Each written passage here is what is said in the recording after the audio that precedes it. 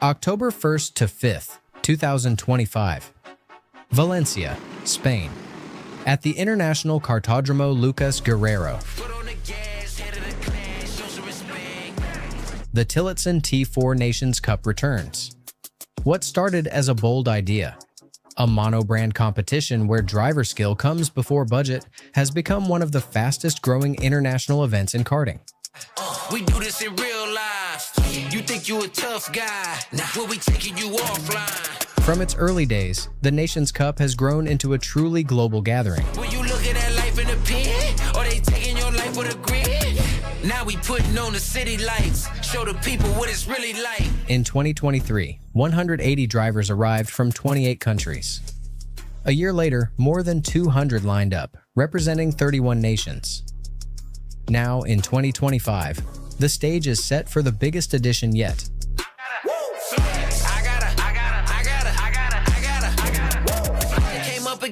Over 100 seniors are expected on the grid, the largest in T4 history, alongside juniors, minis, masters, and even the youngest Bambino racers, taking their first steps in the sport. Each class fights for its own crown.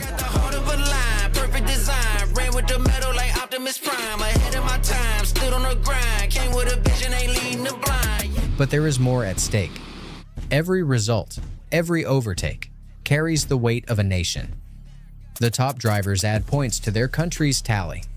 And by week's end, only one flag will rise above them all. 5 days, dozens of countries, hundreds of drivers, one global celebration of four-stroke karting. This is the Tillotson T4 Nations Cup.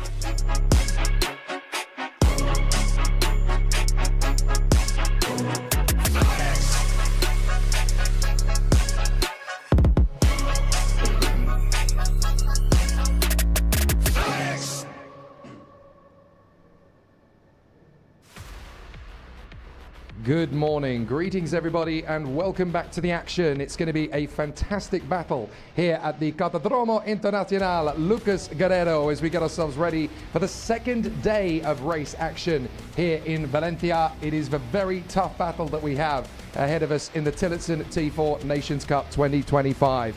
I'm Jake Sanson, beside me is Simon Byford, and we're going to have a very tough race ahead of us in all 5 categories across the Bambino, Mini, Junior, Senior and Senior 168 classes. Yesterday gave us a nice little taster of what we can expect, but today is where we get serious about the battles ahead of us. Simon, yesterday, Senior definitely gave us a nice little rivalry to start the day. American Noah Rossa versus the local star Jose Gomez. Those two are going to be at each other's throats through the course of the day in the heats, but we still have very little understanding yet as to how all of the other classes, and indeed the Nations Cup itself, will play out.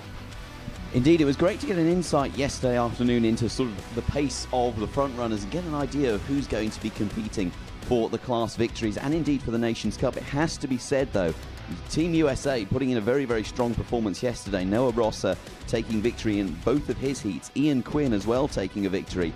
But Jose Gomez making significant progress from previous years. Dylan Thompson also flying the flag for South Africa in the seniors, doing a tremendous job of it, taking commanding victory in the first heat of the day and then also putting in some standout performances. Unfortunate with that crash with the UK driver Matt Willerman towards the end of the day, but certainly all of our drivers will be reset, well rested, well hydrated and ready to rock and roll in just under 60 seconds time, and we are tremendously excited to get underway with the first 7 heats of the day, with 3 of them featuring the senior class 1, the 168, a mini heat and 2 juniors before we take a break for lunch and then return to the action.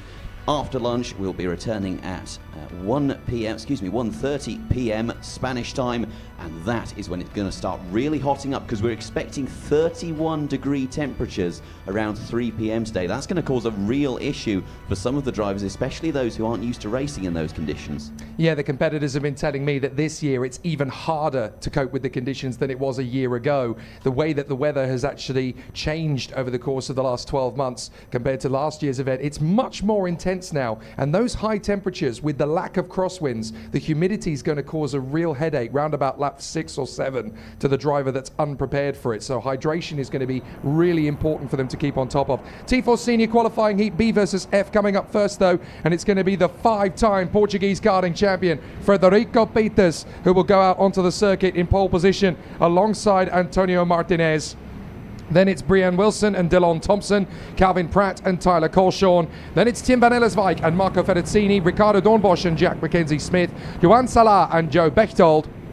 Then we have Matthias Melata and Jamie Eltzerman, Danny Krischer and Jiggy Javier, John Lepac and Keith Burke. Then it's Ralph Lejean and Riccardo Gasparini, Daniel Paredes and Kevin Shannon, Kian Spies and Gerardo Moreno, Valerio Brandi and Sean Canive, Dominic Gonchaco and Juan Botero, Jay Larkin and Martin Proshek. Then we have Zhao Han and Stefano Morice. Francesca Morice will then line up beside Bowden Barnwell. Some of these drivers having quite an unfortunate time of things yesterday afternoon. Tyler Colshawn indeed having some issues yesterday with the qualifying and his first heat. I recall a disqualification perhaps from qualifying, but doing a tremendous job to line up in the position that he is in any case, and will be looking to fly the flag once again for Team USA, the lead US driver in this pack. But he has work to do in front of him. Calvin Pratt putting in a very strong performance. He's been teamed up with Brian Wilson, who's starting in 3rd position. So directly ahead of him on the track, we can expect more working together. Even in the shakedown earlier on, they formed themselves into a group and were both drafting each other. So we can see that Team Ireland, a real rapport there emerging in the seniors between Pratt and Wilson. Well, our messages are going out over the tannoy here at Valencia, so we need to make a quick message. Attention Paddock, attention Paddock. Driver number 233, please make your way to the steward's office. Driver number 233, please make your way to the steward's office. Thank you. So, Peters and Martinez, Portugal versus Spain, with Ireland, South Africa and United States snapping at the heels. Keep an eye on Tim van Ellerswijk on the start as well. The Dutchman will definitely want to make some progress, but it's all down to Frederico Peters, the 5-time Portuguese karting champion, to control the pace as they come off the turn. Down the tram lines they will go. We'll wait for the starting line and the go. Let's go racing here at Valencia. Good start already from Peters, who's got himself into a nice position as he holds station to the inside line.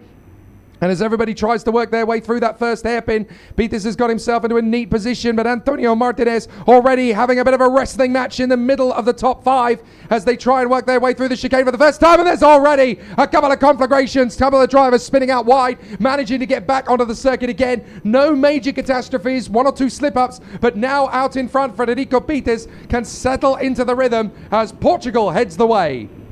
Looked like Tyler Colshawn there being the victim of a bit of hip and shoulder on his way through the first sector. You see Martinez going for a move up the inside of Pratt, and there's another incident further back, Jake. 2 of our drivers towards the rear of the pack getting involved in a collision as we see Pratt and Antonio Martinez still going side by side on the first lap, really trying to settle their differences. Pratt seems to want to work together. Antonio Martinez, having started in 2nd, seems to have seen the red mist and just wants to go charging back, chasing down that front 3. Yeah, we've got a driver into the barriers on the back straight, and can you believe it? It's John Lepac for the 3rd race in a row. The American has been spat out to the scenery. You cannot believe how much bad luck John Lepac has had in the last 24 hours. Just astonishing how in 3 races in a row he's had it come across. Here comes Van Ellerswijk up to the inside line, and the Dutchman has hit the front in the senior T4 race in qualifying heat for drivers B versus F. So the Dutchman has worked his way through from P5, or P7 on the grid I should say, all the way through to the lead in front of Peters, Brian Wilson, Pratt, Dornbosch, Martinez and Dylan Thompson.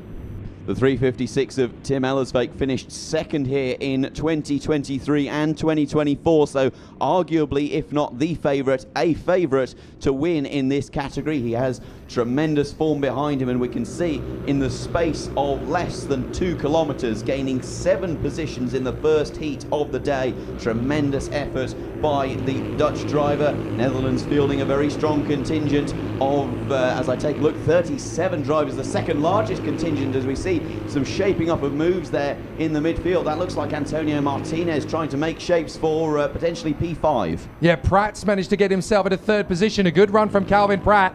So he's now in third place, chasing down the two leaders. Martinez is having all sorts of difficulties with the drivers around him. He's got pressure now from Wilson, Dornbosch, Thompson, Sala and Ferrazzini. They're all in the mixers, up over the top of the curbs, trying to get through. That was Warren Russell, I think, trying to wrestle his way up the inside line and taking to the grass, having to back down from that one. I think it might actually have been Juan Sala, my apologies. So still having an interesting battle as they run through. Warren Russell's out in one of the later heats. I got confused because it's a very similar style of race suit that he wears. We've got an off though in turn 6. So somebody has ended up spinning off the road and is now being pushed back out of the line. It is Ralph Lagin. Ralph Lagin, the Latvian, has come off, unfortunately. So that is the Latvian gone from the race so far. And still they battle away in close proximity. But Van Ellerswijk is your race leader. Peters in second place. Then it's Pratt, Wilson, Martinez. There is Ralph Lagin, who has retired from this race, unfortunately. The Latvian having a very difficult time of it.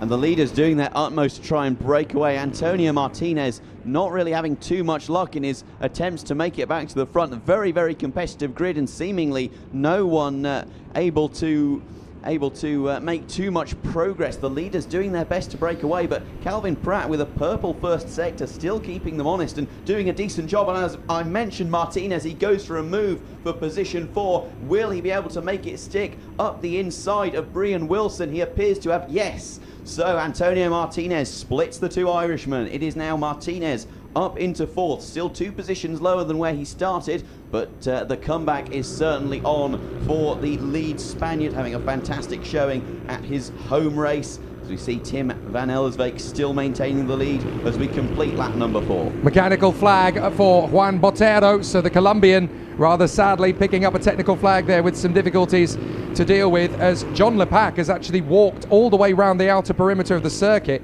and is now parallel to the finish line in the hope that he can cross. Now that's unusual because normally you're supposed to stay in position at the marshal post, but he's walked his entire way round, still with helmet on. He's not particularly happy, but he's ended up walking back to the pits, so it's not quite the way it's supposed to be done.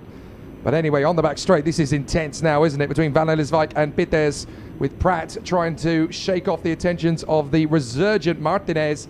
5th place for Wilson, then Thompson, Dornbosch, Ferrazzini, Colshorn, Sala, Mackenzie Smith, Bechtold, Prandy and Burke, with Eltzman just on the outskirts of the top 15. Down the back straight, here comes Federico Peters, looking for a chance again on Van Ellerswijk, but for the moment, it's not to overtake, it's to extend the gap between themselves and then Pratt and Martinez behind, as they want to have a little bit more breathing space going into these final 3 laps. They're going to have to work very hard indeed to edge away from the leaders, but Pratt has now dropped Martinez, so he's going to be on the warpath to try and catch these two up. Certainly is some good lap times being put in by the group just behind this. Ricardo Dornbosch taking the fastest lap, a 103.4.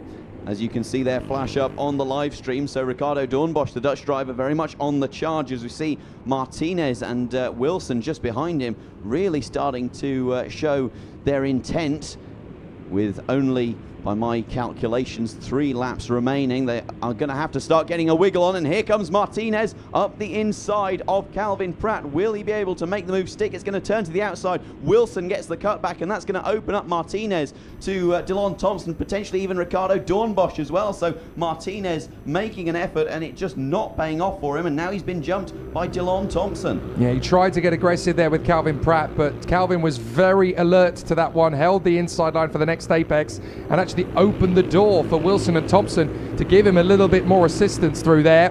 Now Dylan Thompson fancies his chances, down on the inside of Brian Wilson. Gets the move done, nicely handled there by the South African, as Dominic Gonchako is now under investigation for some form of transgression. Not entirely sure what it is, but for the moment, the battle up front still close between Van Ellerswijk and Peters, with Calvin Pratt now under intense scrutiny from Dylan Thompson, who gets a much tighter line out of the S's. And as they run through the double left-hander, Thompson's got a run on Calvin Pratt here, as still we've got a little bit of edging on the back of the bumper between Federico Peters and the leader, Tim Van Ellerswijk, who I have to say, Van Ellerswijk is having to make quite the comeback today. He's already outside the top 8 after the 2 heats yesterday, with more than 8 points accrued. So for Van Ellerswijk, victory is not going to be enough to put him into the lead for the time being, but he's got to try and win as many races as he can to alleviate some of the damage that was done yesterday.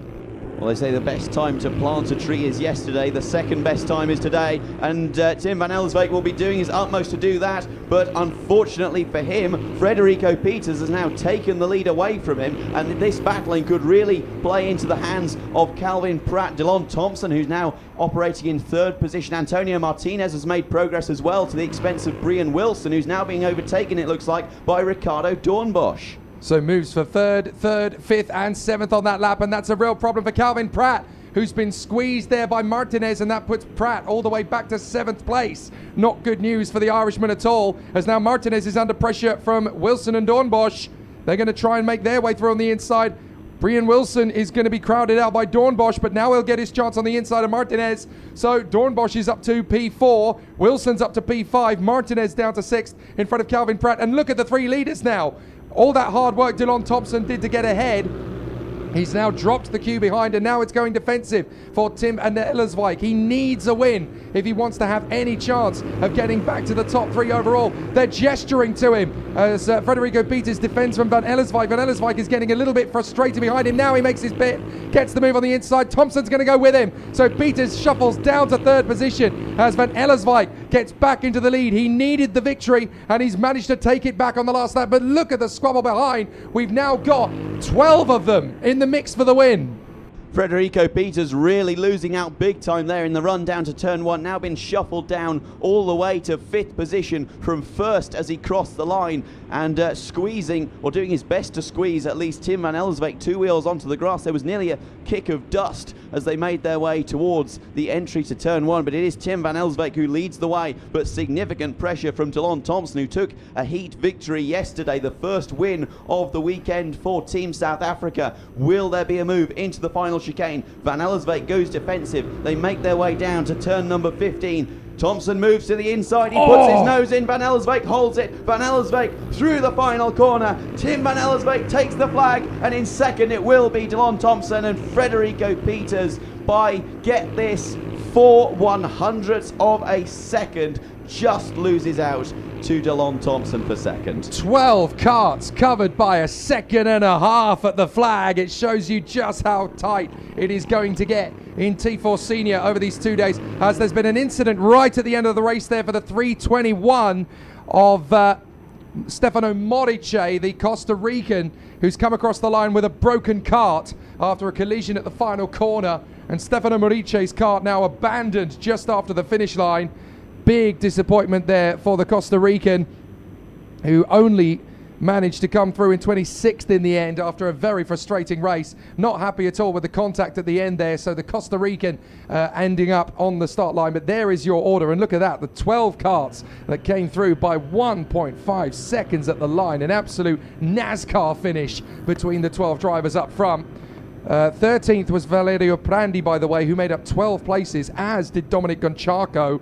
15 places made up from the man at the back of the grid, Bowden Barnwell, the American, so he can be very pleased indeed with his progress.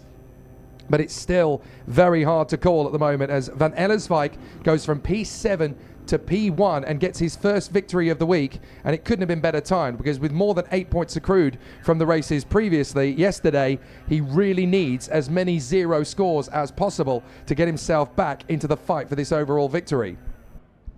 Certainly does, and has to be given kudos there to Bowden Barnwell, who unfortunately was not only disqualified from qualifying, but also disqualified from the EF heat that we had yesterday for an underweight cart. So a good recovery drive from the American, but very much the news of the heat is that Tim van Elsbeek made up those 6 positions, lost the lead, retook it, and managed to finish in first. So a fantastic performance by Team Netherlands as we get ready for our next heat in just over 6 minutes time, and that will be another tremendous affair. It has to be said, a baptism of fire for our first heat.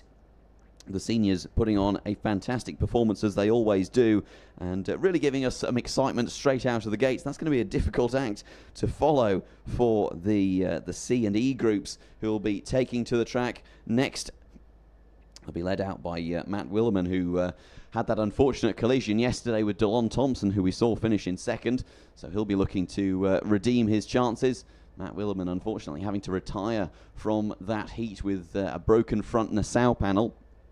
So there will be a score to be settled there by Matt Willeman, looking to take his second heat victory of the weekend. Guy Beattie will also be looking to make significant progress. Watch out for Jose Gomez. I suspect the Team Spain duo of Beattie and Gomez will be teaming up to try and make amends and really fly the flag for España in this next heat, Jake.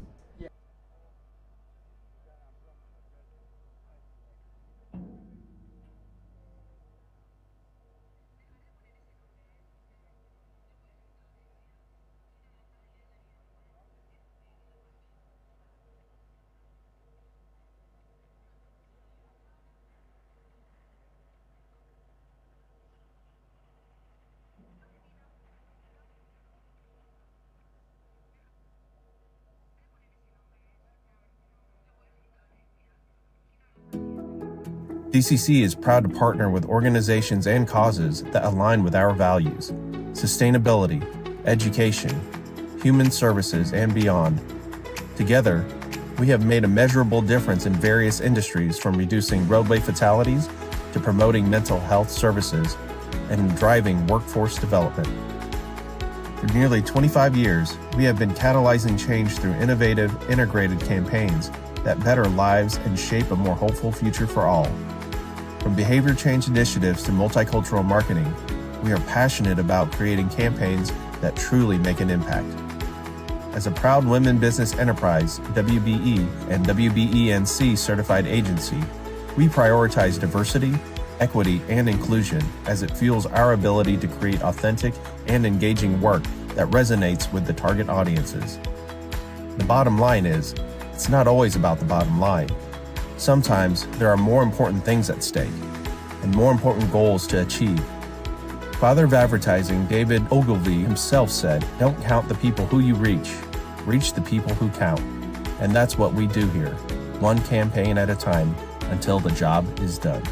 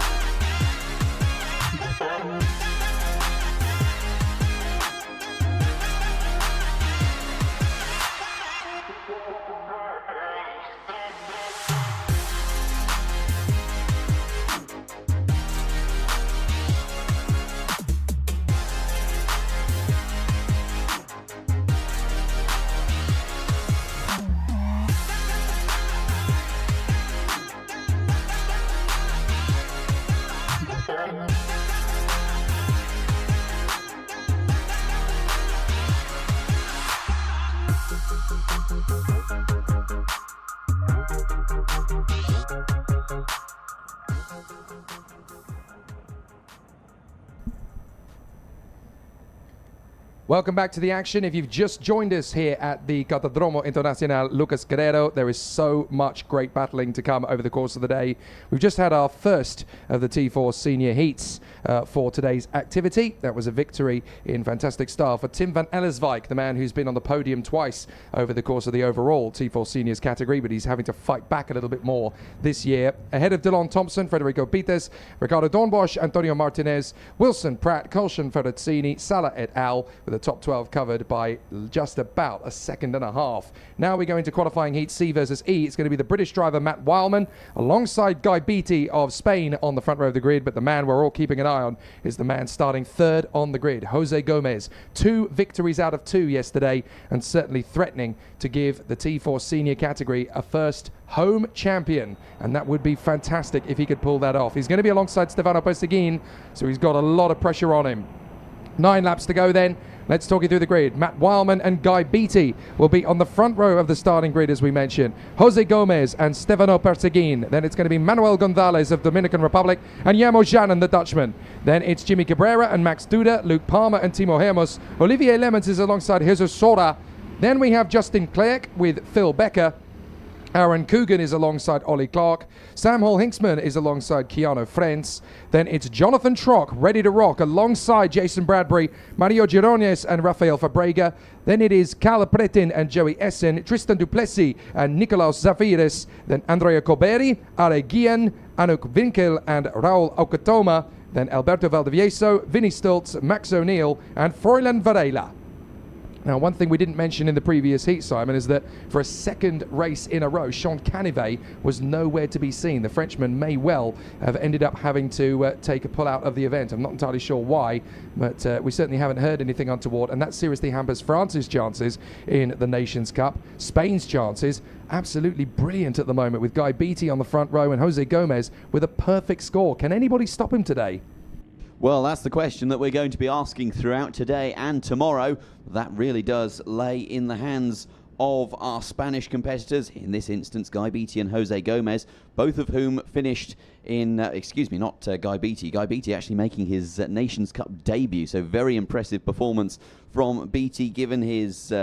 not his lack of experience, of course, a man with tremendous experience in karting, but nevertheless his Nations Cup debut. However, Jose Gomez finished 4th last year, just missing out on a podium. He's featured in the top 10 the previous 2 years at the Nations Cup, won Driver of the Day in 2023, so definitely one to watch, and coming into the Nations Cup with tremendous form, a tremendously well dialed in kart, and a great and supreme knowledge, it has to be said, of the Kartodromo Valencia. Very familiar with racing in these conditions, on this track, in this kart. As they make their way up to the line, we will get ready to go racing. Matt Willeman on the left of your picture, Guy Beattie on the right. We get ready for the green light, and we go green now, and it's a fantastic start once again by Matt Willeman. Jose Gomez trying to make progress straight off the bat, and indeed he has been able to get his way up into position number 2 as they make their way through the first corner, but it is Matt Willeman with another fantastic start. So Wildman really good at pitching his way up to that first start-finish line as the drivers run through. It's a little bit lackadaisical, and a couple of drivers being spat out to the scenery, and we've got one pirouetted around. So there's already some difficulties. The drivers desperately trying to get going again. They've managed to do so, but there are a couple of drivers now stunted at the back of this field. One of them in particular, Raul Aucatoma, dropping to the back of the grid, the Peruvian, and also caught up in that one was Keanu Frentz down at the back end of the field. But out in front, it is still Matt Wildman. But every time he's gone to battle with Jose Gomez, the man in black, Jose Gomez has been able to find his way through on the British driver as we go down the back straight. He's all over the British driver at the moment, flying through that back straight and heading down to the chicane, looking for that opportunity to get by once again. And it's another quick take, right, left, right, as they go back onto the main straight. Gomez already starting the attack on Matt Wildman as they run their way further forward. Are we going to get a move? Well, we're going to get Gonzalez and Perseguin putting on the pressure before we even think about that. So straight away off the start, Manuel Gonzalez putting a bit of a pain into the back bumper of Jose Gomez as we see him going for a move up the inside through the long right-hander of turns 5 and 6, manages to take the position in spectacular fashion. He's done it twice!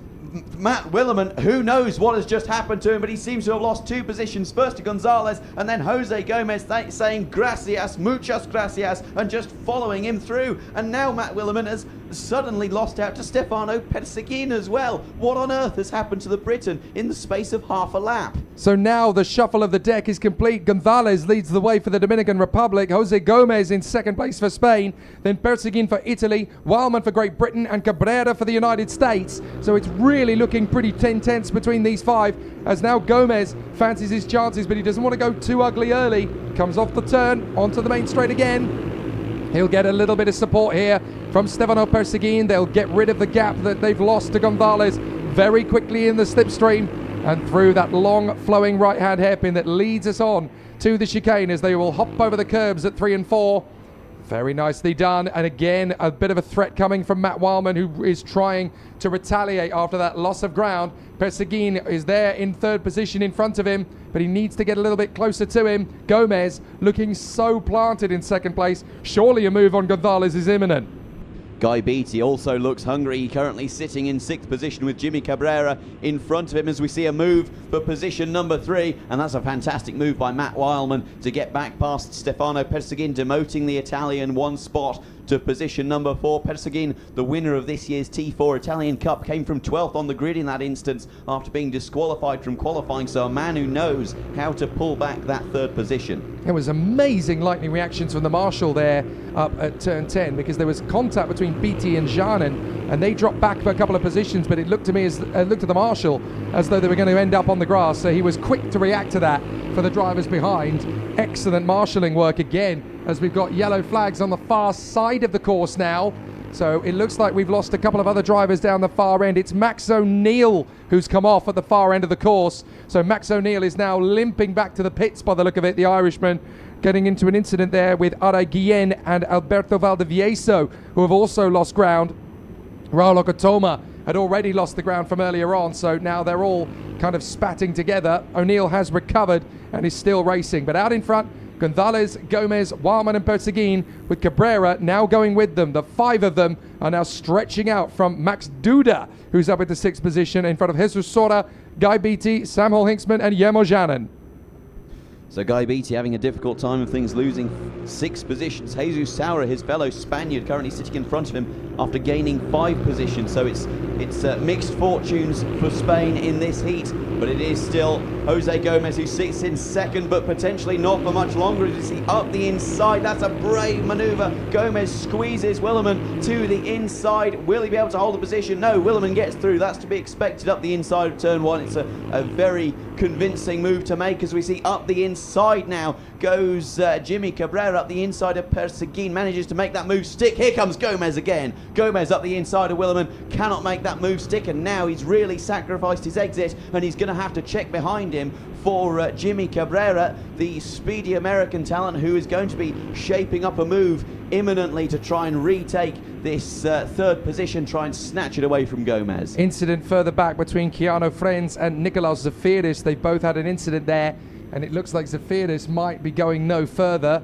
Failing that, he's rejoined but not gone through the timing beacon at Sector 1. There was an incident at that first chicane, so that could be the way it's gone. But there's certainly a little bit more urgency to the driving of Jose Gomez. This is the first time he's looked out of sorts, making a couple of mistakes here and there now. He's got 4 laps to try and break his way back into the mix of the lead of the race. But if he stays where he is, that's going to be 3 points added to his tally, when currently he's got the perfect 0 score. He doesn't want to get himself backed into this pack. And drivers like Gonzalez and Wallman are definitely taking advantage of the urgency that he is using in his driving at the moment. Wildman goes through the left hairpin. Now the double left-hander at 8 and 9 to try and get themselves quicker onto that back straight. Wildman looks fired up here, looking for the move on Gonzalez. He's trying to spread him away. Gonzalez defending on lap 6. This is very early for the Dominican to be trying to hold his position, and that opens the door for Gomez. Gomez comes through in a 2nd place. Retaliation able to open up, and that little bit of a move from Wildman gives Cabrera the ammunition to try and get into the top 3. Certainly does. Very opportunistic move there from Jose Gomez, but you have to expect that from the plucky Spaniard. He's shown so far that he takes no prisoners when it comes to his overtaking. He just gets the move done ASAP. And here we go. Look at that. Now defense being offered by, that is Williman for 3rd position as they make their way through turn number 3. Williman just about holding on, but behind him is with intent Jimmy Cabrera, the American, who is certainly going to be looking at that position 3 and thinking that would be very handy if I could pick that up, but still no action through the 2nd sector. Few moves there towards the rear of that pack from Jesus Saura and Guy Beattie, the 2 Spaniards having a bit of a battle with each other. The Spanish Civil War version 2 currently for position number 7. That's really not where Guy Beattie expected to be battling, having started in 2nd position this race. Still no antics from the leaders. Jose Gomez very much studying Manuel Gonzalez in front of him. The Dominican putting in a fantastic performance so far as we come towards the end of lap 7, as we are about to start the penultimate lap of this second heat of the day. Hopping over the curbs in the final chicane, 2 to go. Gonzalez, Gomez, Wildman fancying his chances on the inside line. Gomez makes the same move, and wonderful defense around the outside from Gonzalez leaves it at stalemate. So now the Dominican holds the lead, and Gomez really wants to keep this perfect score. He doesn't want to give his rival Noah Rosa ammunition to check out away from the field in his corresponding heat later. So Gomez has to time this carefully. There's a lot that can still change hands here, and he knows it. He's got to be very focused on the objective. He's got 6 drivers right behind him who can take advantage if he makes the move wrong. Up to the hairpin. Gonzalez, Gomez, Wildman, Cabrera, Perseguin, Duty, Beatty and Sora. It's getting very tight, and on the inside Wildman's going to get his chance as Gomez has got through Gonzalez. Wildman's going to get through as well. So Gomez has hit the front at the perfect time, halfway round the penultimate lap. He's now got the defense of his life to come to keep Wildman back. He certainly does, and Max Duda and Guy Beatty getting involved in a little battle of their own towards the tail end of that pack. But the news at the front is that Jose Gomez and Matt Wildman will be going to the flag battling. Manuel Gonzalez will be looking to settle this score and make his way back up into the premier position and clear track in front of him. No moves into the chicane, that's to be expected. A few Nations Cups ago, there was plenty of moves into that chicane, but everyone's sort of learning their lesson at this stage in 2025. Jose Gomez. Oh, contact! Contact in the back end of that hairpin. It was someone in the middle of that 8-cart train that got spat out of it. I think it was Max Duda.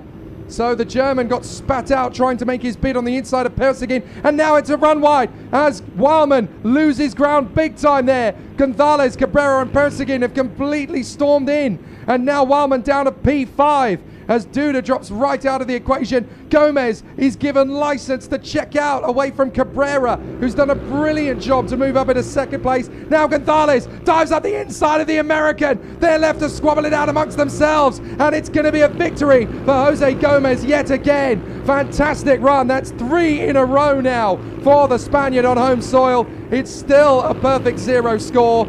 Even in the middle of that last race when it was looking like it was falling away, he still has the authority and the patience to bring it back.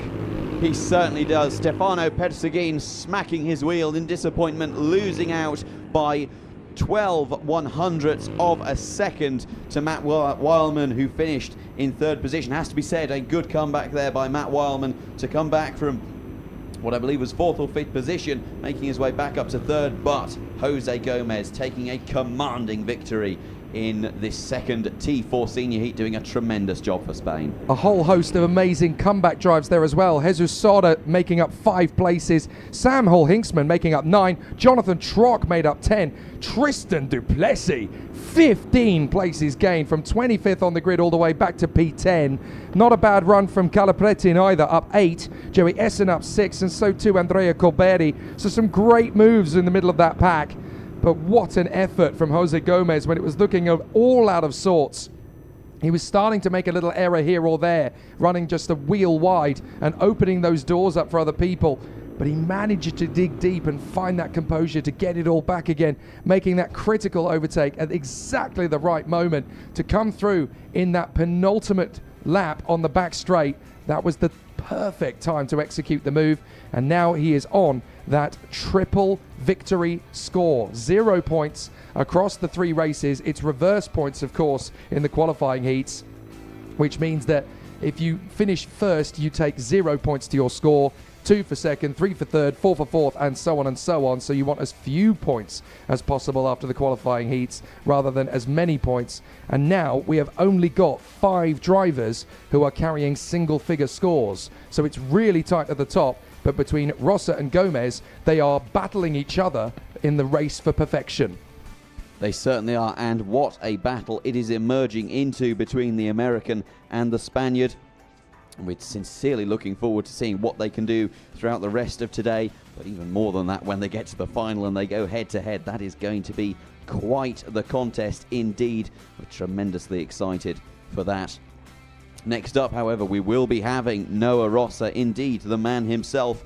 He'll be lining up in front of Ian Quinn, who we mentioned earlier, also took a heat victory yesterday. So we've seen how the Spanish contingent here at the Nations Cup have worked together and in some case battled with each other. Now we get to see the teamwork which Team USA have been renowned for over the last couple of years. Jorn Bremer as well, one to watch, as is Lucas Blanford. Both tied on 4 points in the point standings. So they're definitely going to be an interesting pairing as they battle to see who will come out on top towards the end of the heats. 2 heats down out of our 7 that we have coming up before the lunch break. We'll be moving on to the AD heat in little under 5 minutes time. I have to say, Jake, we've been given tremendous value for money with the racing that we've seen so far in only the 14 laps that we've covered at this stage in the contest. Only racing less than 20 kilometres and plenty of action to be seen so far, as we can see the next group of seniors getting ready to take to the track for the first time today. You never get anything less than Grandstand Motorsport in Tillotson T4, with everything being so even, everyone with the same components, the same opportunity to go to battle. It tightens things up and it really leaves nothing to chance. These drivers separated across the time qualifying sessions by just tenths of a second. It really is ridiculously tight, and it gives us a proper grandstand show, especially on that first lap with everybody so evenly packed. Concertina effects on that first lap spread out the field in a way that just gives the driver a little bit more chance to play with. But it's massive how close and how tightly fought it is in T4 Senior this year. Last year was close. This year is even closer than in previous years. So it's going to be an interesting one. Going into the last senior heat of this rotation, the drivers will then have 2 senior races each to go through in their final qualifying heats before we get to the super heats tomorrow morning. Noah Rosser versus Ian Quinn, the Americans on the front row of that starting grid. I want to make an updated correction, by the way. I made a point that yesterday Noah Rosser was actually being mechanicked by Bram Ossevard, 2 previous winners working in unison. I am told that that is not the case.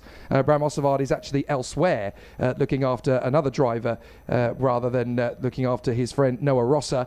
So Noah is back with the mechanic that he was actually working with in 2023 to win the title. So that will obviously be an alliance that's going to be very strong indeed to continue moving forward. Although Noah Rosser is a sort of honorary Dutchman after yesterday's parade. He got dragged into the photograph that the Team Netherlands had on the drivers' parade yesterday. So I think he's an honorary Dutchman. Of course, so am I. I got dragged into the Team Netherlands photo shoot yesterday, and apparently I am now a Dutchman. I had no idea, no plans that I was going to change nationality last night. But if anybody wants to know what my new nationality is, it's Dutch. I find it quite funny that you say you're now apparently a Dutchman after you so emphatically declared it on the grid yesterday. But Team Netherlands certainly putting in a tremendous performance, and definitely a crowd favourite, fielding the second largest contingent this weekend, and indeed every year fielding quite a large contingent. Noah Rosser indeed good friends with the guys and girls over in the Netherlands part of the tent. Having done some racing there, been mechanicked by Bram Ossevard. Indeed, I believe mechanicked by Ossevard at the Italian Cup, and also in the rounds of the Dutch and German T4 National Championships that Rosser competed in this year. Not entirely sure that Noah Rosser was mechanicked by Ossevard at the Irish Grand Prix, which he won at the end of August, but it just goes to show that whether Bram is present or not, though we love him very much, Noah Rosser is still very capable of putting on a good show and a good performance, either in the hands of Bram Ossevard or in the very capable hands of his current mechanic and 2023 mechanic, who seems to have got that kart very, very well dialed in. Noah Rosser, the Tillotson ambassador for this year, done an awful lot of racing in the Dominican Republic and also in Europe. He says that this is more or less his home track at this stage now that he's not racing in America. He regards this as being very much his stomping ground, and his performances over the last 24 hours certainly shows that to be true, and he'll be looking to continue on that form in but a few moments' time as he sits into the kart and gets prepared to face the red lights for the 3rd time in these qualifying heats, having led the pack behind him towards them on the previous 2 occasions, having secured the pole position yesterday in timed qualifying. Did a tremendous job to secure that pole. Very important to have pole position as well, very beneficial. Naturally, it means that you're starting on the left-hand side of the grid, but also it means that you escape, certainly it would be hoped, any incidents that happen behind you. And we've seen that a lot from Noah Rossa over the last 2 heats that he's competed in. Behind him has oftentimes been quite a bit of argy-bargy, bit of hip and shoulder, a couple of collisions here and there, unfortunately. But Noah Rossa keeping things clean, staying out of any trouble, and completing his heats without incident so far. So as he leads the pack out, let's take a look at the grid. Noah Rossa and Ian Quinn, Jorn Bremer and Lucas Blandford, Richard Chaker and Warren Russell, then Andrea Goreski, Philip Rawson, Josh Allen, Eric Questo, Daniel Bertzin and Stephen Miller, then Jose Cazada of Guatemala, Remy Boltius of the Netherlands, Andres Veldeperas and Marco Rosic, Luke Hornstra and Ven Jiangshinan, Ewan Miller and Marcus de Cambra, then Bernardo Picardo and Jaden Grutians hoping for a finish today, Mark Donders and Tyler Brereton, Edvard Jimenez and Max Zhang, then Mohamed Aidid, Marco Pedrana, Nick De Chow and Amelie Ackitts of Great Britain. Then it is Julian Rodriguez and Julian Rodriguez and Adam Majgani, Morris Kampman, Vitaly Panchuk and Christian Soto, who had his times disallowed from the qualifying session, but he's been storming back in the first 2 races yesterday. We'll see how much ground he can make up today. But of course, we've already got a bit of a competitor for drivers making up incredible positions yesterday.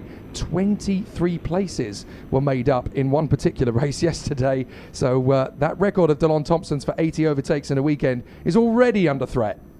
It certainly is, and nonetheless taken away from him by one of his South African colleagues. So there could potentially be some rifts emerging in the South African camp, but Dylan Thompson, in my experience, is a tremendously easy chap to get along with. But then again, I've never tried to take a record off of him, so maybe the gloves come off at some stage with the South Africans. But no, we're tremendously excited by the racing yesterday, and we're set to be tremendously excited by it today as well, as all of the competitors in this final T4 senior heat of the morning make their way into the tram lines and up to the line. We get ready to go racing, and we go green now, and it looks to be a fairly even start from both of the front runners. Noah Rossa and Ian Quinn roughly neck and neck down towards turn 1. Look at Jorn Bremer though, trying to go up the inside. Jorn Bremer has managed to take that position.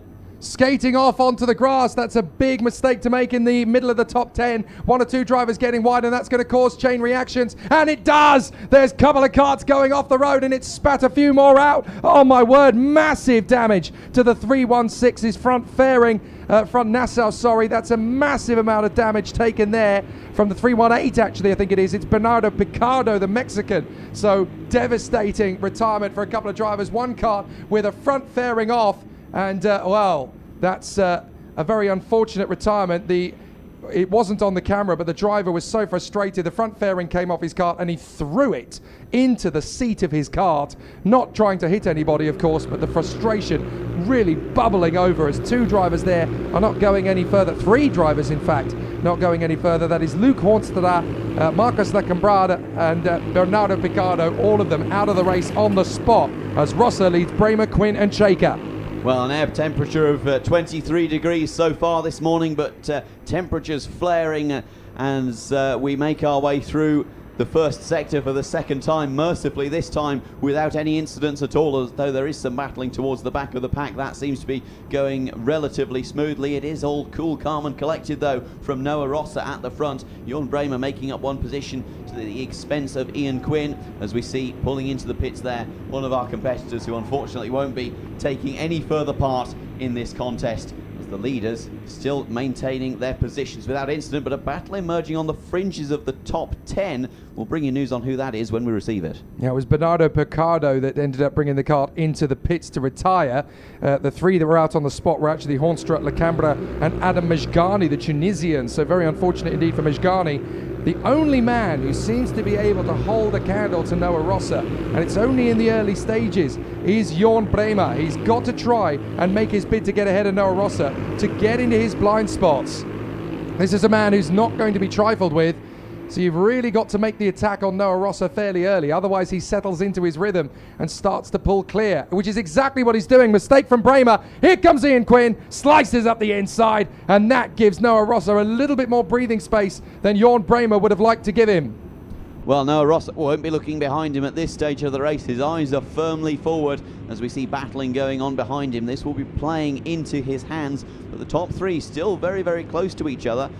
Mercifully, though, they all have the sense at this stage to just try and break away, but it is Jorn Bremer who has now fallen foul to Ian Quinn. Ian Quinn back up into second position, so will we see some American teamwork as Ian Quinn gives a quick check over his shoulder, verifies that Jorn Bremer is no longer a threat for this segment of the lap. In any case, as they make their way around to complete lap 3, we also need to keep an eye on the battle for position 7 between Rawson, Cuesto, Russell and Bolches. Let's not forget that Ian Quinn is a race winner himself. He got the job done yesterday in the second of the heats, so this is not going to be a straightforward battle for Ian Quinn versus Noah Rossa.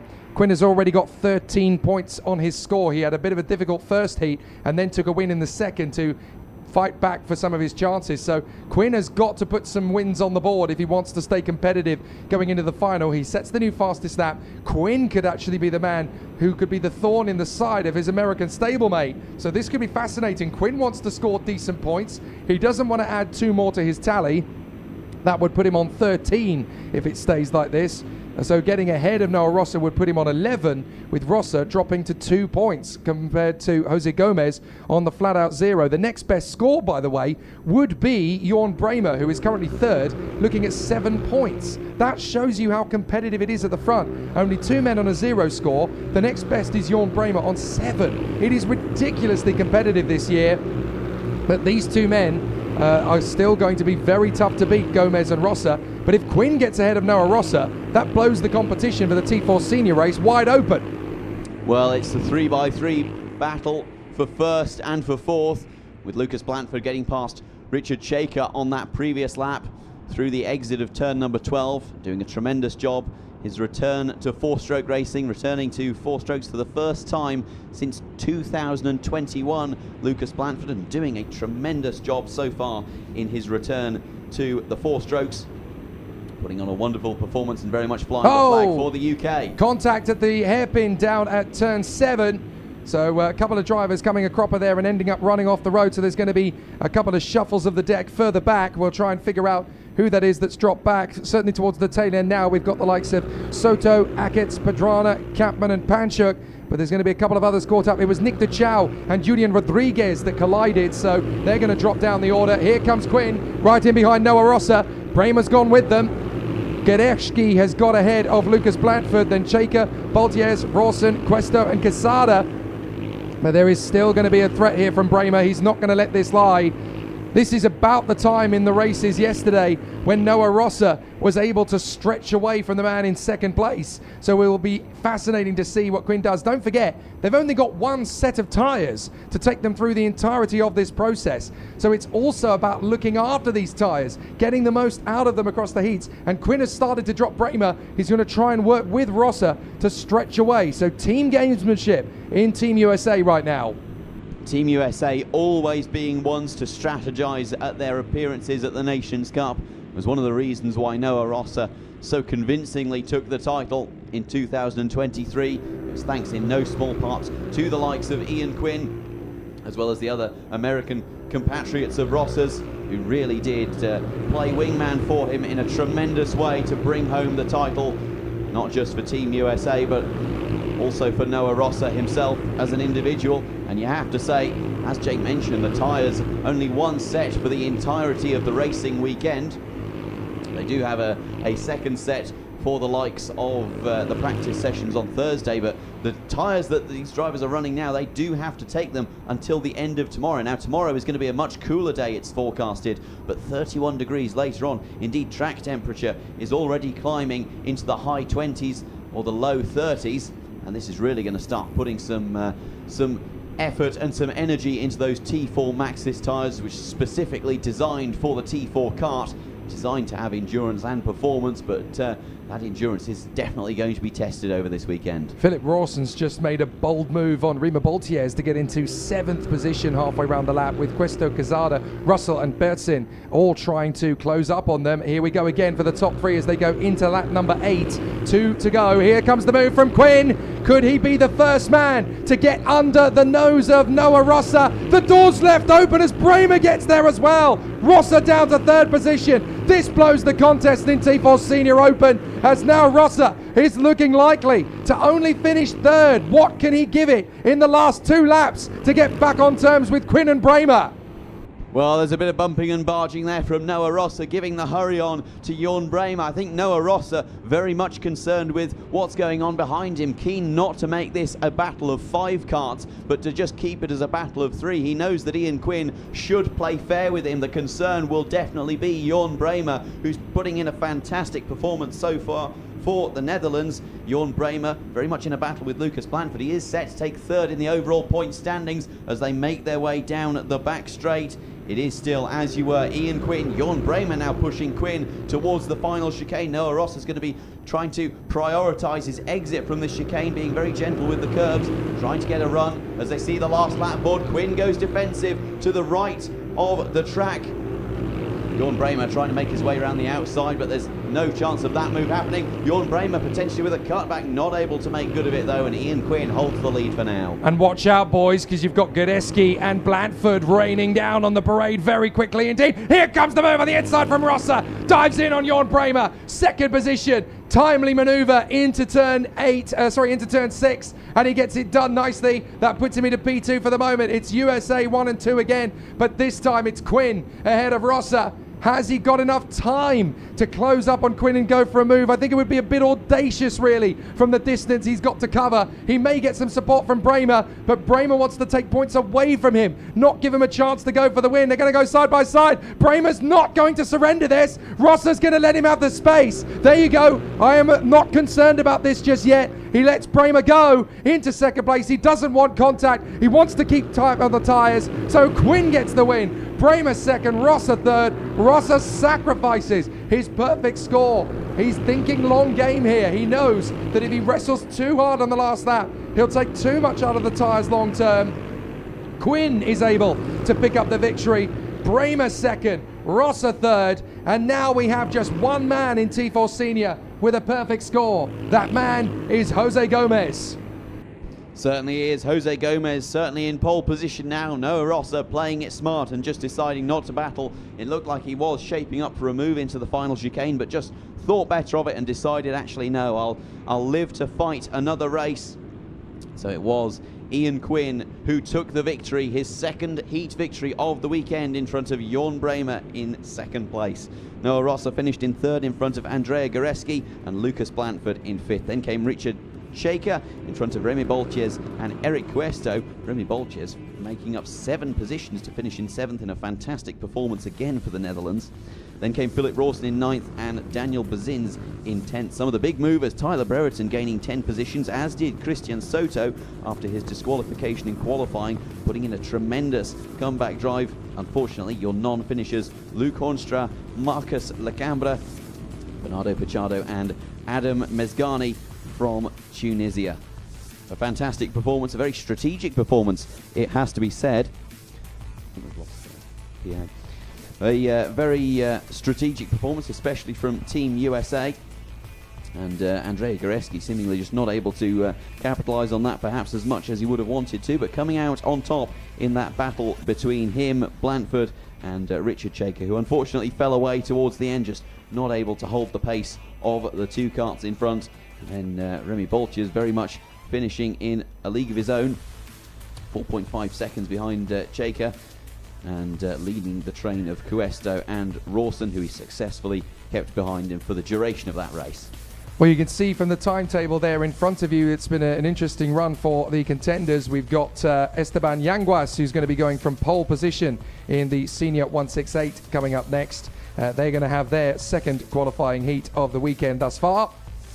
He'll be going off the front row of the grid with Mohamed Benamor. You can see as well we're going to have a very busy day continuing after that. T4 Minis will get their 2nd qualifying heat. Then the juniors will have qualifying heat 3 and 4.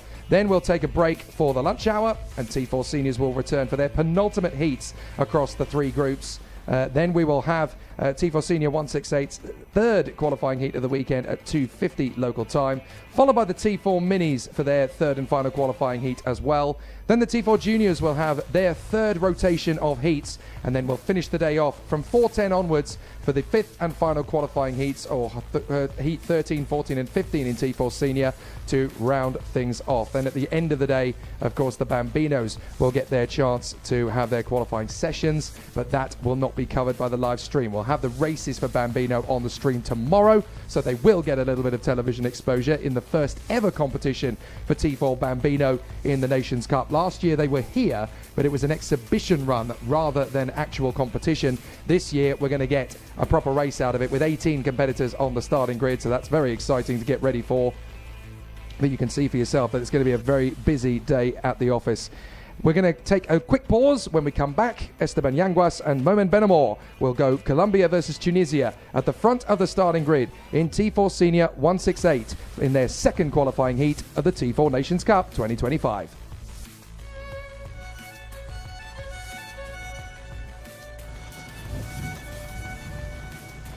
Ultimo telaio. Ok. Penso sì. Sì, che non tutto dritto. Poco dentro. Ultimo, è qua. Ok.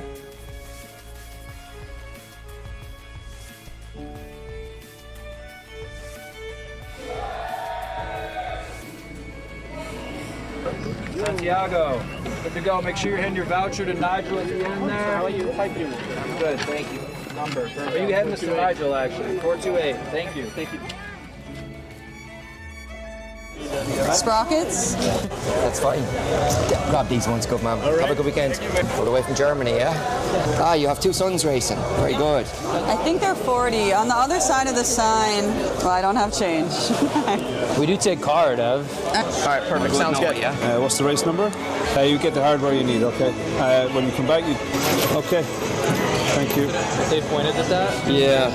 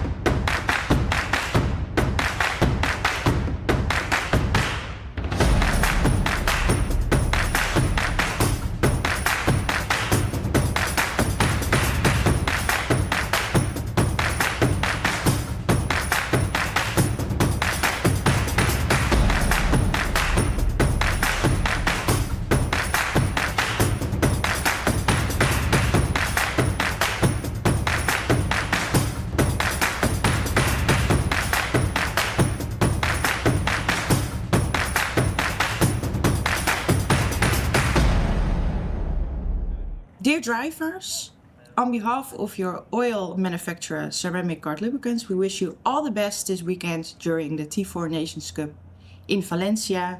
Enjoy, drive fast, and good luck. Welcome everybody at the 2025 T4 Nations Cup here in Valencia. We at Maxxis are looking forward to see all of you drive, and we're looking forward to see amazing races, and we wish everybody a good weekend and a lot of success. Thank you.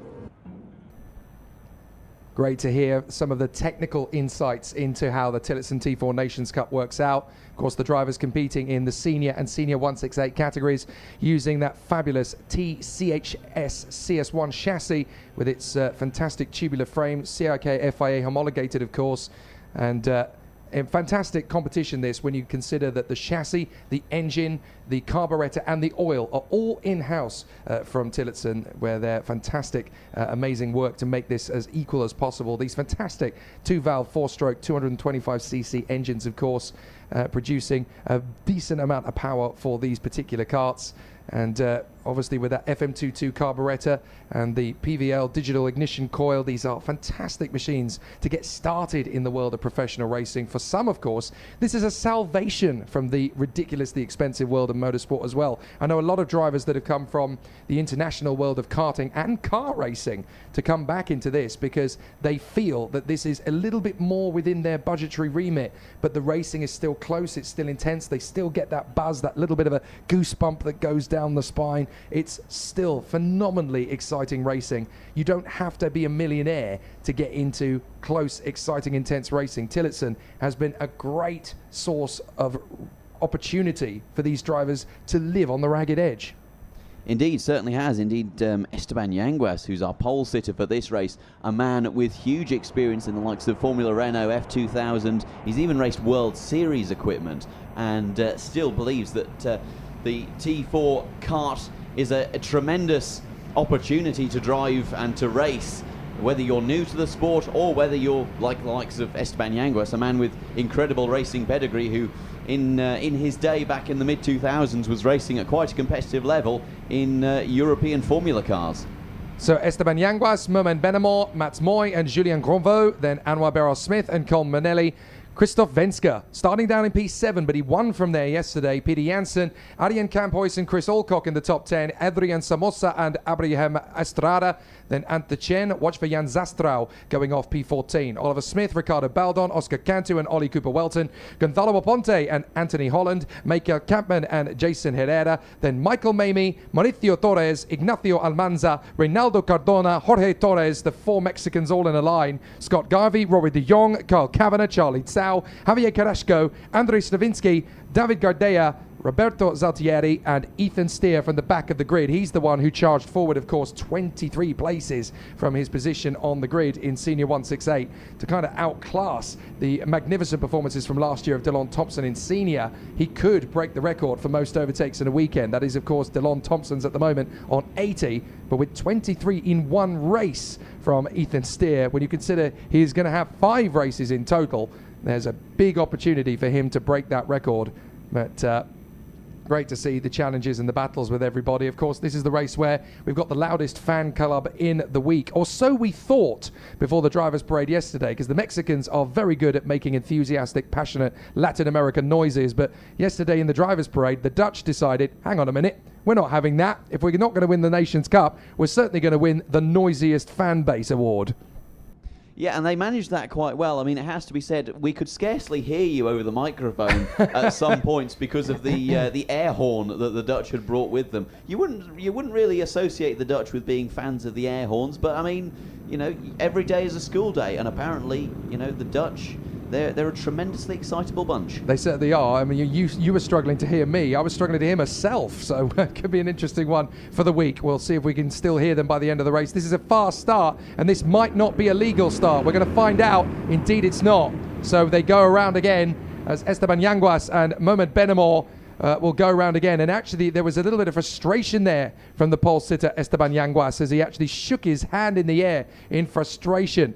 Because, of course, this is a blight on the pole sitter. It's up to them to control the pace. If the race is not ready to start on that, in historical cases, the onus is basically on the man at the front of the grid to control the pace of the field. And if it's a false start, then that's a blight on the pole sitter. So that's not going to sit well with Esteban Yanguas. He's going to have to work even harder to back up the pack for a second attempt. He is, surely. You don't often see that from the 168s where there's a false start because the pack hasn't been bunched up enough, but Esteban Yanguas, having finished his first heat down in position 5, losing 4 positions, perhaps just a little bit anxious to get things on the move and to start making progress forward. But you can see the marshals there signalling for everyone to slow down, but as the leaders make their way up to the final chicane, what's going on here? The back markers are only coming onto the back straight now, so this looks like it could well be another false start potentially, as now everyone comes to a screeching halt. The back of the pack starting to form up now. just as Esteban Yanguas makes his way into the tram lines. We get ready to go racing. Will we go around again? No, we will not. We're going round again, ladies and gentlemen, and Esteban Yanguas, a man with huge experience. He's featured at the last 2 Nations Cups here, just seemingly not able to back the pack up in time. Well, this is rather extraordinary. Surely there is an argument then to be starting to back up that pack a little bit further round. But Yanguas is going to be rather frustrated. I talked about this yesterday in some degree. In the regulations, it is within the power of the race director, if they don't like the way that the starts are being formed, to remove the drivers from the front row of the grid and place them at the back if they do not believe they can control the pack avidly. Now, it's not mandatory, it's not statutory. They can give a little bit of grace. And in Tillotson T4, there has been a bit of a tendency to give grace to the drivers. We try our best not to be too draconian when it comes to the penalties, especially when Tillotson T4 is a little bit more laid back. It's not quite to the same level of intensity as the cutthroat nature of the FIA, perhaps. But it's still a little bit of a headache for Esteban Yanguas. He will not be feeling comfortable with the fact that there's been 2 false starts, because, again, drivers know that looks unfavourably on the pole sitter to control the pack. So he and Moment Benamor have got to get their act together to control this pack. Moy, Granvaux, Beryl Smith, Manelli, Venska and Janssen are going to be right on their tail. The man to watch in this race, of course, is the man who stormed through yesterday, Christoph Venska, 7th on the starting grid after a difficult qualifying, but he has the pace and the tenacity. And don't forget, he was arguably the MVP in making sure that Germany was able to seal the Nations Cup last year after the successes in previous years of the United States and the United Kingdom. So this is an opportunity knocking again. Now, what is happening with Moment Benamor? Why is he not moving up across? Now he is. So this is going to be a better start. Hopefully it's going to be good enough that we're actually going to be able to get a race start. This is much more neatly, tightly packed. It's much more organised. So as they come onto the tram lines this time, surely this is going to be 3rd time lucky for a start. We're going to find out in 168. Let's race! Good start from the front end of the field. Benamor is going to have a little bit of pressure from Granvaux, who's trying to fight his way through on the inside line, but it's a great start for Mats Moy and Anwar Beryl Smith, the British Algerian, who's worked his way into 3rd position once again. Nicely done as they skip their way through the first hairpin. Now they've got to try and keep it nice and tidy for the first chicane. Drivers trying to make moves or two. There's a spinner or two yet again, and it's caused pandemonium as we've got a driver right at the front. It's Oscar Cantu who ended up spinning at the first run to the chicane this time. Yesterday it was a big issue for Ricardo Baldon. This time it's Oscar Cantu that loses it, manages to get back into the race again, but dropping to the back. And in all of that, it seems that Mats Mui has managed to take the lead, and that is now, it looks to me, that is potentially Julien Granvaux who's behind him, and then... it's Yanguas still. Yanguas, excuse me. Yanguas now falling to 2nd. Anwar Beryl Smith making his way up into 3rd, as we see Yanguas now going for a move up the inside of Mats Mui. Beryl Smith trying to follow him through, and that is now Esteban Yanguas straight back up into the lead within the space of a lap. But look behind them in P4, it's Christoph Venska, the Germany's back on the warpath. He is not going to take too long to try and fight these 3. He's taking Janssen with him, as Granvaux has had a terrible start. He's stuck behind Benamor, and so they're running 6th and 7th at the moment as they hop their way through. Granvaux is actually in danger of losing out here to Adrian Kamphuis. Obviously his younger brother Ronan doing a fair job. Oh, we've lost a front fairing. A front fairing has come off in the chicane there. So who is it that's lost their front fairing in the mix there? It's someone in the midfield. I think that is the 5... Well, it might be Zastral, the 576. If that's the case, that is one of the key players in Germany's Nations Cup attack with a missing front fairing. We'll double check it as they come through, but it might well be the German Jan Zastral. That's devastating for the Nations Cup honours as Beryl Smith has a think about the move on Esteban Yanguas, with Venska now into 3rd past Mats Moy. It looks like the 589 board is about to be displayed. So the 589 in this instance, unfortunately, that looks like it is potentially Anta Chen indeed, who is about to be shown the technical flag. Yep. It is Anta Chen as all of the leaders make their way through the first sector. This should be the final time that Anta Chen circulates around the track. He will have to come back to the pits. That kart will not be permitted to take any further part in this race, as we see Chris Alcock on a charge with a 105 flat, really on the charge from 9th currently.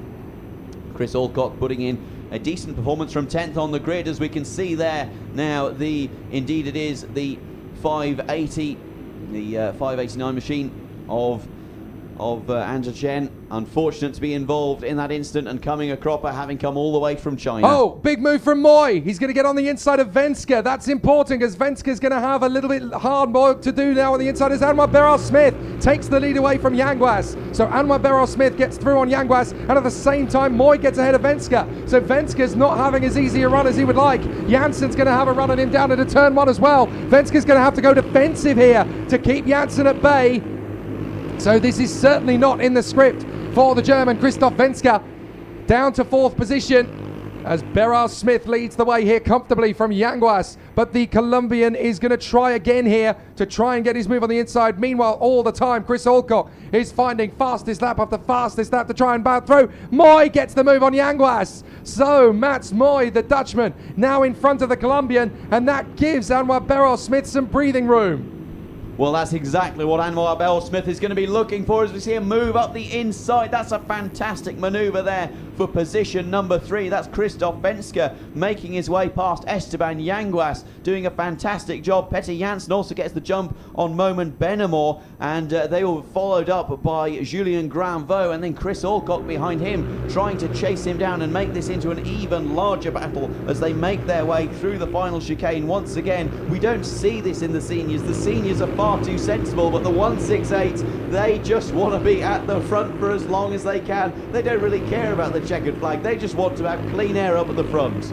Yeah, senior 168s are the centres of karting, aren't they? They see a gap, they go for it, and it really is amazing to see the aftermath as Benamor charges on the inside of Jansen in one of the toughest parts of the circuit, and Granvaux is able to pick up the pieces on it as well with a very tidy move. So Granvaux finds the move as Venska has found the inside line on Moy. Venska through in a 2nd place, so he's bounced back quickly. Now he signals to Moy and Yanguas. Come on, boys, work with me. Let's go after Anwar Beryl-Smith in the lead. And this is music to the ears of Anwar Beryl-Smith, who in his previous appearances here in Valencia at the Nations Cup has had a torrid time. He's the only Club 100 driver to win races on more than one continent. He's done it in Europe, he's done it in Africa as well, I believe, and he's really showing his 4-stroke pace as he leads the pack towards the conclusion of lap number 5. But here comes Venska. He's going to try again here. Beryl-Smith is going to protect to the inside line. Venska's setting him up as Beryl-Smith will get a slightly wider trajectory out of the hairpin. Venska can try and go for the bid here halfway round the lap. This is exactly what Venska wanted. He just wanted to take it 1 lap at a time, pick his moment, try and find a move around the outside of Beryl-Smith to then tuck in for a slow in, fast out exit out of the hairpin. Beryl-Smith runs a little bit ragged, tidies up the inside to defend, but he wants to back Venska into the path of Moy, Yanguas and Granvaux. Granvaux doing a good job to fight his way back into 5th position. Beryl-Smith having to take a much more defensive line through the right, through the left, through the right again, and this is where Venska can find his move on the inside. Beryl-Smith is trying to shut the door. Venska backs down. He doesn't want to lose that front fairing. Now he's going to draw level with him. No, he tucks back in, but he signals to Moy, come on, push me down the back straight. We can find this move on the inside in the chicane. He has a look at it, but Moy's not close enough to make it work. Into lap 7, will we get the move into turn 1? It looks like we could. And Christoph Venska, the normally level-headed German, seems to be under a bit of pressure as we see Mats Moy nearly run onto the grass by Venska. Up the inside is a bit of hip and shoulder. They both keep it clean just about as we see Christoph Venska going for the move up the inside. Oh, a little bit of a clip on the front fairing. No love lost between the two, between the German and the Dutchman, as we see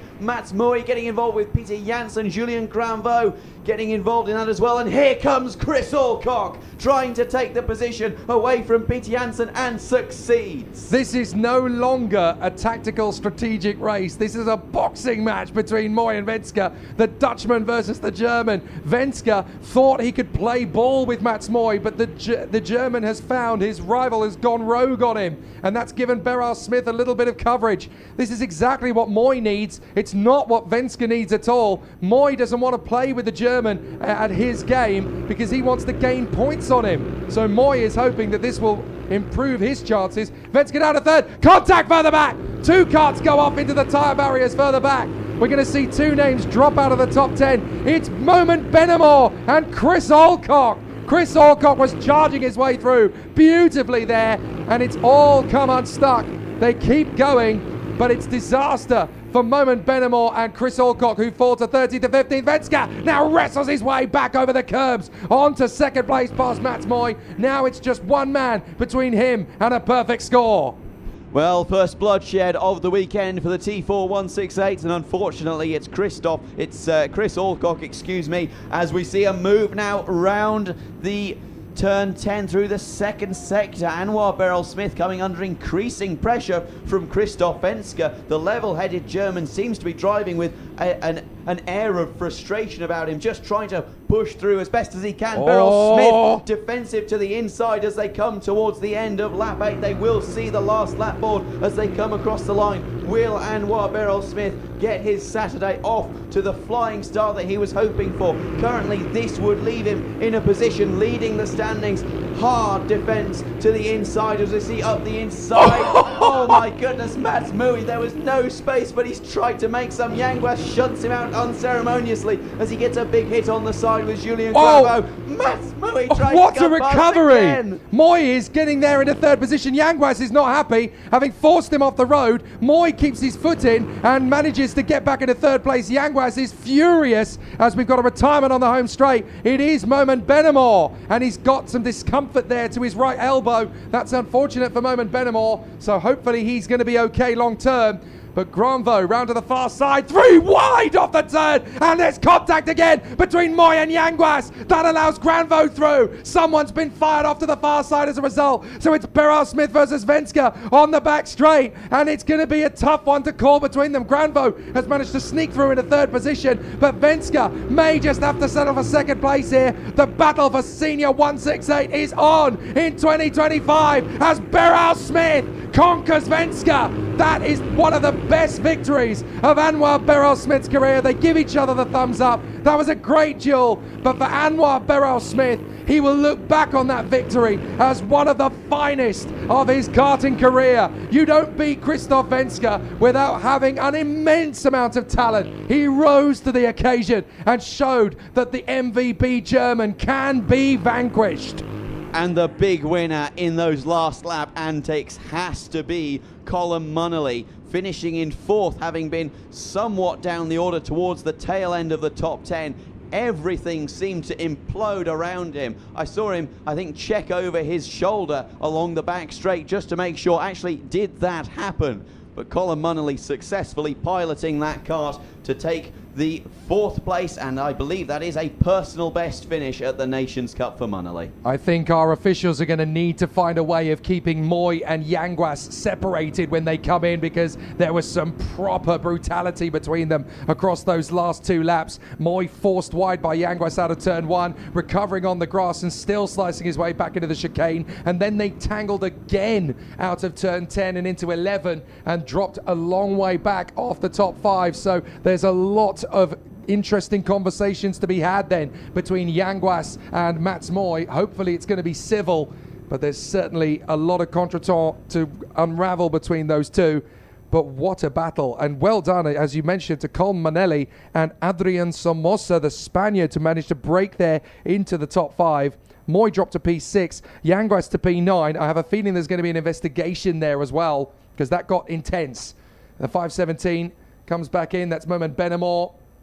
And the loose front fairing that was taken off by Antachien is also being recovered. We'll obviously need to have a bit of a medical check now for the Tunisian Moment Benamor. He had some discomfort there to his right elbow. Hopefully that's going to be just a matter of safety rather than anything untoward.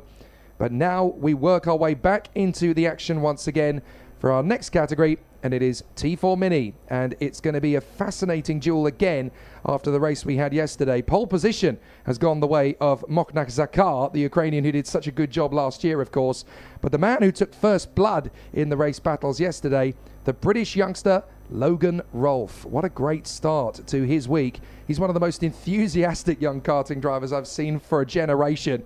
He's so full of life. He's enjoying his racing. He is the happiest man in town. and he's even willing to learn more about the sport. He's been helping out the officials and the marshals over the last 2 days, trying to learn how the sport works in more detail. And he's been offering his services to mechanics, to officials, to marshals, to the recovery and safety teams. He's absolutely in love with life and in love with this sport. He doesn't just want to drive these karts, he wants to understand every single element of them. And it's great to see such an interest, not just for the driving aspect, but for the wider intricacies, you might say, of the racing industry, of the format and the administration that goes into running a racing weekend. And what a weekend of racing we are having, courtesy in no small part of the fantastic administration team at Tillotson, and indeed the RGMMC, and indeed the RFEDA, who have put on a tremendous event for us. Tremendously run, tremendously organised, and the biggest Nations Cup on record, with very, very few signs of slowing down in its growth, thanks to the amazing efforts of all of the staff who are running this bigger and better Nations Cup without a hitch. Well, Logan is going to try and make it 2 out of the 2. His sister Harper is watching along from home and rooting for him in magnificent fashion. There's a lot of hard work ahead, though, because Mokhnak Sakar of Ukraine and Jason Beganovic, the Dutchman, still very tough cookies to crack on the front row of the grid. Jack Harney, a very strong competitor from Ireland. He's been mighty in the Irish campaign. So let's see what will happen as the competitors continue on in fine style. They leave the grid, and we can now start to get ready for this second T4 Mini qualifying heat of the week. It's the Ukrainian Mokhnak Sakar in pole from Jason Beganovic, then Jack Harney and Logan Rolfe, Lewis Kokoldi and Diego Beradon, then Percy Yonko and Senan McLaughlin, Jacques Demey and Benjamin Stivar, then Jaden Javier and Liam Borgol. Jack Miller is alongside Justin Winkel. Then we have Matej Vondracek, Max van den Heuvel, Keanu de Winter and Mies Schuld, Bernie Gamorith and Jari Befrens. Then it is Tim Fredericks and McAllister Alamo, Billy Green and Harley Brereton from Kaikanyaro of Australia and Tadeusz Novotny of the Czech Republic, Nestor Doroshenko and Dermot Claridge, Cohen Shoecraft and Max Cooling, then Nikita Shevchenko, Jeremiah Hengster, Cullen McMahon, Marcelo Torres and Carlos Valverde of Costa Rica taking up place at the back of the grid. We saw some great performances in T4 Mini as drivers tried to work their way through the field. In one particular corner, keep an eye on Nikita Shevchenko, the Ukrainian, who stormed his way from the back of the grid to the lower fringe of the top 10 in just 7 laps. That is mighty in T4 Mini. These karts, of course, shorter wheelbase, narrower, and certainly slower, but they've got more racetrack to play with, so there's a little bit more to these karts than meets the eye. You've got a lot of hard work to come from these fantastic machines. The T4 Minis, definitely very good machines to prepare these youngsters for the high graft of driving. By comparison to their senior counterparts, these are the karts, of course, for drivers 8 to 12 years of age, 196cc from the 2-valve 4-stroke engines that these karts give out. And this is the CSH MKCS2 chassis. Fantastic battle to come from these youngsters. They'll be working very hard indeed to make sure that they can run up at the sharp end of the field. Everybody's got to try and find some space, but there's not a lot of space to play with in T4 Mini. Are we going racing this time? No, we are not. It's a false start.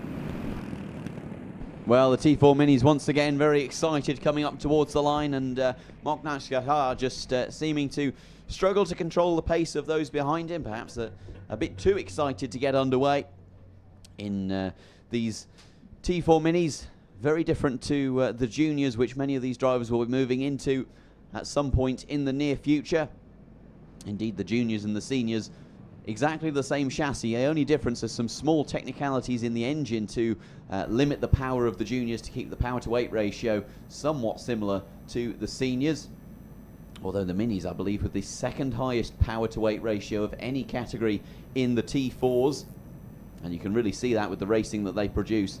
Doing a fantastic job, fantastic karts and fantastic drivers. Indeed, it has to be said, many of them returning for their second or third Nations Cup appearance. The likes of Jack Harney and Logan Rolfe put on a good performance yesterday. Lewis Kokoldi starting in 5th position. He's one to watch as well. Never rule him out. The young Scotsman who's had success at the Nations Cup in the past. Diego Beradon very much coming into form as well this year. And Senan McLaughlin, another one to watch. Very strong performances in minis back in Ireland. Also races in 2-stroke machinery, and so very capable around a circuit like this with a great understanding of not just racecraft, but also the T4 kart in and of itself. So they're slowing the field down as they go out through 12 and 13, just to try and get ourselves into those lines. It's not going to be quite so draconian again on the minis, because we're well aware of the fact that these guys are still learning their craft, 8 to 12 years of age. They come from all four corners of the globe. A very competitive, battling field of drivers from the Dominican Republic all the way across to Australia on the far side, this competition. Although I think on this class, it's actually the Dominican Republic all the way to Japan that covers us. Oh no, sorry, that's the Bambinos, my apologies. In the minis, it is still very, very closely run from the United States all the way across to Australia. So let's see how it will work out for the drivers as they come off the turn. We're in the tram lines. It's a fast start, but it could be a good one, and it's not. Too fast. For a second time as well. That's a little bit of a nervy moment for Moknazakar. He doesn't need that kind of pressure. Top 10 in last year's Nations Cup, of course, but could have had a lot more. Got very unlucky in the final last year. Could easily have been on the podium. Certainly could have, and I get the impression that these drivers, the likes of Moknazakar and Jason Beganovic, understanding that four-stroke machinery, it is a lot more of a question about maintaining momentum, and you know, the acceleration in four-stroke machinery, naturally not quite that of the two strokes that some of these drivers would be used to. So potentially just an overly focused mind on maintaining momentum just leads them to press the loud pedal a bit too early, and so they end up reaching the start line before the back markers, before the likes of Colin McMahon, Marcelo Torres and Carlos Valverde have even had a chance to organise themselves into the tram lines. Now, for those people watching alone thinking, well, that start looked pretty decent to me, why have we got an issue there? And it's because we've ended up, we've got a stalled engine at the back of the field, actually, as we talk about that. That is the 198 that has stalled towards the 10 end of the field. That is Nikita Shevchenko, the man who charged his way through from the back end of the grid yesterday. Now he won't even get the chance to do it on the second qualifying heat. That's devastating for the Ukrainian, who really had a difficult time in qualifying, and now it's all gone wrong for him. What I was going to say before is that for those watching along at home thinking, well, that start looked pretty good to me, why weren't they allowed to get started? Well, you've got to remember that the acceleration line is at the yellow line on the main straight. If the race director deems that the drivers are accelerating too early before that yellow line, then they can throw a false start. That's exactly what they've done, because in theory the drivers are not supposed to accelerate before they reach that yellow line, which is on this particular circuit on the 7th row of the starting grid, so at the 13th and 14th marker point. There's a desperate try to get Nikita Shevchenko started up again, but it's not going to happen, I'm afraid.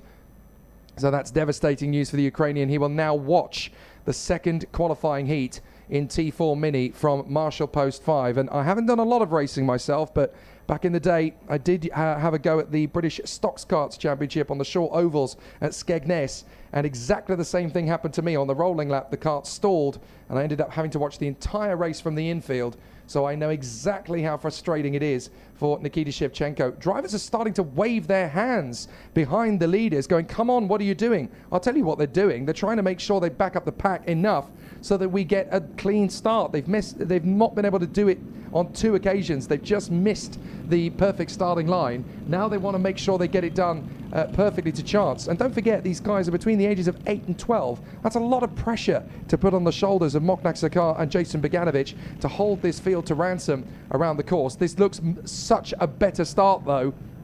So hopefully the race director will feel it's a good start. They come through rather quickly. We are racing. That's better. Beganovic is going to tighten up here with Moknazakar.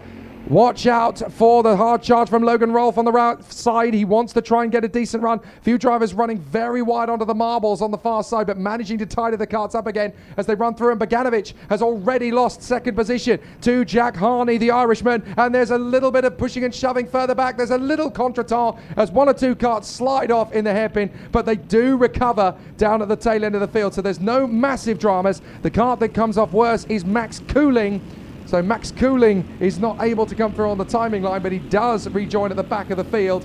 So So a bit of a worry there for Max Cooling. Other problems as well for the likes of Harley Brereton and Nestor Doroshenko, the other Ukrainian. So it's all down to Mokna Zakar to have the luck of the runs at the front. But here comes Jack Harney. Jack Harney goes through. Jack Harney, the Irishman, leads on the back straight. A fantastic start from the Irishman, Jack Harney, who now heads the pack.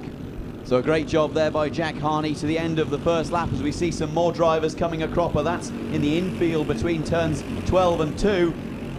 We'll bring you news on who that is as and when we can see it. It looks like Jacques Stemmet and Jaden John Javier have been involved in a coming together at some point. There's at least one driver who's not able to continue in this affair any more than 2/3 of the way through the first lap. Yeah, it's Michuld, unfortunately. So Michuld is the one who's not been able to go any further. And unfortunately, nor has Nestor Doroshenko. So that's 2 of the 3 Ukrainian T4 minis in this race out on the same lap ultimately. So disaster for Team Ukraine as we lose Michuld, Nestor Doroshenko and Nikita Shevchenko in the space of a lap. But Jack Harney leads the way. There is a very sad sight. That's Nestor Doroshenko joining his teammate on the sidelines. Michuld is just by the start-finish straight. But meanwhile, the top 4 very close together. Harney, Zakar, Beganovic and Rolf. And they have pulled clear of the rest of the pack. Senna McLaughlin running in P5 in front of the Scot, Lewis Kokoldi. Good work from him. Yonko holding up the honours in front of Beradon. And then it's Slivar still doing an amazing job. Don't forget, Benjamin Slivar, only 8 years old, and he already has over 50 podiums in the British Championships, which is incredible for an 8-year-old. And we've had another retirement, unfortunately, again there at Marshall's Post 3.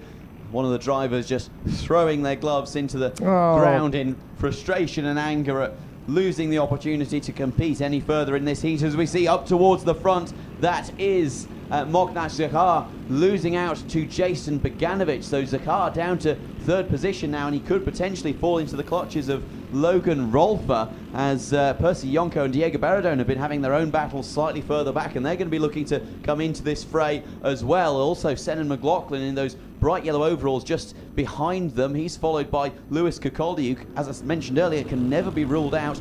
Logan Rolfer looking very hungry as he tries to go up the inside of Mokna Zakar through the final chicane. Is he able to pull the move off? No, he's not. Mokna Zakar signalling with frustration. What are you doing? Come on, let's work together. Logan Rolfer not interested in the slightest. Rolfer up into 3rd position. He believes he has the pace to go chasing down the 2 leaders in front of Jack Harney and Jason Beganovic. Mokna Zakar spinning round, getting punted onto that very high curve, the apex of turn 4, and Mokna Zakar from pole position has fallen terribly down the order. A small little incident, a little bit of hip and shoulder, a curb that was where it's always been, but not where Mokna Zakar would have wanted it to be, spinning him round and really and truly putting him out of the equation for the win. It's the most miserable of races for Team Ukraine. 2 drivers on the sidelines, 1 pirouetting around, and Mokna Zakar out of the top 10. Disaster for the pole sitter. Now it's up to Harney, Beganovic and Logan Rolf to give us a bit of a battle up front. McLaughlin through to 4th from Kokoldi, Bogol, Gamarith, Sliva, Beradon and Percy Yonko, the Philippines, as they run through. Up to the first corner. Jason Beganovic, no relation of course to Dino, who of course is the Ferrari Young Driver Academy driver. He's from Sweden, Beganovic from the Netherlands. So Jason putting on the storm, a 1:04.2, fastest lap of the race, 3 laps to go in this one, and waiting for his moment on Jack Harney. But of course, the moment these 2 start squabbling for position, Logan Rolf is right there in 3rd position to try and get back some of that deficit. And here comes Beganovic. Will he still work with Jack Harney for the moment? The answer is yes. Doesn't want to put too much on this battle yet. There's still a fair way to go. Well, Mokna Zakar losing 13 positions with 2 laps to go. He is well and truly out of the equation in this race, unfortunately, for the young Ukrainian who's shown so much talent in his previous appearance here last year, and also so far this weekend been right up there in terms of pace, indeed taking the pole position. Unfortunately not able to pose any threat to these 2 up at the front. Jack Harney and Jason Beganovic still walking away with it. Logan Rolfer, who believed with a great degree of confidence that he had more pace than Moknach Sagar, not really able to catch up at this stage, and then Senan McLaughlin behind him, not really able to close that gap either. In fact, Lewis Kakoldi is starting to close up on him, and so that could be another interesting battle for 4th position. 5th place also looks like it's going to be hotly contested. Oh, Jason tried to find the smallest gap in history there to try and get the move on Jack Harney, and it's just cost him a kart length or so, and that's perfect news for Logan Rolfe, trying to find his way back. Don't forget, 2 years ago, he was in the equation, Logan Rolfe, P16, when he was 8 years old 2 years ago. They've had a very interesting time of it since then. He's made the switch to Super 1 back in the UK, which is, of course, the championship that gave the world the likes of Anthony Davidson, David Coulthard, and Lewis Hamilton. And Logan Rolfe recently having to have a little bit of a hard time of things. They actually had their trailer broken into, and a lot of their equipment was stolen. They're trying to crowdfund to bring their equipment stock back up again. If anybody wants to assist them, then please do, because a talent like this doesn't need the impeding of some crooked minds. But into the final lap, Harney versus Bogdanovic. Rolfe there in 3rd position in front of McLaughlin and Kakoldi, as Liam Borgold, the American, bangs in a sub 1 minute 4 time. And there's all sorts of drama further back as trying to get up the inside for 4th place. What a stunner from Kakoldi and McLaughlin. They're having a great duel for the lower ranks of the top 5, as here comes the move from Jason Bogdanovic to dive in, and he gets the lead. Bogdanovic swarms in on Harney. Now can Harney find the undercut? Yes, he can. He goes side by side with Bogdanovic as they run through turn 13. Now they're going to be on the back straight. Rolfe is trying to catch them up, but it's going to be these two dueling away down the back straight. Can Bogdanovic slice in up the inside? Harney leaves the space. Bogdanovic is still there to the inside. He'll dive in, and he sliced it. He runs wide off the curb. Momentum will be with Jack Harney, but it's going to be Bogdanovic by inches. Jason Bogdanovic snatches the win at the death from Jack Harney and Logan Rolfe. What a fantastic run, and that puts Rolfe into the head of the standings by 1 point, ahead of Bogdanovic on 4 and Harney on 5. What a fantastic run. The 3 men in the top 3 places are the men who will quest for the T4 mini title as it stands. What a battle.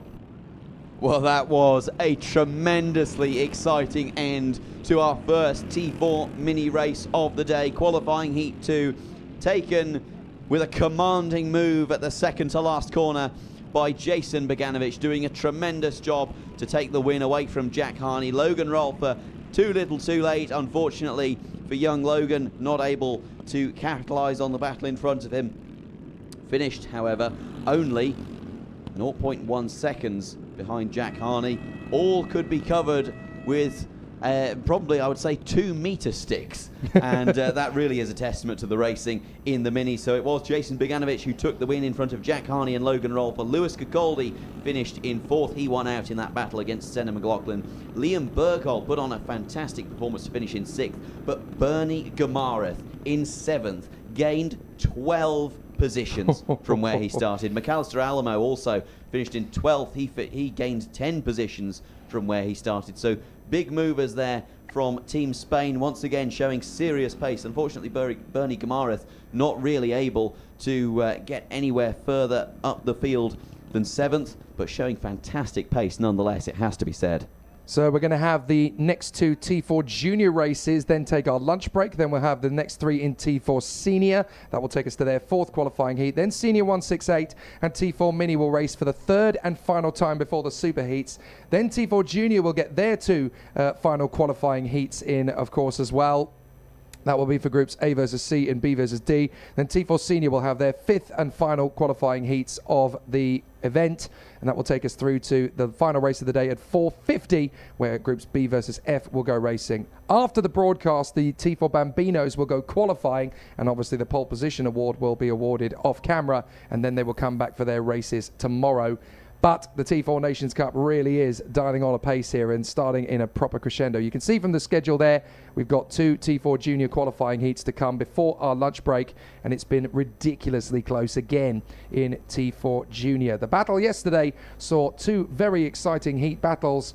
and that gave us some worthy performances. The first race going the way of Derek Wargo, the American, ahead of Riley Bishop and Toys van House. And then in the second race, it was Ronan Kamproys, the man who grabbed the original pole position from time qualifying, ahead of his countrymen, Stein Hansen and Damian Beganovic, who of course is related to Jason. Now we're going into the battle again for qualifying heat B versus C, and that's going to give us a front row of the grid for the all-UK team. That's going to be really exciting. Finlay Lyons and Riley Bishop. And we're going to have the first of our guests in the commentary box coming up after this race as well. We will hear from a fantastic racing driver in her own right, and the ambassador for the female competitors within Tillotson T4, the South African star Fabienne Lanz, is going to come and join us in the box to tell us about how things are continuing to grow for Team South Africa, for Tillotson T4 in the nation as a whole, and of course the ladies contingent in Tillotson T4. Lots of good things to talk about there. Second row of the grid, Damian Beganovic and Derek Wargo behind Finlay Lyons and Riley Bishop, with Joey Kearney, Marcus Ryan Alamo, Ralphie Branscombe, and the lady star Adela Prasova, who got so unlucky yesterday but has a real chance to turn her cards around in 8th position on the starting grid. And then to round out the top 10, we'll have Kavan Hayes and Ivan Koptiev, hoping that the Ukrainian charge is going to do better in junior than it was able to in T4 Mini. Indeed, and it's set to be a fantastic affair. The T4 Juniors, they always throw up quite a bit of action. Finlay Lyons is definitely going to be one to watch in his 263 machine. Finlay Lyons doing a wonderful job yesterday and representing Great Britain in a tremendous performance alongside Riley Bishop. It's going to be interesting to see if Team UK have the same sort of tactics and strategy as their US counterparts, and indeed Team Spain, who we've seen working together on a number of occasions this weekend. But if we're going to talk about a driver who could be a dark force in this one, look to the man in 11th position on the grid, the Czech star Ondrej Novak, who describes himself as a professional send merchant. That is what he's known as. And how does he claim that authority? Well, just ask his driver coach, Bram Ossevard. He would know. And so Ondrej Novak with a chance to make big waves in T4 Junior from the 6th row of the grid alongside Fionn English, the Irish driver. And then we have Keenan du Plessis and Billy Clancy. There's so much of a waft of talent in the junior category. And that's just at the sharp end of qualifying heat groups B and C. There's still the groups A and D to come straight after them. So there's a lot of talent to talk about in the junior category.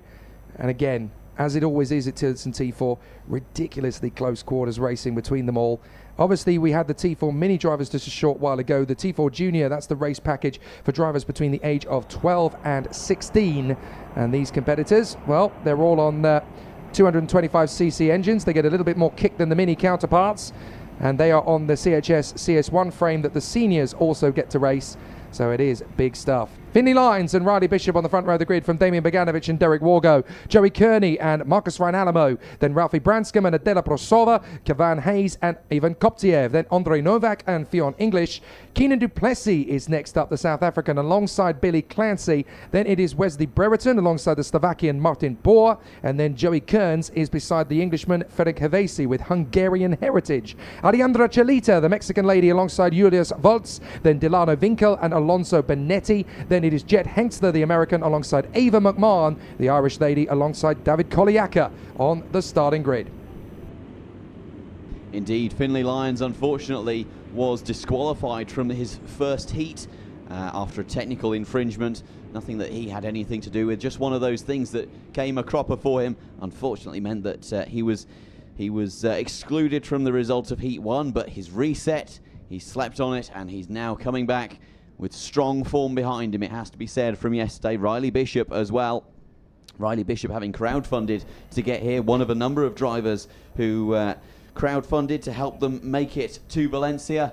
A very common thing for drivers, especially in the Central and Southern American countries, where they are oftentimes the pride of their nation, the pride of their sport in many cases, coming to Europe to compete in international competition, where there's so many people who are willing to help them out in order to have a chance of seeing them succeed on the world stage, as so many of you watching on the live stream are having the chance to, as we see our juniors pulling up into the tram lines. It's an all-British front row, and we get ready to go racing. And we're under starters' orders. That was a nice quick one. Excellently done. As we charge our way forward, Lines has got the inside line. Beganovic is going to try and go with him. And there's a nice gap opening up to the inside line. A little bit of a run wide from Riley Bishop, but he manages to tuck back in and hops over the curbs to try and wrestle back in a second. He has to let Beganovic go. And there's a spinner in the middle of the pack. It's the 252 of Ivan Koptiev. Koptiev's gone around there just on the echelons of the top 10. He manages to recover, but at the back of the grid. And there's a couple of drivers who have really made a strong recovery drive as they've run through. A little bit of a shuffle of the deck there, but the man who got away with that in the best frame is Ralphie Branscombe, P6. The British driver doing a great job to avoid the melee, and the three-time British champion back home is doing a sensational job here. Good run from Branscombe. Now he's going to find his feet and go after the top 5, led by Lines, Beganovic, Bishop, Wargo and Kearney. He certainly is. Unfortunate to see two of our competitors. That's the 225 machine. That is Andrei Novak. Andrei Novak, unfortunately, the professional send merchant, not being able to send it any further than the first sector as our leaders rocket across the line. It is 1, 2, 3, all nose to tail. It is still Finlay Lines who leads the way. Damian Beganovic sitting quite happily in second for now. Riley Bishop unfortunately receiving the investigation flag, so potentially a start infringement there from the man who was starting on the outside of the front row. Now, it might be for his run on the curb out of turn 1, to be fair, on the run through 2, so I'm not sure exactly what they'll look at there, but certainly something is catching the eye of the officials. Look at Derek Wargo, the man who won his first race yesterday. He's catching up to the top 3 now. Then we've got Kearney, Branscombe, Hayes, English, Alamo and Duplessis. So this is looking very good indeed. A bit of a difficult start there for Adela Prosova. She's in the mix there with Duplessis, Port and Havasi. She got squeezed out in the first lap, so that's dropped her back into 11th position. Now down behind Duplessis, so there's a chance for her to fight back. But for the moment, it's Lines, Beganovic and Bishop, the 2 Englishmen versus the Flying Dutchman. Unfortunately, a number of drivers being involved in the first lap incidents. Andrea Chilita, Wesley Brereton, Alonso Bonetti, Ivan Koptiev, and of course Andrei Novak, who's unfortunately retired. But all of those drivers getting involved with each other in ways that they weren't hoping to, and unfortunately losing significant time and positions. And in the case of Andrei Novak, his chance at even finishing the race. As we see all of the leaders making their way through the first sector. Derek Wargo sets the fastest lap, a 1:03.9. That's very competitive from the man currently running in 4th at the back of this little train of 4 carts with the blue tinted helmet. Watch out for Joey Carney though, coming up behind in the OHR overalls. He's running in clean air at the minute, so he's just going to be studying the drivers in front and looking at where he could potentially find an opportunity to pass. Lots of overtakes behind the top 5. Hayes got Branscombe for 6th, English got Alamo for 8th, and Prosova managed to get ahead of Duplessis for the top 10 once again. So a lot of drivers on the move in those opening couple of phases of the race then. Here comes Beganovic, tucked up behind Finlay Lines with company from Riley Bishop. Wargo's right there in the mix as well. Kearney's doing the best job he can to try and close up on the quartet up front. The first man to pop out is Riley Bishop. He has a look to the inside line. Beganovic has to give him the space and he gets the move done into second place. Nice opportunistic move from Riley Bishop to move his way further forward. Now he's going to try and take on young Finlay Lines, doing a fantastic job as they hop over the top of the curbs, and that's enough of an invitation. Bishop gets the move done on Lines from 3rd to 1st in 3 apexes. Lines is going to try and come back at him. He's going to have to wait. A beautiful battle between the Brits as Derek Wargo improves on his best lap. There was a little look from him up the inside of Beganovic, but realised that he couldn't do anything, and here comes again the British duo battling away. Finlay Lines retakes the lead and does a fantastic job, but it opens the door for Derek Wargo, who now manages to make his way past Damian Beganovic. Beganovic losing out more and more. Onto the grass goes the 235 machine of Riley Bishop, who is now under serious pressure from Finlay Lines. Lions up the inside. Contact between the Britons.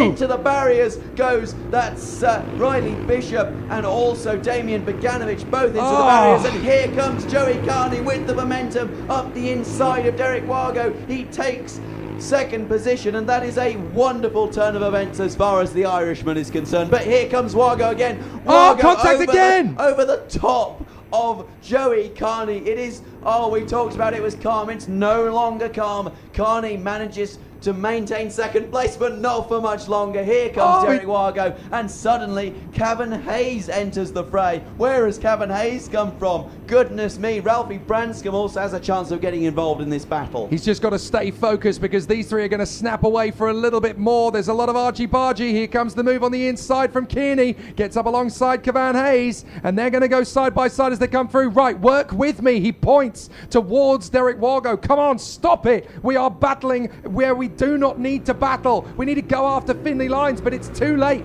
Finlay's 2 seconds up the road. No chance that he's going to lose this one. It's bliss for Lyons. It's devastation for Bogdanovic and Bishop, as who's that being dragged away from the scene? That looks to me like Delano Winkle's car. He's going to be out of this race now as well, as Vorgo defends from Kearney, Hayes and Branscombe. But the pink helmet of Ralphie Branscombe can play it very smart here. If he sits in 5th position, allows these three to squabble, he can pick up the pieces just by playing smart. Calculation is what's needed here. We already know that Vorgo, Kearney and Hayes are willing to swap paint. If Branscombe isn't, he could be the one to snatch it all away from them. Onto the back straight they go.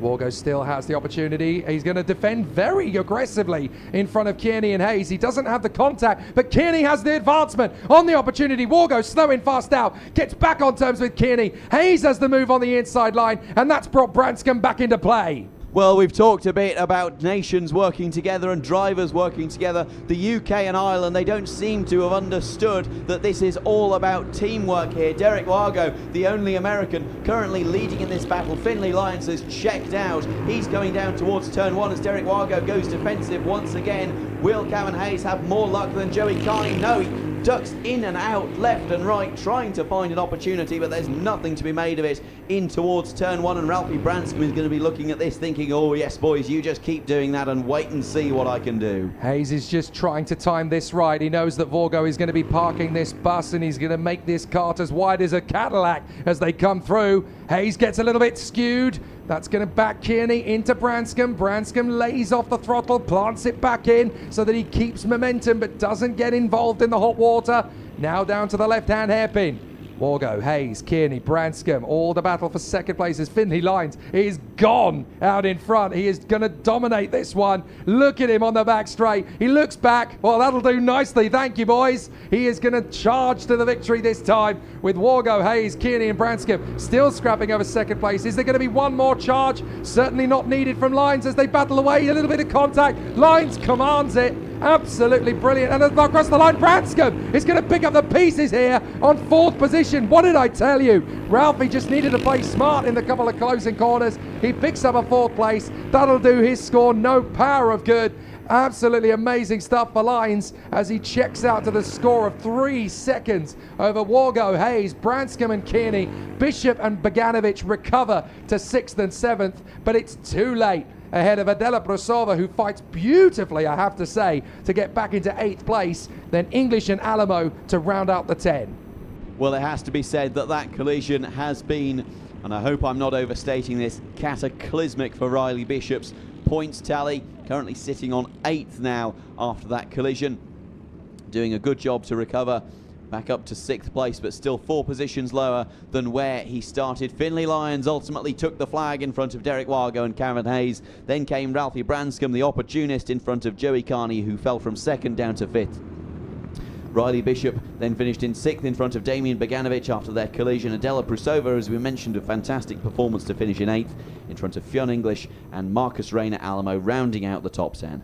It is never easy to pick your battles in junior when there's so much flotsam and jetsam to try and navigate around the course, when people start to get a little bit argy-bargy. But it's certainly gone a very positive way there for Finlay Lyons, who stayed out of dodge and managed to break his way further forward in sensational fashion. Really good stuff for the contenders. Wargo coming up with a 2nd, Hayes in 3rd in front of Branscombe, Kearney, Bishop, then Bogdanovic, Prusova, English and Marcus Rain Alamo doing a fine job for the Philippines. That puts us into an interesting position. Camp Hoyce now the only driver in the junior category with a flat 0 score. That's based on his win yesterday. Everybody else has a minimum of 2. So it's going to be very open house in T4 Junior for the remainder of this competition. 7.5 minutes before the second of the T4 Junior qualifying heats gets underway. There's your schedule on the screen. You'll be able to make out that the next heat is taking place at 12:20. That's in a little under 8 minutes time. Then will come our lunch break in front of the T4 Senior. Hat-trick of heats for Heat 4 for those drivers. Then the final heats will come for T4 Senior 168. That's at 2:50 local time. Then the same for T4 Mini. And then the final pair of heats for T4 Juniors at 3:30 and 3:50 correspondingly. Then we'll have the final races of the day for T4 Senior in qualifying heats 13, 14 and 15, beginning that rotation at 4:10, finishing it off at about 5 p.m. Then we'll give the circuit over to the Bambinos so they can do their qualifying. That will not be broadcasted, but the races tomorrow will be. Now, we are joined in the commentary box by Fabienne Lands, who's been doing an amazing amount of hard work, not just for Tillotson T4 in South Africa, but also with the female contingents here in the category. Fabienne, good to see you again. It's good to be here. Thank you. So tell us a little bit about how the growth of Tillotson T4 has been expanding in South Africa. The team that's come this year is bigger than ever, and they are more determined than they've ever been before. So some of them have come again. They've been here before. So the experience is definitely, I think, paying off at the moment. A lot of them, again, back to the experience, is they've been here before. So there's nothing worse than coming here the first time. I think with a lot of people coming here the first time, you don't know what to expect. You don't know how to plan. I think it's overwhelming. And again, coming back again is you can only do better. Now, there's a real growth as well in terms of the market for Tillotson T4 in South Africa. This is a country that has motor racing heritage and pedigree, but in recent times, it's been hard to put a South African on the international map. But with Tillotson T4 growing, there's a lot more potential for that. Yes, of course. The pool is definitely growing, but I think there's also been a shift where a lot of the drivers have gone main circuit racing, so a lot of them are in the cars. We've got the Van der Lindes doing really well in car racing. So there's a whole lot that moved to that racing, and I think there's that new era of kids that are coming through.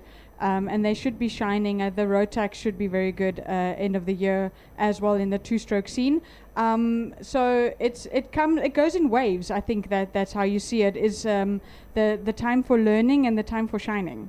So how important is it then in terms of the ecosystem of motor racing in South Africa to have a product like the Tillotson T4 to give those drivers their first proper experience of racing at that level? Oh, definitely, it's very important. 3 years ago, I came with 3 drivers that have never raced overseas, and they all won heats. They top 5 all weekend long, and it was the best experience they could ever have for their first time racing overseas. And then, obviously, giving them the vision and the preparation of what to expect, having been overseas before myself. Coaching is very important as well, is to prepare the drivers as to what to expect and what is realistic. What is a realistic goal? Everybody wants to win, but to get there, what is the work you're doing to actually prepare? It's all in the preparation. Most of it is in the preparation. And then on the day is just analyzing how to come out and not crash. Now, we've talked a lot about Tillotson from a South African point of view, but obviously as a racer yourself, you take it upon yourself to kind of guide and coach the young ladies that come here and race. It's been amazing over the last couple of years to see the strength and the depth of the ability of these youngsters. This year, again, we've got some real talents coming forward, particularly the likes of Adela Prusova in the Czech Republic, really starting to hammer home in the top 10. How encouraging is it for you to see how these girls are coming into international competition for the first time and pulling no punches? It's very nice. I mean, I watched her race now. She did really well, pulling through the field and so strategic already at such a young age in the junior category. It will be so nice to see how she does over the weekend, but also if she could come again next year as either a junior again or senior and see how she can grow into that. But also watching all the girls over the weekend, Emily from the UK, she had that accident last year. So for her, the biggest thing is the bounce back. And how does she work through that and the recovery of the arm, and also once it gets sore again, how do you deal with that? And that's a mental game for sure, racing against all the boys. But I think they're very focused, all of them in general.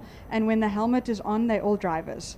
Now, as a racing driver yourself, you know what goes through the mind of a competitor going through this process. You've been here and raced in this competition before on this circuit. So what advice would you give to the drivers who are still going through the motions for the first time, coping with the hardships, trying to find the positives? What kind of advice can you give to them? So definitely the weekend is cut up into, if you look at a pizza or a cake, you have to cut it into slices. And a lot of people think too far ahead. They think of Sunday. You have to get through the qualifying heats first. So obviously it starts in practice. Today we're into racing. So it is heat by heat and literally lap for lap and corner by corner. You have to just keep reframing and be in the moment. And when there is a mistake or somebody does overtake you or you're in an accident, it's no use to ponder on that because it happened. There's nothing you can do about it. You just got to focus ahead and push on and try and minimize the damage. Or if you're in the front, again, taking lap by lap, studying the surroundings and understanding what you're dealing with at the moment, and just take it all in. Then of course at night is to just reflect on all of that, and then taking on the next day. Tomorrow's the final days, and then there's a complete different outlook strategy. But again, reframing is so important. Well, it's great to see that the ladies have been going strong, and obviously so too have Team South Africa. There's already been a win or two. There's a bit of a phrase going around the Team South Africa paddock. What is it? Something along the lines of you don't know what you don't know? Okay. So in Afrikaans it goes, hulle weet nie wat ons weet nie. Right. So that's the type of thing. It goes along with the no DNA, it's RSA. Mm-hmm. So it's really, again, in Afrikaans you call it a gees, that they've got that team thing structured together.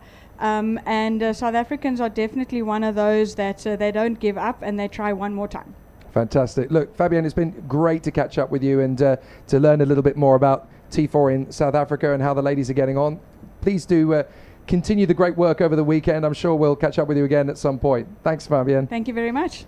Awesome stuff. Great to hear from Fabienne Lanz, former driver in the competition, and of course still very much a Tillotson T4 ambassador, not just for South Africa but also for the female contingent. It's been really encouraging over the years, Simon, that we don't just have drivers coming in for the first time, new time, but staying with that long established girth of speed that they bring in. There's that confidence, there's that wealth of authority that the drivers start to bring with them. And each year we start to see a lot more young ladies come up to that high tilt. Indeed, over the last few years we've been very grateful to have once again in the South Africa camp Anastasia Gerasis. Anastasia made her debut this year in Champions of the Future Academy and also in MSA4, which is sort of like a South African, I don't want to say a South African version of Formula Ford, but definitely sort of a continuation of that series. And so, tremendous progress, and ultimately that craft of racing on the international stage against competition who you've never laid eyes on and you don't know how to pronounce their name. It's a skill that is really refined and honed at a location and an event like the T4 Nations Cup, where it gives you the option to either go home with a new perspective on motorsport or also to go into international competition without that fear factor and without that imposter syndrome of, oh, I've never been here before, I don't know what to do. Through an event like this, you have an amazing chance to practice that and also develop as a person, it has to be said. Very true, yeah. The personality thing is actually quite an important part of the makeup of the karting weekend. You do develop as a character over the course of it. So you've seen the grid on your graphics on your screen. Let's talk through them. Ronan Kamphuis and Rick Corporal, all Dutch front row with Steen Hansen alongside the Brazilian Paulo Willeman. Then the Czech driver, Jakob Wonderczek, the Dutchman, Toys van Heijs. Then it is Ashton Pearson, Janema Arkhipov, Riley Parks and Fernando Weiler. From Ties Hermos, Jorge Torres, Harry Ward, Ben O'Keefe, Pierre Carnet, Julian Lahman, Valentina Helena, Kingston Antoniuk, Rem Schmidt, Ronnie Legg, Victor Navarro, Haejung Yi, Santiago Navas, Samuel Harris, and the lady from Ireland, Saoirse McMahon. They come off the final turn. This looks like a pretty squeaky clean start, I have to say. Are we racing first time out? No, we're not. Well, that was the fastest way to go through the grid in verbal terms, but they gave me a little bit more time than I needed there with a false start. Well, Jake, if you weren't such a good commentator, you would be a cracking auctioneer, it has to be said. You could sell water to a fish. I have done that in the past before. I got the chance actually earlier this year at Damon. What, to sell water to a fish? Well, very nearly. But no, at Damon Hill's auction at the charity event he did earlier this year, I got placed into the role of auctioneer. And Damon said, you know, you don't necessarily have to give up your day job. You can have a second one if you want. So that's a good enough compliment. I'll take that. But yes, for the Dutch pair at the front end of the field, Ronan Kamphuis and Rick Corporaal, there is a really intense battle brewing, isn't there? These Dutch drivers know that there's a Nations Cup to be won. But look, you're a racing driver. When that visor goes down, you want the W. You certainly do. And it's going to be very interesting. We've seen...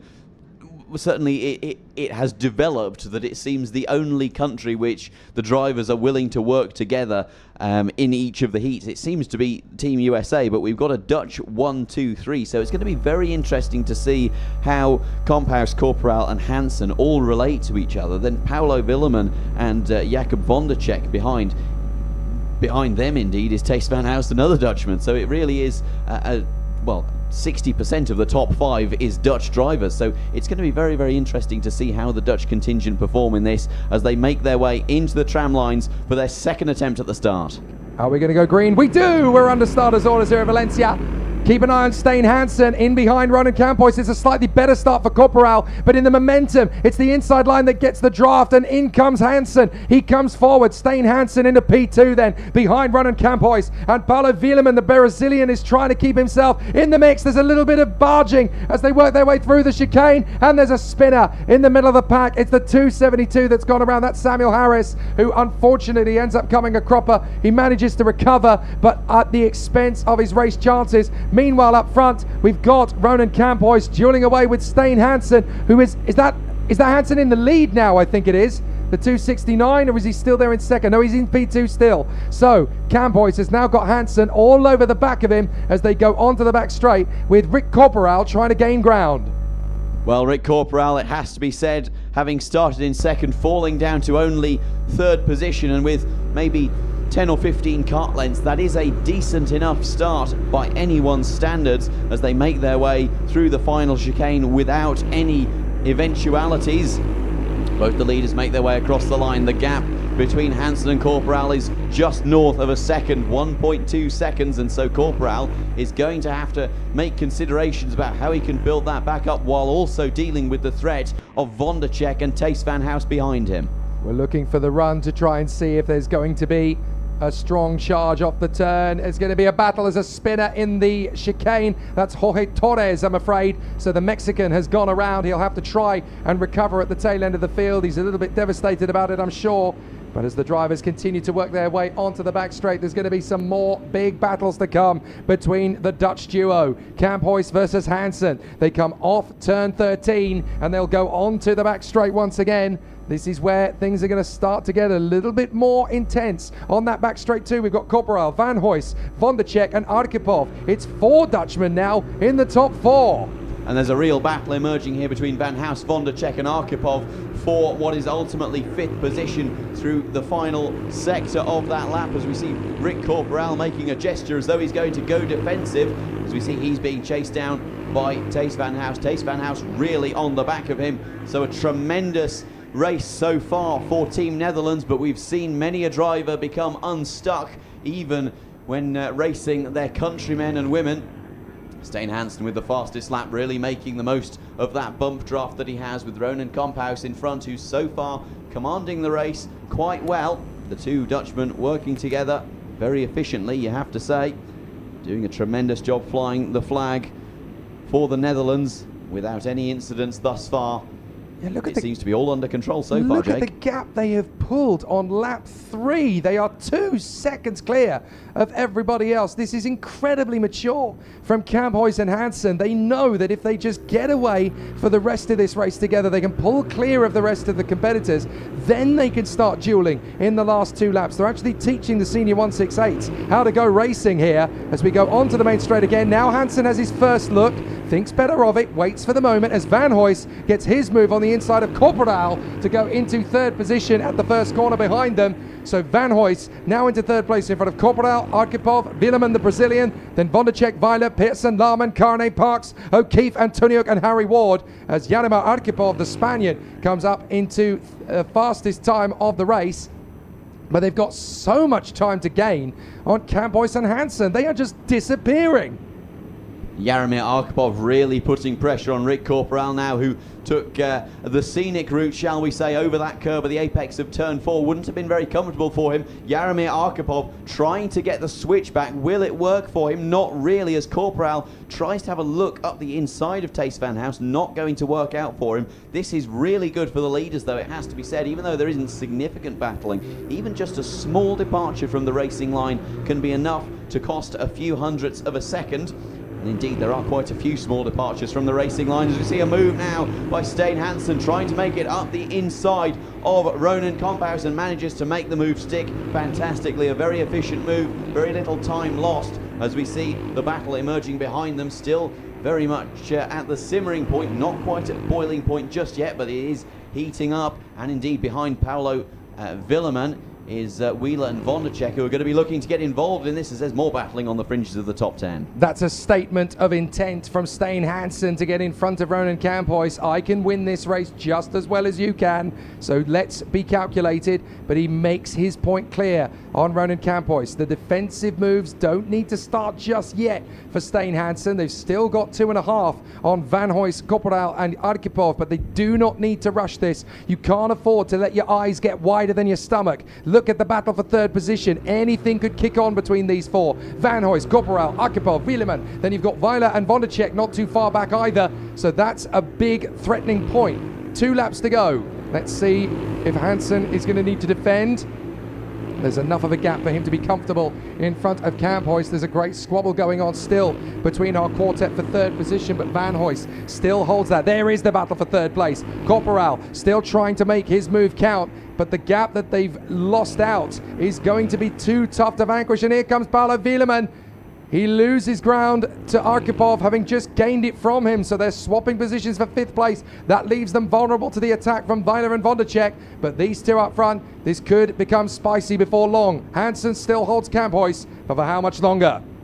Well, that's the question on everyone's lips, and dare I say it, the T4 Netherlands outfit are going to be biting their fingernails if their fingernails haven't been bitten off already by this. Currently running 1, 2, 3, 4, but we've seen earlier on with the, indeed in the previous heat, that the juniors, but the minis beforehand, that even the UK trying to work together can end up coming to blows very easily, and they're going to be hoping that they don't end up with the same fortune as Tace Van House defends hard to the inside from Ronan Komphaus. Ronan Komphaus not able to make anything of it. Rick Corporal, that is my mistake. So Rick Corporal trying to make a move up the inside of Tace Van House. This is what I spoke about, and Tace Van House having to skip the chicane. Komphaus loses time. Paolo Willeman's been invited. Jaromir Arkhipov is at the party as well, and this has really started to invite Fernando Wheeler into the equation as well. I thought Stein Hansen had done enough here to keep himself in front of Ronan Campois, but he's gone defensive. He didn't actually need to. He had about a cart length on it, but force of habit. Now that's going to give Campois the invitation. On the inside line comes Stein Hansen to try and counteract, but it's going to be Campois. Stein Hansen is now going to try and come round on the far side. Hansen's going to keep his foot in.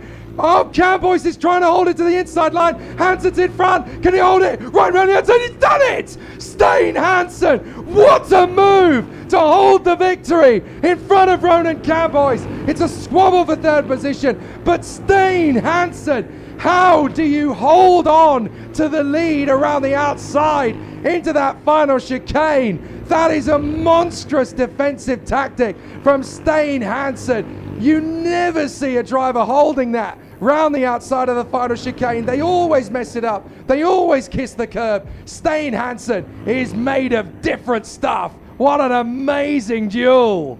Well, you have to give credit there to in equal measure in my mind, Stein Hansen and Ronan Komphaus. Stein Hansen with a tremendous understanding of the limit. He knew exactly where it was. He could draw it with his eyes closed. A great understanding of the grip of the tyre, the performance of the tyre, and not overstepping the mark. But you have to credit Ronan Komphaus as well for not pushing the gauntlet too much and for not driving that into a collision. You never ever hold that defensive line around the outside. You always get sucked into the marbles and then spat out of the curbs. But somehow Stein Hansen wrestled with the grip and found his defensive line to perfection with the tactical move of the week to hold on there in front of Ronan Komphaus. No lean achievement, and that means now that there's not a single junior driver in this competition with a perfect score, and it's now a dead heat between Komphaus, Hansen and Vorgo, all on 2 points apiece in the tally at the moment. My goodness me, what a way to take it into the lunch break, Simon. So the only question that remains, Jake, which class is your favourite? Pick one, you have to. I'm putting you under pressure now. Oh, it's got to be the big one, hasn't it? Absolutely fantastic racing so far from T4 Junior. They've been so immensely competitive. It still looks to me like there's at least 7 drivers who could win the final tomorrow. T4 Senior, it's still very much about when is Jose Gomez going to let it slip, but Rosser has the intelligence on his side. That's where he's going to really bring it in Senior. 168, it's an absolute dogfight, isn't it? Nobody can predict which way that's going to go. It's still ridiculously close. Venska still has firepower though, and that's going to be a real threat to the establishment. T4 Mini, it's that 3-man brawl, isn't it? They've been so competitive over the course of the week, but the trio up front, Rolf, Boganovic, Harney, that's really close, but Kokoldi could bring a surprise or two.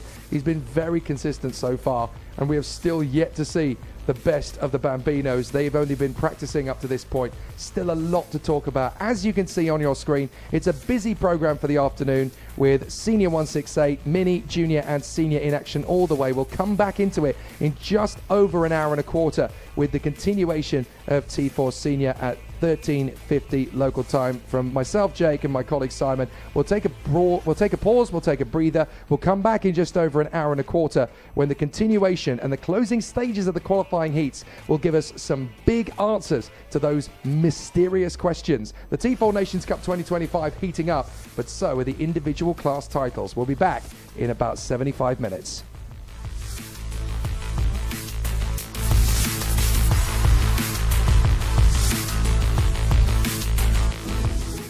DCC is proud to partner with organizations and causes that align with our values: sustainability, education, human services, and beyond. Together, we have made a measurable difference in various industries, from reducing roadway fatalities to promoting mental health services and driving workforce development. For nearly 25 years, we have been catalyzing change through innovative, integrated campaigns that better lives and shape a more hopeful future for all. From behavior change initiatives to multicultural marketing, we are passionate about creating campaigns that truly make an impact. As a proud women business enterprise, WBE and WBENC certified agency, we prioritize diversity, equity, and inclusion as it fuels our ability to create authentic and engaging work that resonates with the target audiences.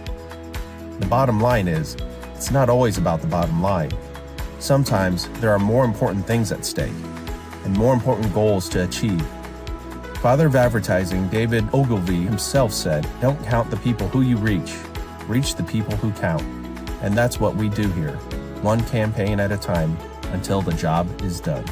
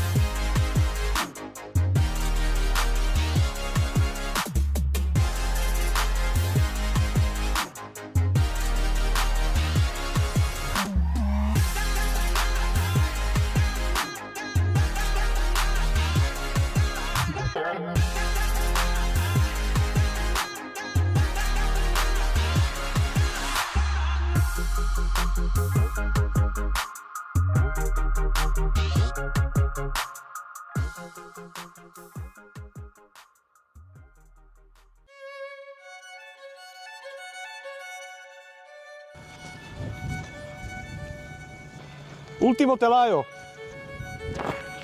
Ok. Penso sì.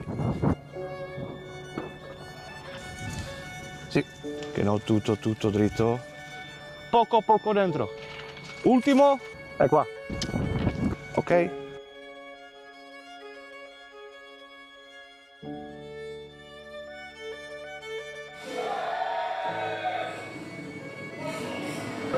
Santiago, good to go. Make sure you're hitting your voucher to Nigel at the end there. How are you? I'm good, thank you. Number. Are you heading to Nigel actually? 428. Thank you. Thank you. Sprockets? That's fine. Grab these ones, good man. Have a good weekend. All the way from Germany, yeah? Ah, you have two sons racing. Very good. I think they're 40. On the other side of the sign, well, I don't have change. We do take card, Ev. All right, perfect. Sounds good, yeah? What's the race number? You get the hardware you need, okay? When you come back, you... Okay. Thank you. They pointed at that? Yeah.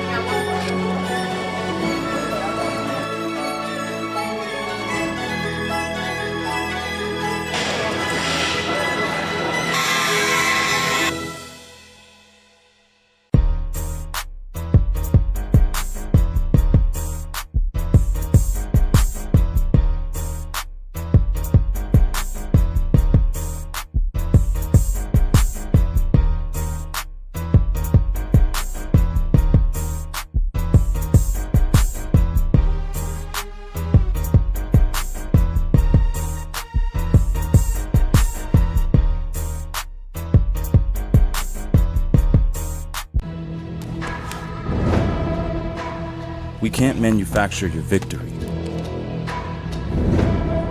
or distill your determination. We harness powerful natural resources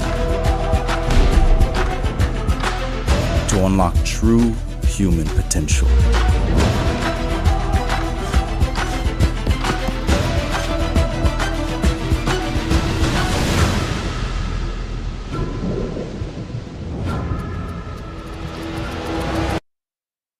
Hello everybody, big ciao from Gianmaria Gabbiani here at the Rally Legend in San Marino. Unfortunately won't be there racing with you guys, but I'm wishing the best for all the categories for this T4 Nations Cup 2025. Definitely see you next year. Enjoy! Hi, this is Karen from T4 Series Pilipinas, and we've been running the series in the Philippines for about 2 years now. So far, we've been loving it because it promotes camaraderie and good sportsmanship. So we'd also like to take this chance to say good luck to all our Filipino drivers, and we're very, very proud of you. Have fun! October 1st to 5th, 2025. Valencia, Spain. At the International Kartodromo Lucas Guerrero. The Tillotson T4 Nations Cup returns.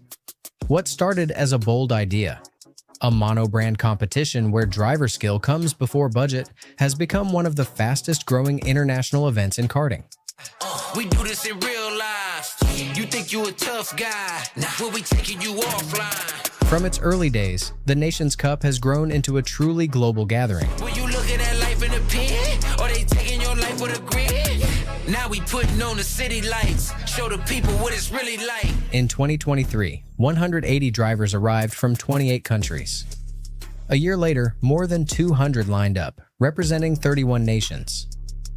Now, in 2025, the stage is set for the biggest edition yet.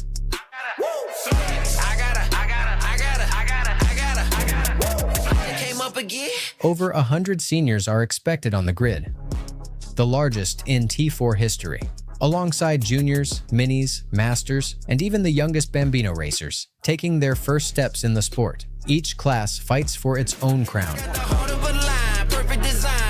with the metal like Optimus Prime. Ahead of my time, stood on the grind. Came with a vision, ain't leading the blind. But there is more at stake. Every result, every overtake, carries the weight of a nation. The top drivers add points to their country's tally. And by week's end, only one flag will rise above them all. 5 days, dozens of countries, hundreds of drivers, one global celebration of four-stroke karting. This is the Tillotson T4 Nations Cup.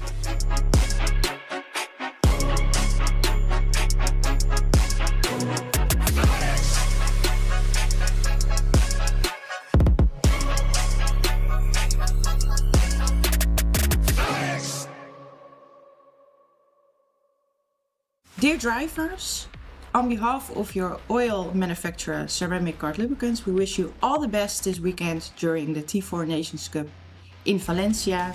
Enjoy, drive fast, and good luck. Welcome everybody at the 2025 T4 Nations Cup here in Valencia. We at Maxxis are looking forward to see all of you drive, and we're looking forward to see amazing races, and we wish everybody a good weekend and a lot of success. Thank you.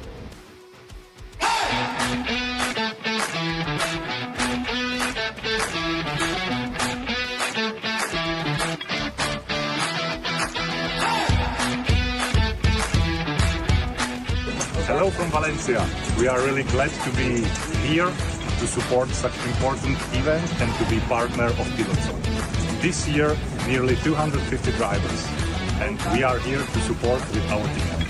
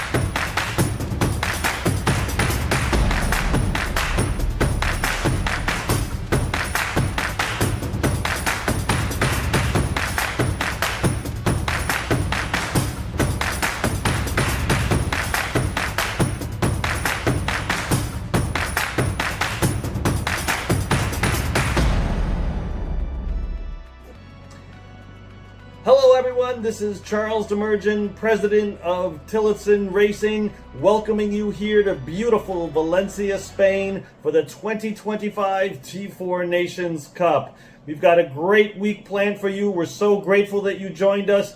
We have over 247 drivers making this our biggest Nations Cup yet. We hope you all have a great time. Drive fast, drive safe, and good luck everyone. DCC is proud to partner with organizations and causes that align with our values: sustainability, education, human services, and beyond. Together, we have made a measurable difference in various industries, from reducing roadway fatalities to promoting mental health services and driving workforce development. For nearly 25 years, we have been catalyzing change through innovative, integrated campaigns that better lives and shape a more hopeful future for all. From behavior change initiatives to multicultural marketing, we are passionate about creating campaigns that truly make an impact. As a proud women business enterprise, WBE and WBENC certified agency, we prioritize diversity, equity, and inclusion as it fuels our ability to create authentic and engaging work that resonates with the target audiences. The bottom line is, it's not always about the bottom line. Sometimes there are more important things at stake and more important goals to achieve. Father of advertising David Ogilvy himself said, "Don't count the people who you reach the people who count." And that's what we do here, one campaign at a time until the job is done.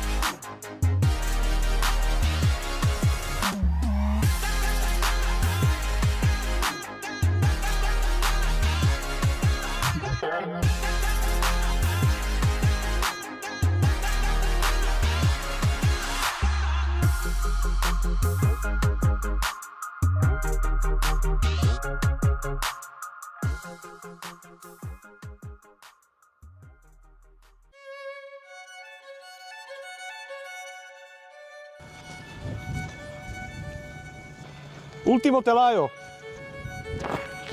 Ok. Penso sì.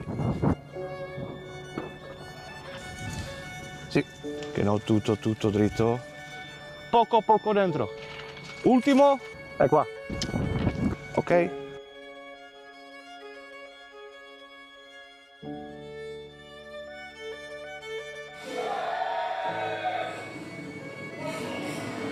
Santiago, good to go. Make sure you're hitting your voucher to Nigel at the end there. How are you? I'm good, thank you. Number. Are you heading this to Nigel, actually? 428. Thank you. Thank you. Sprockets? That's fine. Grab these ones, good man. Have a good weekend. All the way from Germany, yeah? Ah, you have two sons racing. Very good. I think they're 40. On the other side of the sign, well, I don't have change. We do take card, Ev. Alright, perfect. Sounds good, yeah? What's the race number? You get the hardware you need, okay? When you come back, you... Okay. Thank you. They pointed at that? Yeah.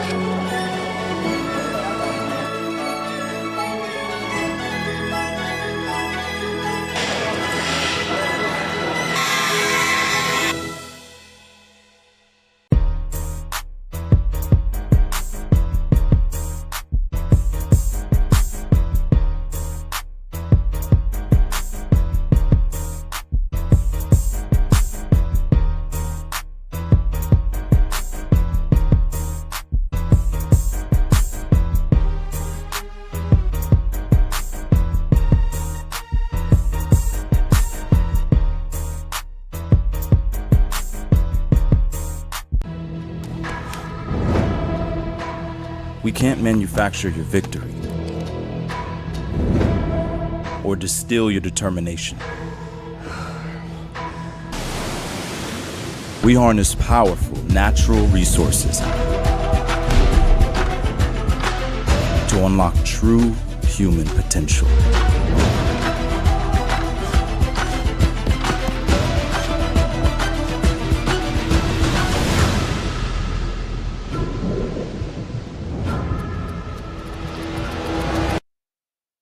Hello everybody, big ciao from Gianmaria Gabbiani here at the Rally Legend in San Marino.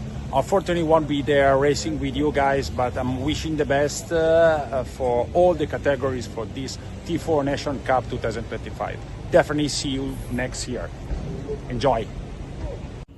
Hi, this is Karen from T4 Series Pilipinas, and we've been running the series in the Philippines for about 2 years now. So far, we've been loving it because it promotes camaraderie and good sportsmanship.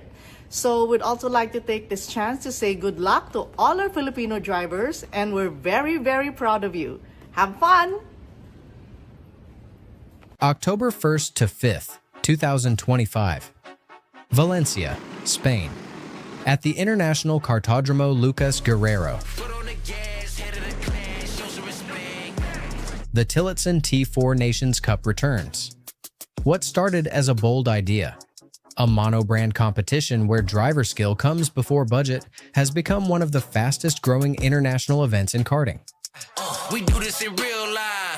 You think you a tough guy? Nah, we'll be taking you offline. From its early days, the Nations Cup has grown into a truly global gathering. When you looking at life in a pen, or they taking your life with a grid? Now we putting on the city lights, show the people what it's really like. In 2023, 180 drivers arrived from 28 countries. A year later, more than 200 lined up, representing 31 nations. Now, in 2025, the stage is set for the biggest edition yet.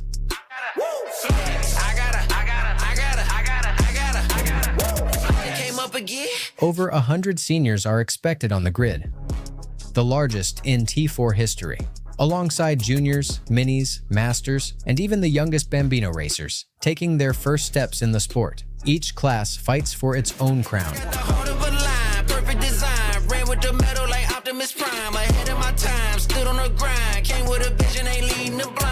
But there is more at stake. Every result, every overtake, carries the weight of a nation. The top drivers add points to their country's tally, and by week's end, only one flag will rise above them all. 5 days, dozens of countries, hundreds of drivers, one global celebration of four-stroke karting. This is the Tillotson T4 Nations Cup.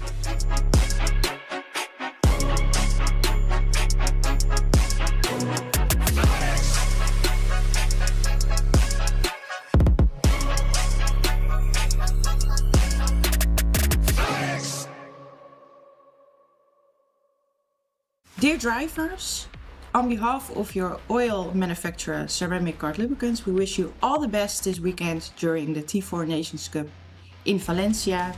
Enjoy, drive fast, and good luck.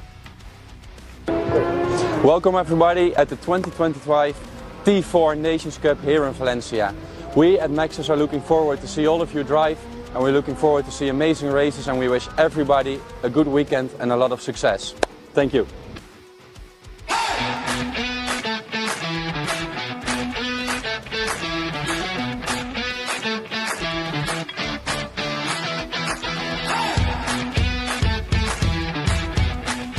Hello from Valencia.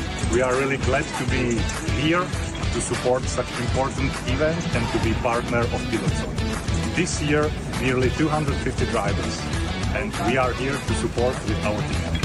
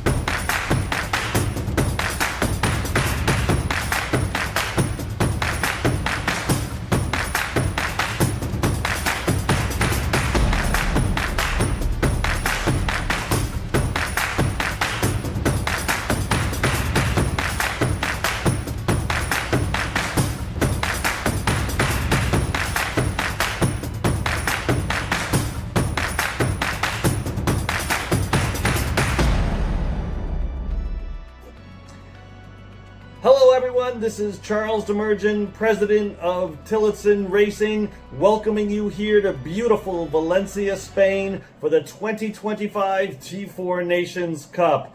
We've got a great week planned for you. We're so grateful that you joined us. We have over 247 drivers making this our biggest Nations Cup yet. We hope you all have a great time. Drive fast, drive safe, and good luck everyone. DCC is proud to partner with organizations and causes that align with our values: sustainability, education, human services, and beyond. Together, we have made a measurable difference in various industries, from reducing roadway fatalities to promoting mental health services and driving workforce development. For nearly 25 years, we have been catalyzing change through innovative, integrated campaigns that better lives and shape a more hopeful future for all. From behavior change initiatives to multicultural marketing, we are passionate about creating campaigns that truly make an impact. As a proud women business enterprise, WBE and WBENC certified agency, we prioritize diversity, equity, and inclusion as it fuels our ability to create authentic and engaging work that resonates with the target audiences. The bottom line is, it's not always about the bottom line. Sometimes there are more important things at stake and more important goals to achieve. Father of advertising David Ogilvy himself said, "Don't count the people who you reach the people who count." And that's what we do here, one campaign at a time until the job is done.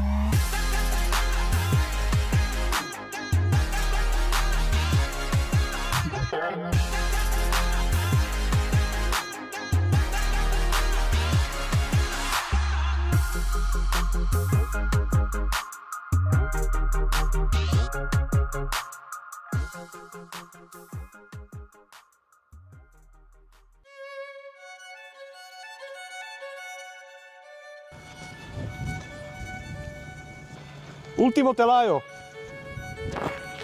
Ok. Penso sì.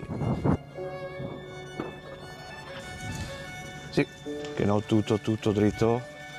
Poco dentro. Ultimo. È qua. Ok.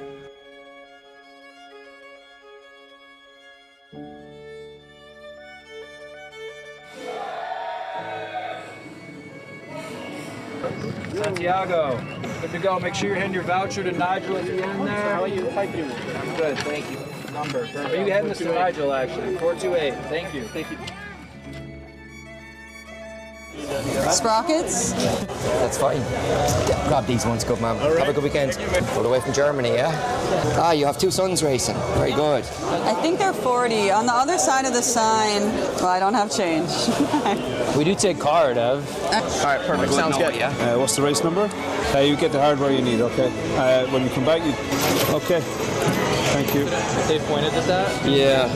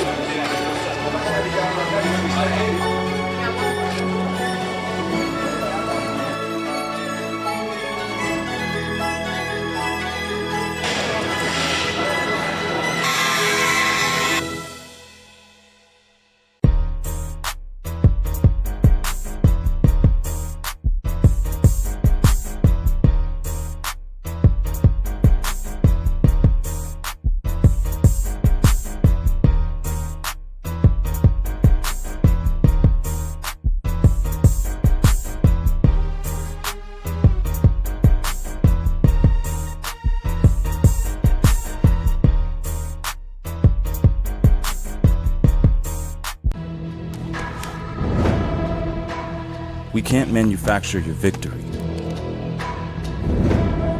or distill your determination. We harness powerful natural resources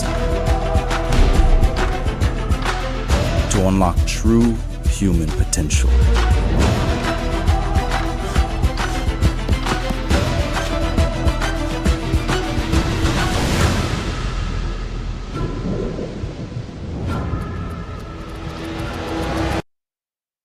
Hello everybody, big ciao from Gianmaria Gabbiani here at the Rally Legend in San Marino.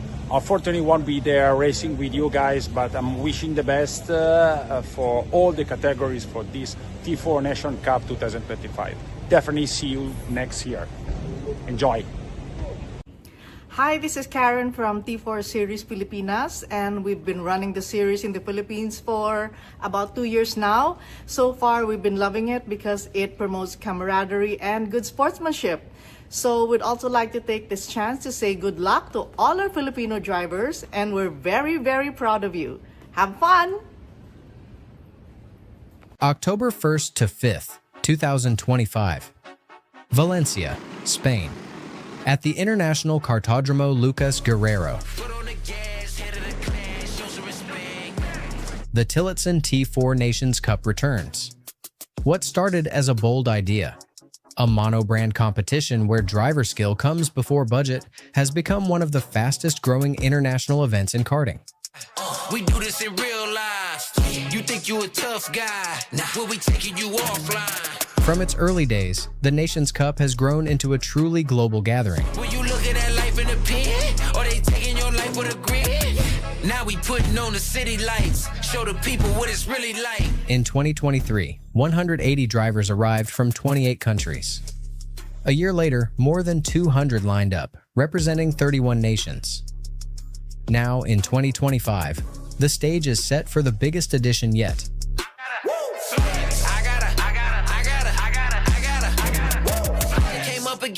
Over 100 seniors are expected on the grid, the largest in T4 history, alongside juniors, minis, masters, and even the youngest Bambino racers, taking their first steps in the sport. Each class fights for its own crown. Perfect design, ran with the metal like Optimus Prime, ahead of my time, stood on the grind, came with a vision, ain't leading the blind. But there is more at stake. Every result, every overtake, carries the weight of a nation. The top drivers add points to their country's tally, and by week's end, only one flag will rise above them all. 5 days, dozens of countries, hundreds of drivers, one global celebration of four-stroke karting. This is the Tillotson T4 Nations Cup.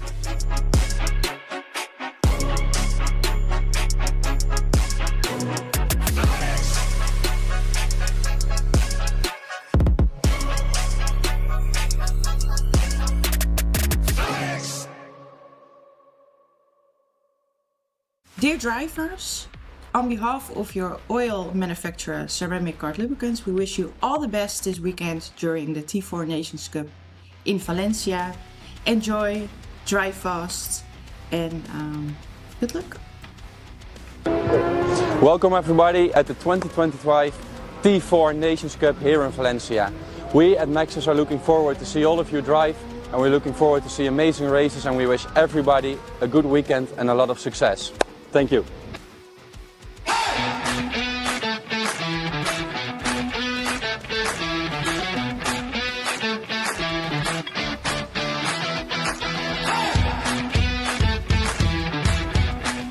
Hello from Valencia. We are really glad to be here to support such important event and to be partner of Tillotson. This year, nearly 250 drivers, and we are here to support with our team.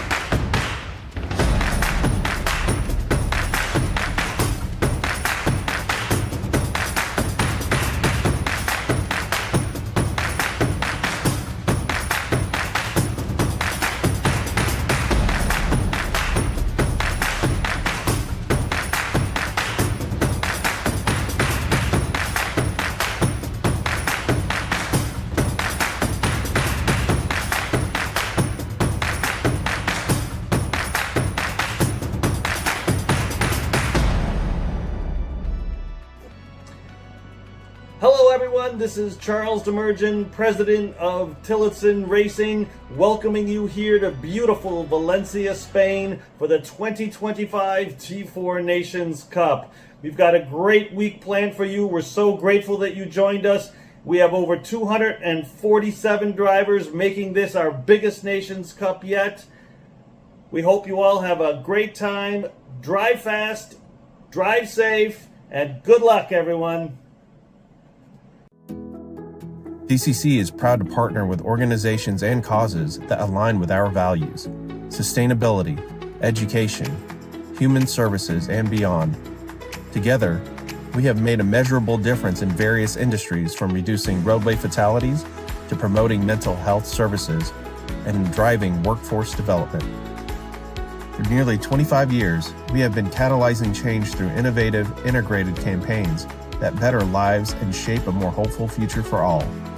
From behavior change initiatives to multicultural marketing, we are passionate about creating campaigns that truly make an impact.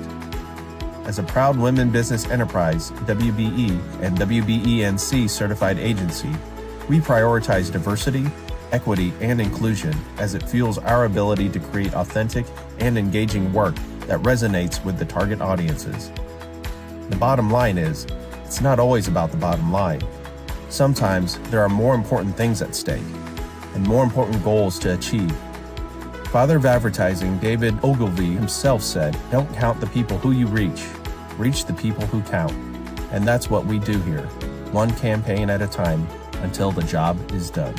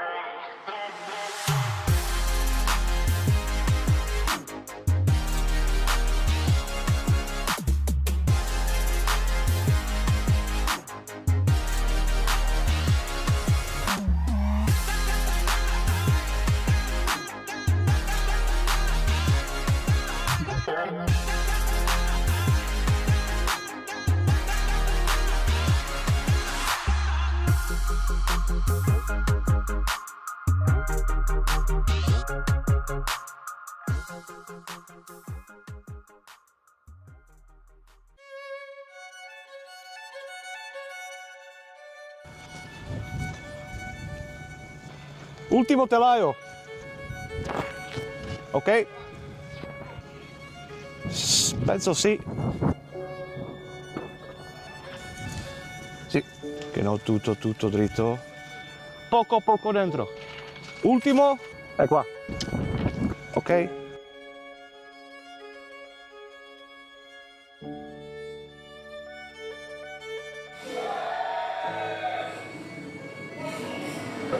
Santiago, good to go. Make sure you're handing your voucher to Nigel at the end there. How are you? I'm good, thank you.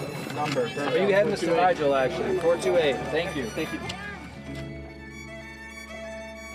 Sprockets? That's fine. Grab these ones, good man. Have a good weekend. All the way from Germany, yeah? Ah, you have two sons racing. Very good. I think they're 40. On the other side of the sign, well, I don't have change.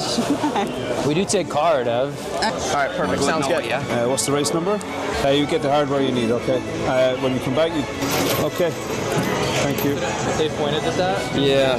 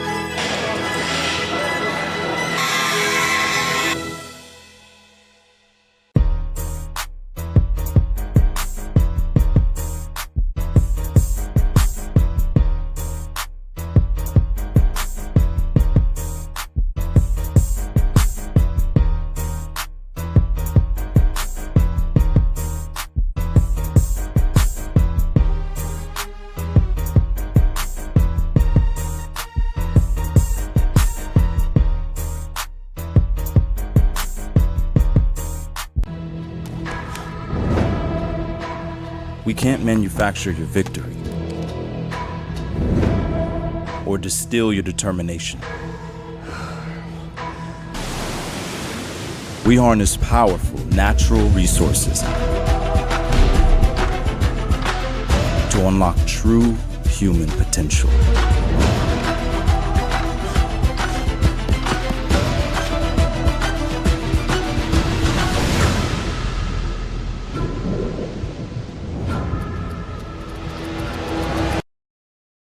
Hello everybody, big ciao from Gianmaria Gabbiani here at the Rally Legend in San Marino. Unfortunately won't be there racing with you guys, but I'm wishing the best for all the categories for this T4 Nations Cup 2025. Definitely see you next year. Enjoy! Hi, this is Karen from T4 Series Pilipinas, and we've been running the series in the Philippines for about 2 years now. So far, we've been loving it because it promotes camaraderie and good sportsmanship. So we'd also like to take this chance to say good luck to all our Filipino drivers, and we're very, very proud of you. Have fun! October 1st to 5th, 2025. Valencia, Spain. At the International Kartodromo Lucas Guerrero. The Tillotson T4 Nations Cup returns. What started as a bold idea, a mono-brand competition where driver skill comes before budget, has become one of the fastest-growing international events in karting. We do this in real life. You think you a tough guy? Nah, we'll be taking you offline. From its early days, the Nations Cup has grown into a truly global gathering. When you looking at life in a pen, or they taking your life with a grid? Now we putting on the city lights, show the people what it's really like. In 2023, 180 drivers arrived from 28 countries. A year later, more than 200 lined up, representing 31 nations. Now, in 2025, the stage is set for the biggest edition yet.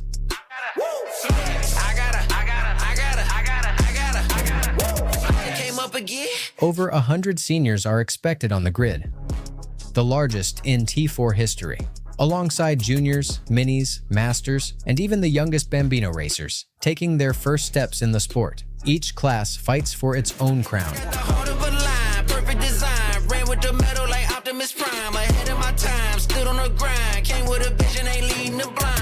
But there is more at stake. Every result, every overtake, carries the weight of a nation. The top drivers add points to their country's tally, and by week's end, only one flag will rise above them all. 5 days, dozens of countries, hundreds of drivers, one global celebration of four-stroke karting. This is the Tillotson T4 Nations Cup.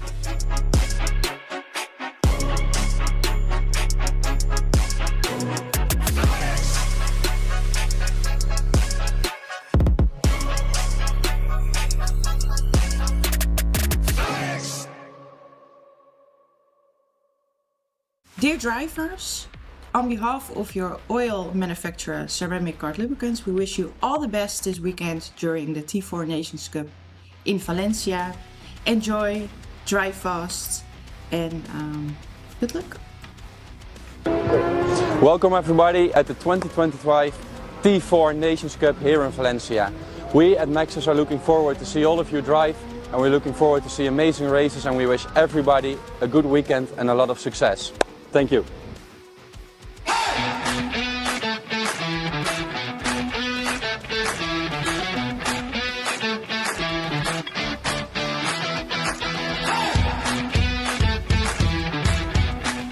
Hello from Valencia. We are really glad to be here to support such an important event and to be partner of Tillotson. This year, nearly 250 drivers, and we are here to support with our team.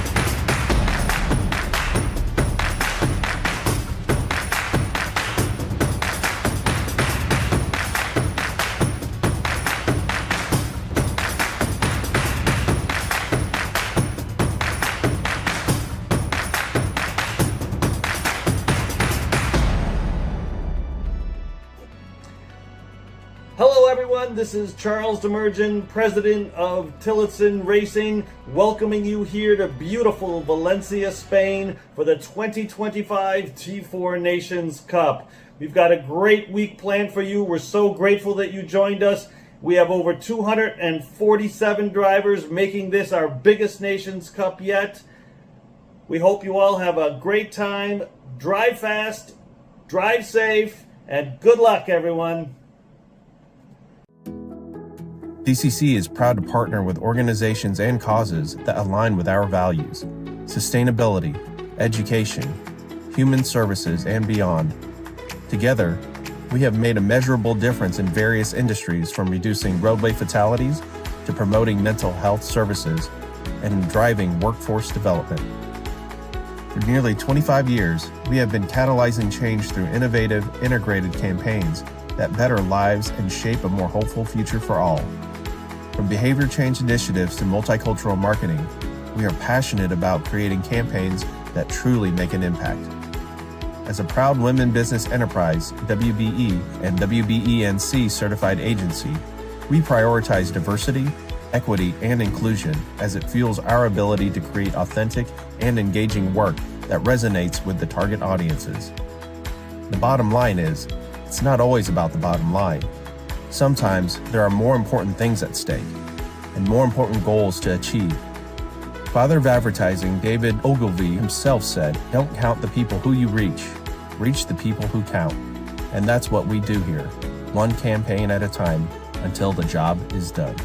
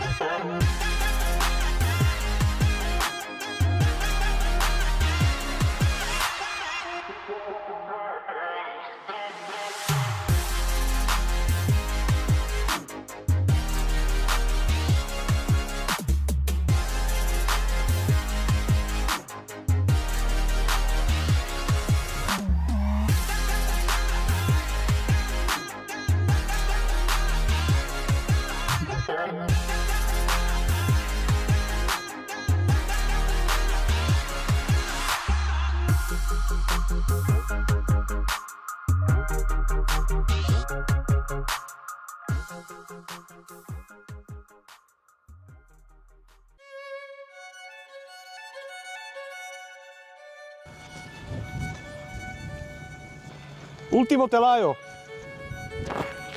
Ok. Penso sì. Sì, che non tutto dritto. Poco dentro. Ultimo. È qua. Ok.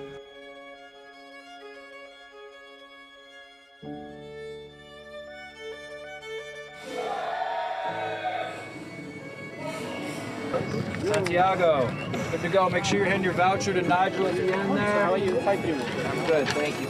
Number. Are you heading this to Nigel, actually? 428. Thank you. Thank you. Sprockets? That's fine. Grab these ones, good man. Have a good weekend. All the way from Germany, yeah? Ah, you have two sons racing. Very good. I think they're 40. On the other side of the sign, well, I don't have change. We do take card of. All right, perfect. Sounds good. Yeah. What's the race number? You get the hardware you need, okay? When you come back, you... Okay. Thank you. They pointed at that? Yeah.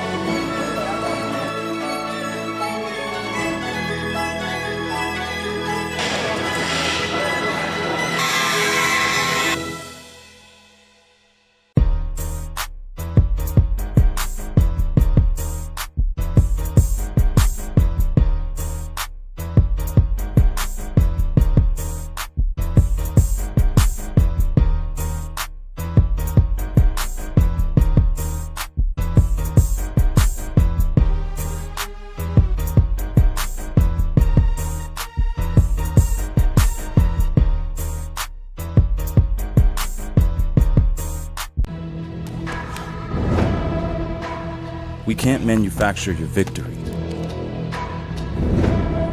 or distill your determination. We harness powerful natural resources to unlock true human potential.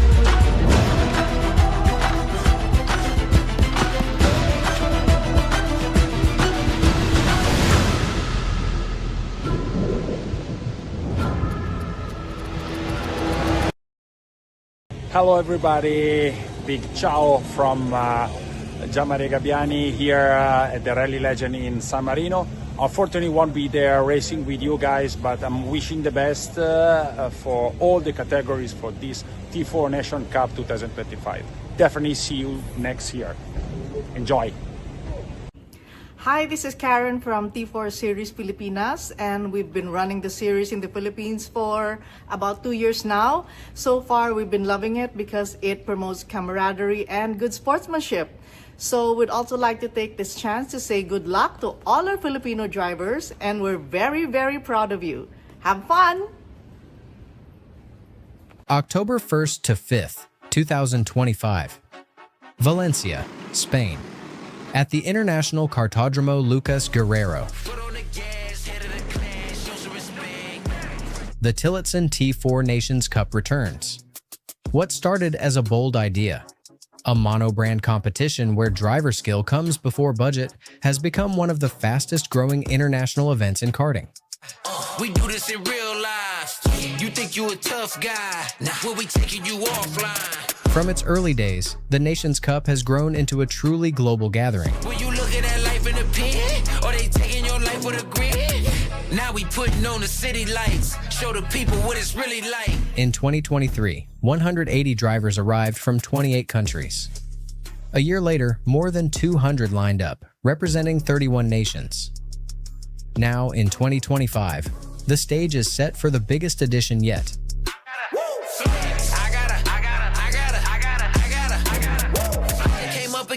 Over 100 seniors are expected on the grid, the largest in T4 history, alongside juniors, minis, masters, and even the youngest Bambino racers, taking their first steps in the sport. Each class fights for its own crown.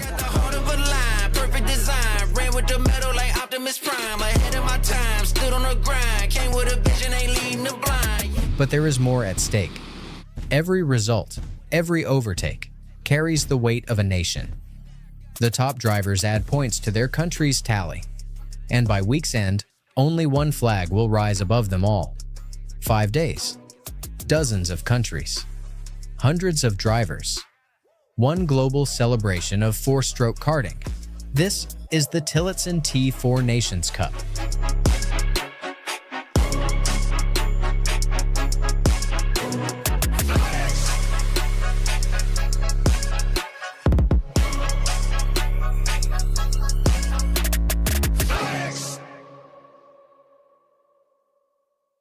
Dear drivers, on behalf of your oil manufacturer Ceramic Kart Lubricants, we wish you all the best this weekend during the T4 Nations Cup in Valencia. Enjoy, drive fast, and good luck. Welcome everybody at the 2025 T4 Nations Cup here in Valencia. We at Maxxis are looking forward to see all of you drive, and we're looking forward to see amazing races, and we wish everybody a good weekend and a lot of success. Thank you.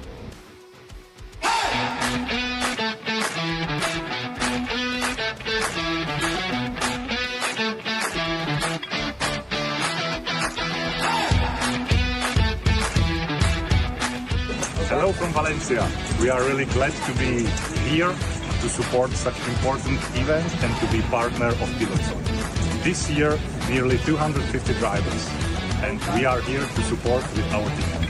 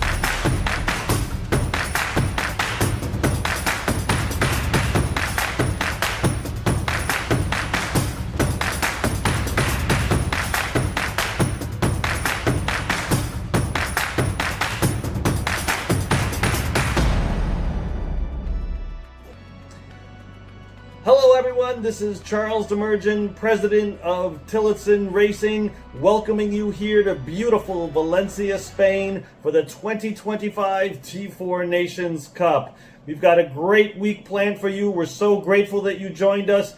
We have over 247 drivers making this our biggest Nations Cup yet. We hope you all have a great time. Drive fast, drive safe, and good luck everyone. DCC is proud to partner with organizations and causes that align with our values: sustainability, education, human services, and beyond. Together, we have made a measurable difference in various industries, from reducing roadway fatalities to promoting mental health services and driving workforce development.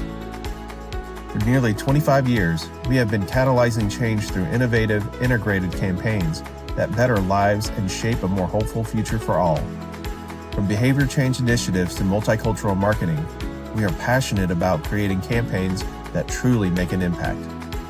As a proud women business enterprise, WBE and WBENC certified agency, we prioritize diversity, equity, and inclusion as it fuels our ability to create authentic and engaging work that resonates with the target audiences.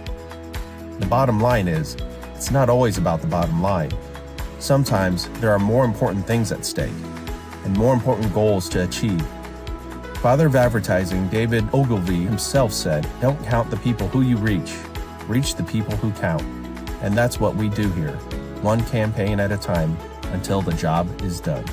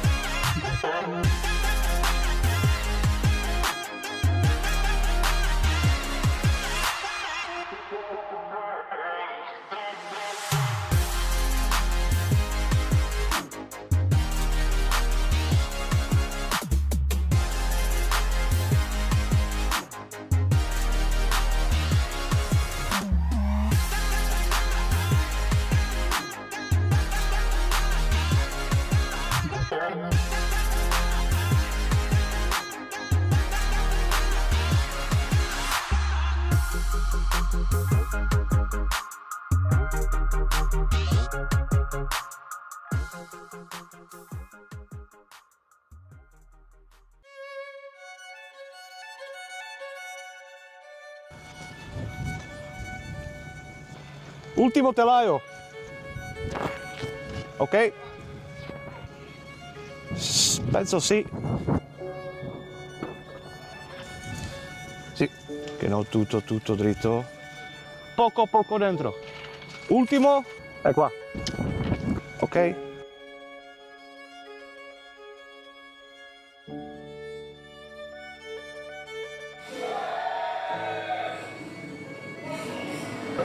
Santiago, good to go. Make sure you're hitting your voucher to Nigel at the end there. How are you? I'm good, thank you. Number. Are you heading to Nigel actually? 428. Thank you. Thank you. Sprockets? That's fine. Grab these ones, good man. Have a good weekend. All the way from Germany, yeah? Ah, you have two sons racing. Very good. I think they're 40. On the other side of the sign, well, I don't have change. We do take card, Ev. All right, perfect. Sounds good. Yeah. What's the race number? You get the hardware you need, okay? When you come back, you... Okay. Thank you. They pointed at that? Yeah.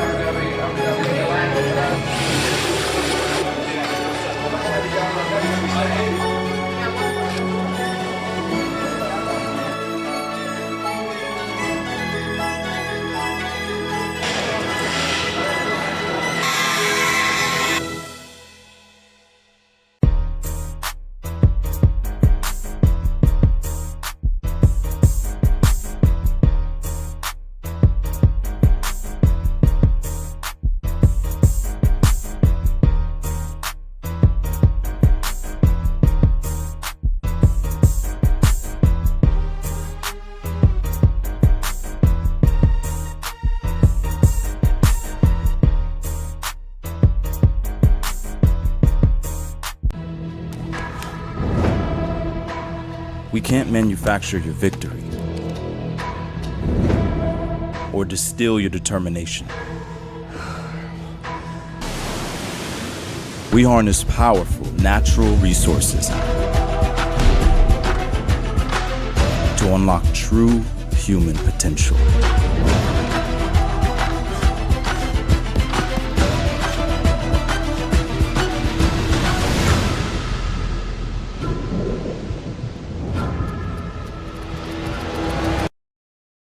Hello everybody, big ciao from Gianmaria Gabbiani here at the Rally Legend in San Marino. Unfortunately won't be there racing with you guys, but I'm wishing the best for all the categories for this T4 Nations Cup 2025. Definitely see you next year. Enjoy!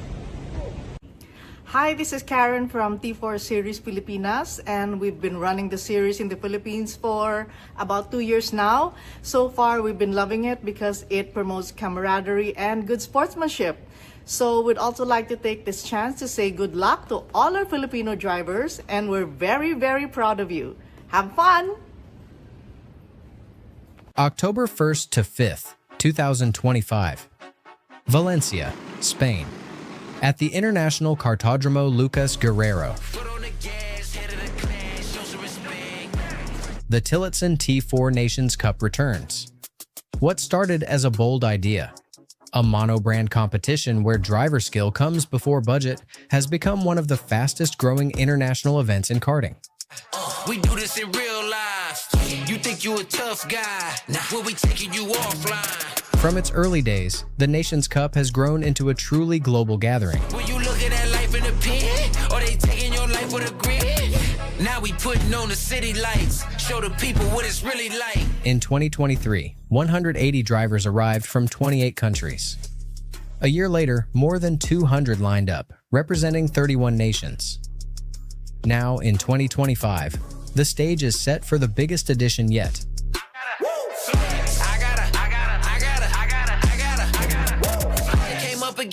Over 100 seniors are expected on the grid, the largest in T4 history, alongside juniors, minis, masters, and even the youngest Bambino racers, taking their first steps in the sport. Each class fights for its own crown.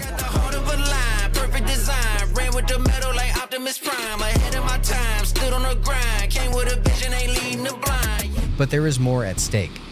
Every result, every overtake, carries the weight of a nation. The top drivers add points to their country's tally, and by week's end, only one flag will rise above them all.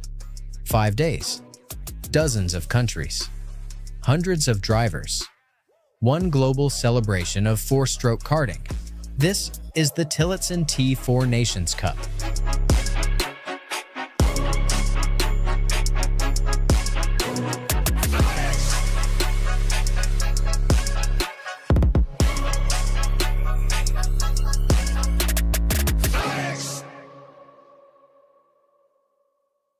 Dear drivers, on behalf of your oil manufacturer Ceramic Kart Lubricants, we wish you all the best this weekend during the T4 Nations Cup in Valencia. Enjoy, drive fast, and good luck. Welcome everybody at the 2025 T4 Nations Cup here in Valencia. We at Maxxis are looking forward to see all of you drive, and we're looking forward to see amazing races, and we wish everybody a good weekend and a lot of success. Thank you.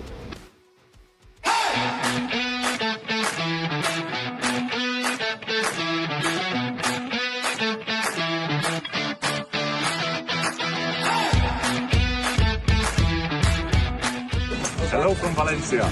We are really glad to be here to support such important event and to be partner of Tillotson. This year, nearly 250 drivers, and we are here to support with our team.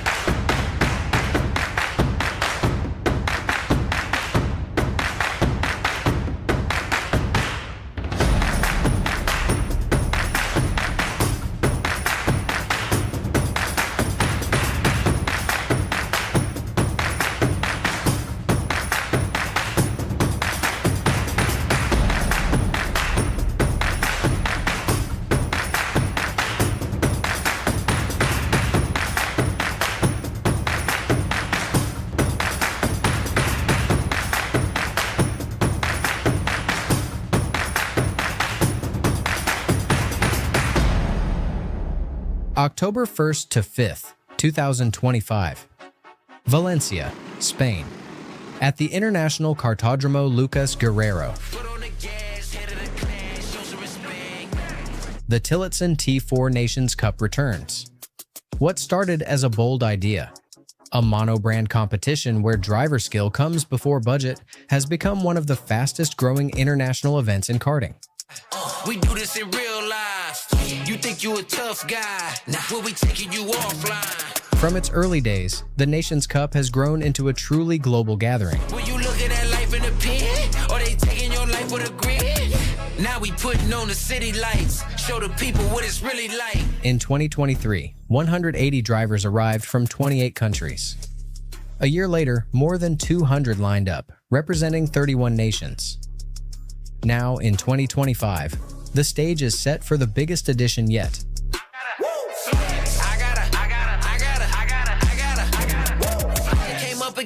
Over 100 seniors are expected on the grid, the largest in T4 history, alongside juniors, minis, masters, and even the youngest Bambino racers, taking their first steps in the sport. Each class fights for its own crown.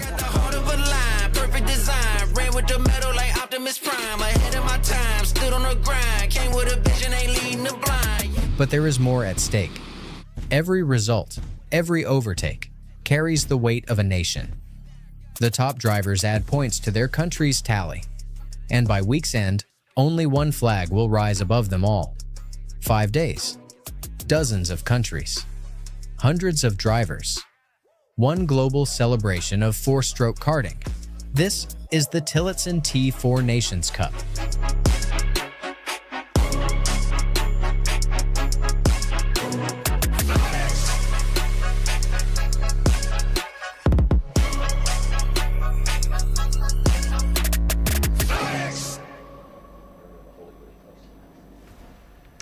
Ladies and gents, welcome back to the action here at the Kartodromo Internacional Lucas Guerrero. We are still in day 2 of the race action of the Tillotson T4 Nations Cup 2025. Myself, Jake Sanson, my colleague Simon Byford here on commentary, going through the motions of the qualifying heats here today. We are joined up in the commentary box, however, by another of our special guests over the course of the week. They've been here looking after the drivers in terms of keeping them well trained and well in the zone. Kart Sim are here, as they tend to be with many of the major events in karting around the world. And Ronnie Smith, who is one of the employers and a racing driver in his own right, of course, is here to join us. Hello, Ronnie. Good to see you. Good to see you. Thanks for having me. So, Kart Sim, there's been a lot of updates on the simulator. Just tell us, for those who are uneducated, for those watching the stream maybe for the first time, what is it that Kart Sim is actually in the business of? What is it that Kart Sim looks after? So at Kart Sim we look after all types of drivers, from the smallest bambinos all the way up to seniors. We're always trying to develop a good training platform for drivers to use away from the circuit 12 months a year. We have drivers come to us at our base at Silverstone and train with us there, but then they can also use our software at home, use the simulators we build at home, and it's just trying to have a consistent training platform for drivers to use worldwide. UK, US, all around the world, drivers can use it. And it just gives a good foot up for any driver going to a new circuit or trying to learn a new craft. But essentially just trying to always use a training platform for drivers to use. Now, Kart Sim is coming up to the end of its first decade, which is an incredible achievement for a startup simulator company in the modern era. But there's still plans for expansion. There's still plans for more to give the drivers an even closer experience. Now, you guys are here with the brand new evolution of the simulator, and there's been reprofiles and redesigns. What is it that you guys are questing after? We're always looking for improvements, and the sim industry is something that's moving really quickly, and there's always improvements that can be made. We're always looking for new ways to find and make the kart more realistic, the software more realistic. That's what we're always looking for improvements, but so much in the software and in the graphical side of things, and the way the tracks are, the way the karts handle, it's never going to be perfect, but I think we're getting quite close now, and the feedback we get from other drivers and parents and us people that develop the software ourselves, and we're getting there, and it now is, like you say, over the last decade, it's come on leaps and bounds. Well, it's really exciting to see what you guys are creating. I know you guys are here in the awning by the merch tent, so anybody here at the circuit who wants to give the circuit a try in simulator trim are more than welcome to do so. Ronnie, thank you so much for talking to us. Enjoy the rest of the weekend, and we'll try and see what the fastest lap time is over the course of the weekend. Thanks for your help. Thank you very much. Cheers. Ronnie Smith there of Kart Sim, as we get ourselves ready for the T4 Senior qualifying heats to continue. It's been a very competitive race weekend for them so far. Jose Gomez currently leads the interim standings with 0 points, having taken 3 wins out of 3. It's 0 points for the win, 2 for second, 3 for third, 4 for fourth, 5 for fifth, and so on. So it's a golf score system, if you like, in Tillotson T4 and in most karting categories, of course, as well. Noah Rossa has 3 points coming in, Jorn Bremer has 6, Lucas Blanford has 9, and Stefano Persegin and Andrea Gareszki have 10. So we go into this 4th rotation of heats with some interesting story points to talk about. Keanu Friends does not appear to have come out onto the circuit for this particular heat, but the grid looks like this. Federico Peters and Guy Beattie, Brian Wilson and Stefano Persegin, Calvin Pratt and Jamo Janen from Tim van Ellerswijk and Max Duda, Ricardo Dornbosch and Timo Hermos from Johan Sala and Jesus Surer, Matthias Millata and Phil Becker, Danny Krisha and Ollie Clark. John Lepac will be left alone on that row because we don't seem to have Keanu Friends. Then Ralph Lejean, Jason Bradbury, Daniel Paredes, Rafael Fabrega, Kian Spies, Joey Essen, Valerio Prandi, Nicolas Zafiris, Dominic Gonchaco, Are Gurin, Jay Larkin, Raul Okatoma, Zhao Wenhan, Vinny Stoltz, Francesco Marice, and Froilan Varela. We already know how tight it's going to be in T4 Seniors through the course of the week. But for a driver of the caliber of Federico Peters, pole position has not been perfect for him this week. He's come in to this 4th heat of the weekend for him with 12 points on the board, definitely 12 more than he would have liked. But he's also got some big opposition in this one from the likes of Beattie, Persegin, Wilson, Pratt and Janin, and don't forget Tim van Ellerswijk going off P7 of the grid. We'll wait for the lights to go out, and when they do, we'll be racing again this afternoon. Off we go, and it's a great start from Brian Wilson, who has already put himself into a very strong position, tucked up behind Frederico Pites. Not the greatest of starts for the even side of the grid, so Beatty, Persegin, Janin and Duda already on the back foot as the drivers work their way through up to the chicane for the first time. Is it going to be a clean start as we mix our way through? No, it's not. Two cuts have spun off at the back there as they tangle in position. A third one has gone off in the mix there as well. And it's a particularly difficult restart for the 366. That's Zhao Wenhan, the Chinese driver. So he's already in the wars. But out in front, Frederico Pites has already got the pressure cooker turned right up. He's got several drivers hot on his heels, Simon. He certainly does. Well, it's nice to see a reasonably uneventful start from the seniors, this category that's thrown up so much action for us so far. Now, the temperatures have climbed significantly since we spoke to you last, with highs of 32 degrees predicted today as they rocket down the back straight, now with a very nice tailwind to push them along, making their way down through the final chicane. Tyre temperatures are going to become an increasingly important issue. So is hydration. It's a heat that really sucks the life out of you, but Tim van Ellerswijk is very lively as he makes his way past Guy Beatty for position 3, and then following him through is Stefano Persegin, so taking positions 3 and 4 away from the home hero Guy Beatty, who's had another unfortunate start, a very good qualifying pace, but just doesn't seem to be able to hang it with the big boys when it comes to the race pace. Still plenty of time to remedy that issue, though, as they make their way through the second sector, Jake. Yes, contact in turn number 7. So there's already a couple of drivers that have ended up going down the order. There was about 3 or 4 karts involved in that one. They have all recovered, but there's a lot of drivers who are now going to tumble down the timesheets as a result of that. Peters from Van Ellerswijk, Persegin, Wilson, Beatty, Pratt. But then we've had some difficulties. It was Phil Becker, Ollie Clark, Johan Sala, Valerio Prandi, Danny Krischer and Nicolas Safiris, who were all involved in that one. Joey Essen has dropped right the way to the back of the field as well, so big problems. A lot of drivers caught up in that turn 6 melee. Lead change on the way. Van Ellerswijk and Persegin are both going to sweep past Frederico Pites here, so the Portuguese driver will drop to 3rd place, and Tim van Ellerswijk goes to the front end of the field, a very important place for him to be with more than 13 points on his tally. He could do with a victory to really give himself a better boost to go for the final title fight tomorrow, as Jesus Sauda gets the fastest lap under his belt.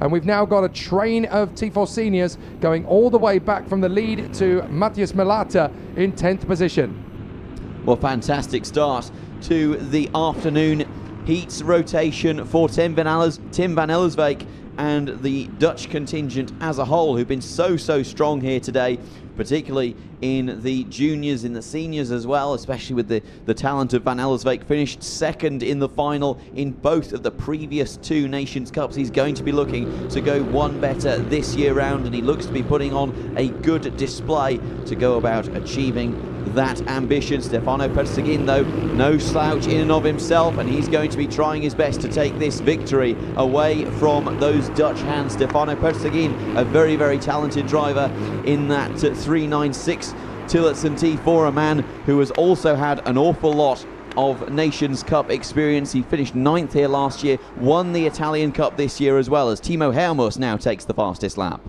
The fastest lap of the race was Jesus Sauda at one point, and he's currently under investigation. Not entirely sure what for, but certainly he is the latest man that the powers that be would like to have a word with at some stage. So it's going to get interesting from here on out, as down the inside, that is Frederico Pites getting back on terms with Stefano Persegin. So that's down to 3rd place for the Italian. There's a bit of an opportunity for Brian Wilson and Guy Beatty to move forward, although Calvin Pratt has now quested and put himself back into the foray. But Janin, Duda, Hermus, Dornbusch, Milata, Sauda, Sala, Lipak, and for Brega going well. I have to say, rather sadly, this is the furthest into a race that John Lipak has actually gone. He's going to complete 4 laps, and this is definitely the best race of the weekend for John Lipak so far. So let's hope that this is the first of the races that he is going to get to the finish of. but it's been a very tight war for all of the competitors around him as Ricardo Dornbosch now comes up with the fastest lap of the race to show you just how even and competitive it is across the T4 seniors. Still no big break from the leaders. Tim van Ellerswijk all the way back to Ricardo Dornbosch in 10th position. I think Matthias Melata is not that far away from it either, 2.1 seconds adrift. So there's still so many things that could take on. We've got Calvin Pratt trying to go after Brian Wilson now for P4. It could be a bit of civil war. It certainly could, and it wouldn't be the first civil war that we've seen today. If you were watching earlier on, you would have seen the carnage for Team UK, the two leaders running in first and second in, I believe it was the mini category, coming to blows at the final chicane. Credit has to be given, though, Jake, to Dominic Gonchaco, who had at one point climbed 10 positions from where he started, dropped back one position now, so having gained 9 positions, currently sitting in P18. He's going to be looking to further his progress in this race so far as we enter lap 6 of 9 with Tim van Ellerswijk still very much at the helm of this train, with Frederico Peters still chasing him down. And then more action happening behind us. That looks like it could be potentially...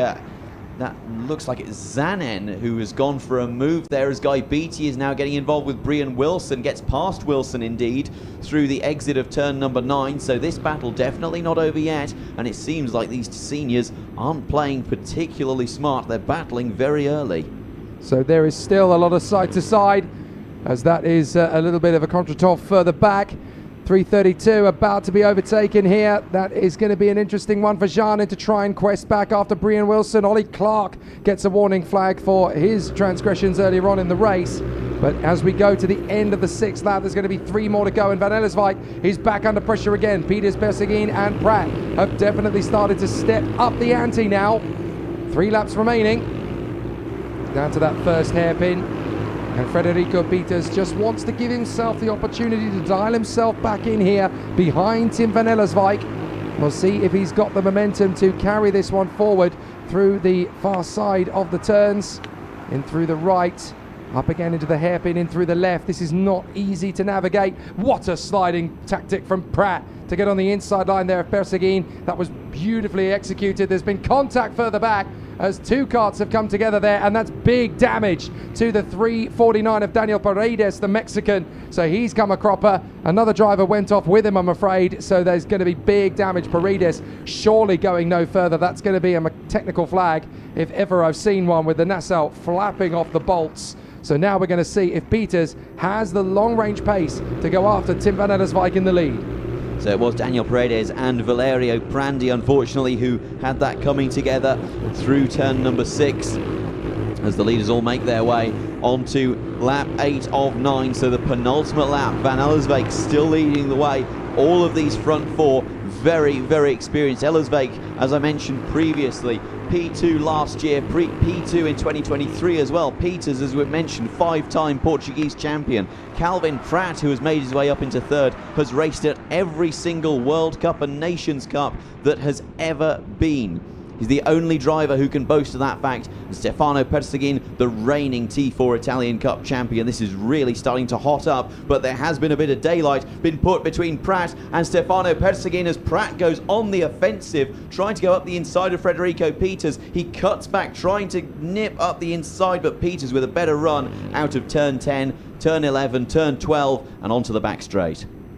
There's no let up at all at the moment for Peters in the craft by Pratt, but there's just a tiny bit of daylight between Peters and Van Ellerswijk at the front. Van Ellerswijk looking to try and defend. He's moving to cover, but he didn't really need to. As further back, we've got a challenge for 5th position. That's PT on Brian Wilson. Brian Wilson has to let him go. There's a bit of a chance for Duda and Janin to close back up on them as well. And it's 2 quartets as they run up. Van Ellerswijk, Peters, Pratt and Persegin. Then for 5th position, it's BT, Wilson, Duda and Janin. So there's 2 big fights going on here up at the sharp end. I'm not sure that Frederic Peters is going to find an opportunity to work his way further forward onto Van Ellerswijk, because he's going to cope with the pressure of Calvin Pratt with a little bit more urgency. So Frederico Peters defends the inside line from Pratt, trying to stay close to Van Ellerswijk, but it looks to me as though the Dutchman is going to be able to hold his nerve here. Pratt trying to go right round the outside to vend his position. Can Pratt get that done on the outside line? No way! Calvin Pratt with a move around the outside line at turn 13. Now he's got to try and hold this from Peters, who dives back to the inside line, and there's nowhere for Calvin Pratt to go. Van Ellerswijk takes the win. Second place for Peters and Persikeen. Calvin Pratt robbed on the last lap, down to 9th position, without pulling off the move of the weekend.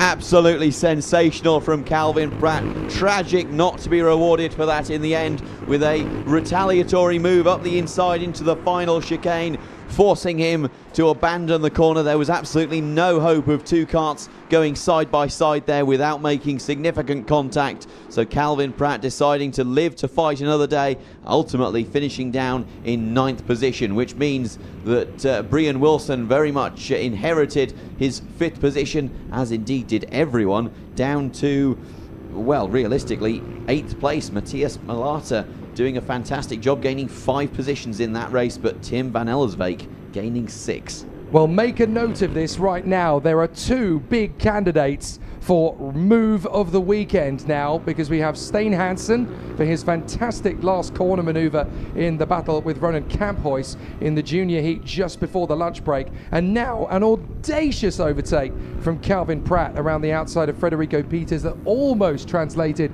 into a second place finish. He got mugged at the final chicane there. Very unfortunate indeed that Federico Peters and Calvin Pratt couldn't settle their differences on the road, so it's ended up being pretty spicy between the two of them, and Calvin Pratt rather sadly only able to come across the line in 9th position after one of the most audacious overtakes I have ever seen on this circuit in years of covering these races. Fantastic work and really impressive stuff. What a shame that it didn't work out in his favour. Right, that's just for starters then for this afternoon. We've still got 2 more T4 senior qualifying heats. Then we've got the 168s, the minis, and then the 2 junior races.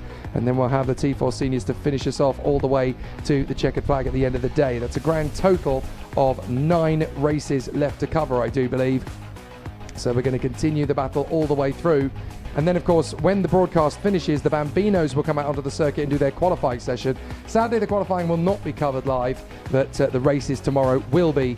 And that's to try and take the pressure off these kids a little bit. Remember that the Bambinos are 6 to 8 years of age. That's a big microscope to put them under in the T4 Nations Cup. These guys are still just at the beginning of their racing career. So we'll just give them a little bit less pressure if everybody's okay with that. But we will give them a little bit of a big up over tomorrow's broadcast coverage. Now, we're going to go from qualifying heat B versus E to the 11th T4 senior heat now, which is D versus F, before we go to the 12th, which is going to be A versus C. And it's going to give us a very interesting mix of drivers up at the sharp end of the fray for this particular race. We're going to get to see a rather tough duel, Ian Quinn versus Antonio Martinez. 2 drivers that have shown us a little bit of flair, but haven't shown us everything they've got. And certainly for Ian Quinn, pole position at this stage of the weekend, that's going to give him big confidence to go for win number 3. It certainly will, and we're very grateful to be able to witness this fantastic spectacle. It's amazing to have karting at this level being broadcast all over the world to everyone's family and friends from North America, South America, all through Europe, Africa, Asia, right across the world. And it's wonderful to have so many people tuning in on the live stream to witness this fantastic action with us.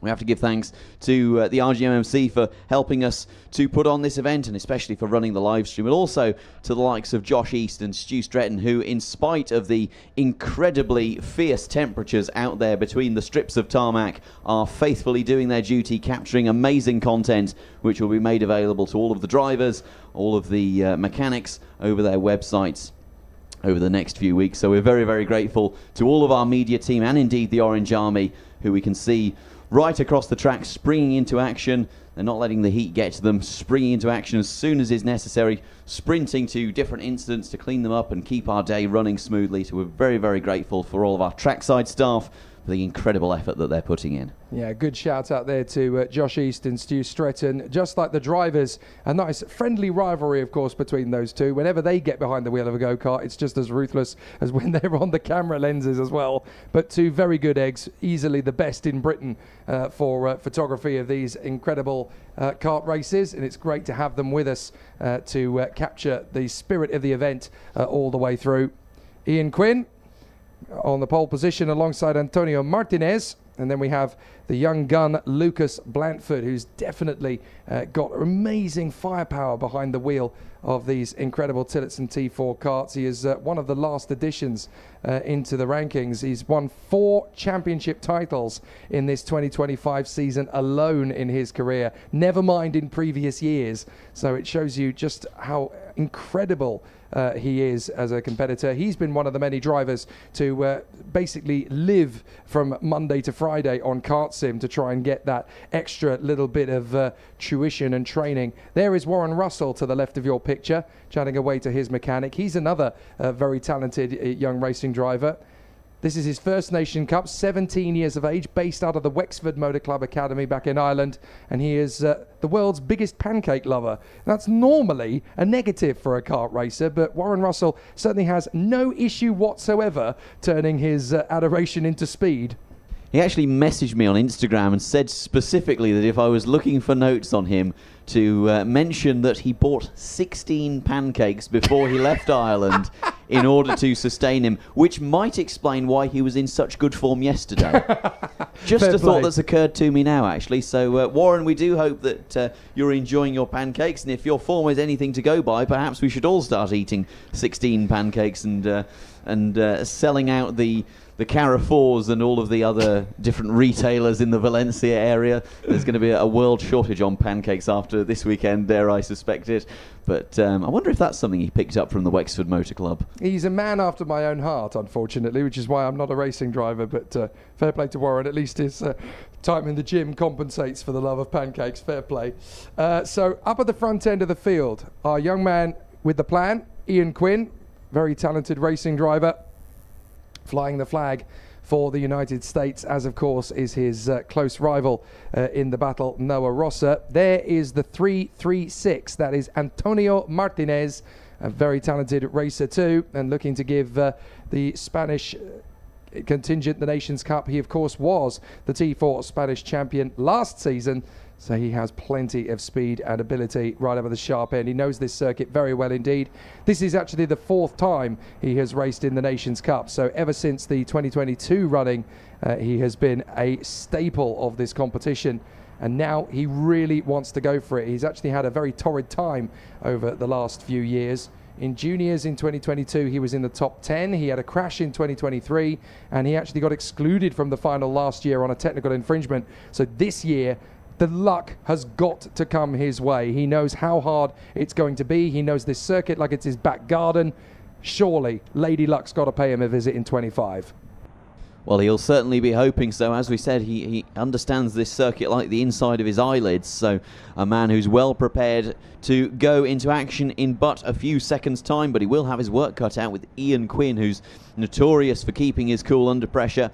A very experienced man. We saw him earlier on working very well with Noah Rossa and ultimately taking the heat win at the expense of Noah Rossa. So it takes serious talent to be able to do that. And Ian Quinn is certainly talent in that form. So what will the result be in this next T4 senior heat? Only time will tell. We've learned so far that you cannot bet money on what the result will be until after, sometimes even after the finish line, it seems, Jake. But it is set to be a tremendous affair of racing. Ian Quinn and Antonio Martinez, Lucas Blandford and DeLon Thompson, Warren Russell and Tyler Cauchon, Philip Rawson and Marco Ferrazzini, Eric Questo and Jack Mackenzie Smith, Stephen Miller and Joe Bechtold, Rima Boltiers and Jamie Eltzman, Marco Rosic and Jiggy Javier, Wen Zhangsanan and Keith Burke from Marcus de Cambra and Riccardo Gasparini, Jaden Grutians and Kevin Shannon, Tyler Brereton and Gerardo Moreno, Max Zhang and Sean Canive from Marco Pedrana, Juan Botero, Amelie Ackets, Martin Proshek, Adam Mijgani, Stefano Morice, Vitali Panchuk and Bowden Barwell. And I can only think that my theory about Sean Canive no longer participating in the event is accurate, because he missed race 2, missed race 3 this morning, and now is missing race 4. So that's a real shame for the Frenchman Sean Canive. We can only assume then that his absence is going to be a permanent one for the rest of the Nations Cup. Very unfortunate indeed for Sean Canive, who was qualifying towards the tail end of the field, admittedly, but still had plenty of chances to work his way through. He did compete in the first race, but it didn't go his way, unfortunately.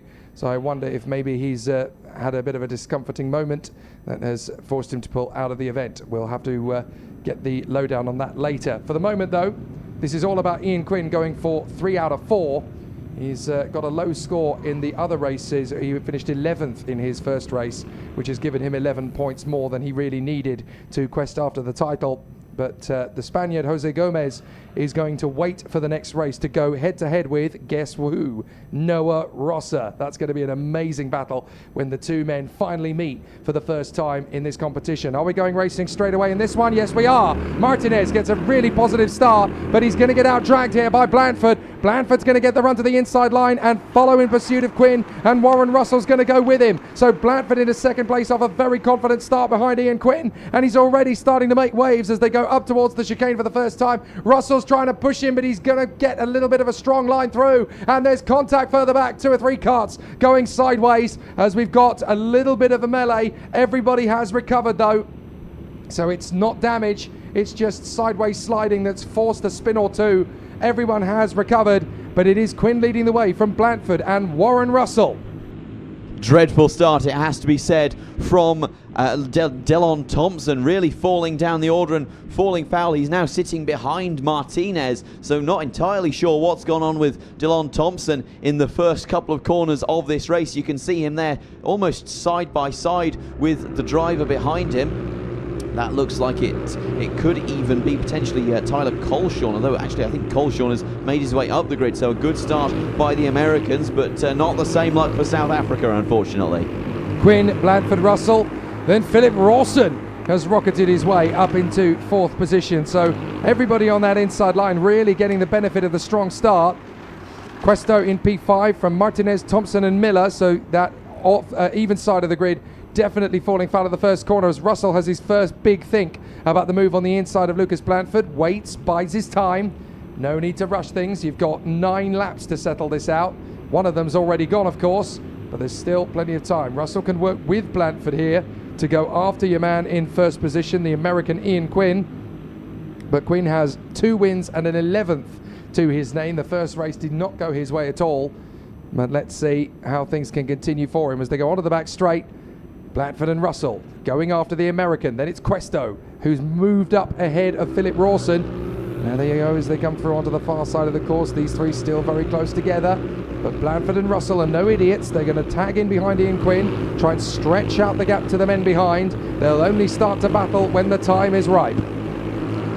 They certainly will, and as we say, very sensible drivers realising that there's no point fighting at this stage. It is a much better strategy to try and break away from Eric Questo, another Nations Cup veteran who has behind him Philip Rawson, the current UK Open champion in the T4 category. Stephen Miller setting the fastest lap. I have to offer a word of correction. It was Stephen Miller who was battling with Delon Thompson earlier on. There's a bit of contact there with Martinez just clipping the back of Rawson. Rawson's not going to be at all pleased about that, and that's going to really cost him time all the way down that middle straight up towards the braking zone of turn 10. Well, that was definitely an eyes wider than the stomach moment for Antonio Martinez. He saw Rawson get a couple of inches wide on the marbles and said that might be the only gap I'm ever going to get on him. Forced the front fairing in, and there was a little bit of paint traded between the two. So Rawson definitely impeded as a result of that move from Martinez. There are the two of them. They seem to have settled their differences now as we go right, left, right at the end of the lap one more time. Quinn, Blanford, Russell, look back, Questo, Rawson, Martinez, Miller, Delon Thompson and Boltiers. Martinez will try again under the inside line for Rawson. Will he get through? Rawson's going to make sure it's as difficult as possible to finish the move, and he doesn't succeed. Oh no, he does succeed on the exit, my apologies. So Martinez definitely sorting it out. Rawson's going to come back at him though. As we watch the leading battle, Rawson's going to create the door for not just him to get through. Oh, and that's Verdazzini. Verdazzini in trouble at turn 1. So big problems there for the Italian as Marco Verdazzini drops out of the race. Yellow flags down the main straight then. So the Italian is out of this one. Martinez and Rawson have settled their differences, with Rawson allowing Miller to get past Martinez with him as well. So Questo, Rawson, Miller, Martinez in the fight for 4th position. And what a fight it is turning into, it has to be said. Ian Quinn still leading the way. We said about how he's very experienced when it comes to leading races, cool, calm and collected as the marshals very speedily get that cart out of the way. The stricken cart of Ferrazzini as the leaders rocket down the main straight once again. Look at Ian Quinn popping up from back behind the steering wheel. That's quite a common tactic from many of the taller drivers, to sort of sit down a bit into their seats and really try and reduce that drag coefficient that can be oh so crucial in the T4s. So now the leading three having pulled clear, we're going to start this battle in about 2 laps' time. Quinn, Blanford, Russell. Then there's a big gap, but there's a big squabble between the 4 drivers as now Miller's got the move on Rawson. Rawson's been kicked out wide. Martinez almost managed to squeeze through in that gap. So some big fights between those two. It's definitely not easing up a pace anytime soon between Rawson and Martinez. Rawson was able to keep Martinez at bay for the moment, but now he's got to try and get after first Miller, then Questo. So that's 2 American drivers that are now a thorn in the side for the reigning O-Plate champion of Tillotson T4.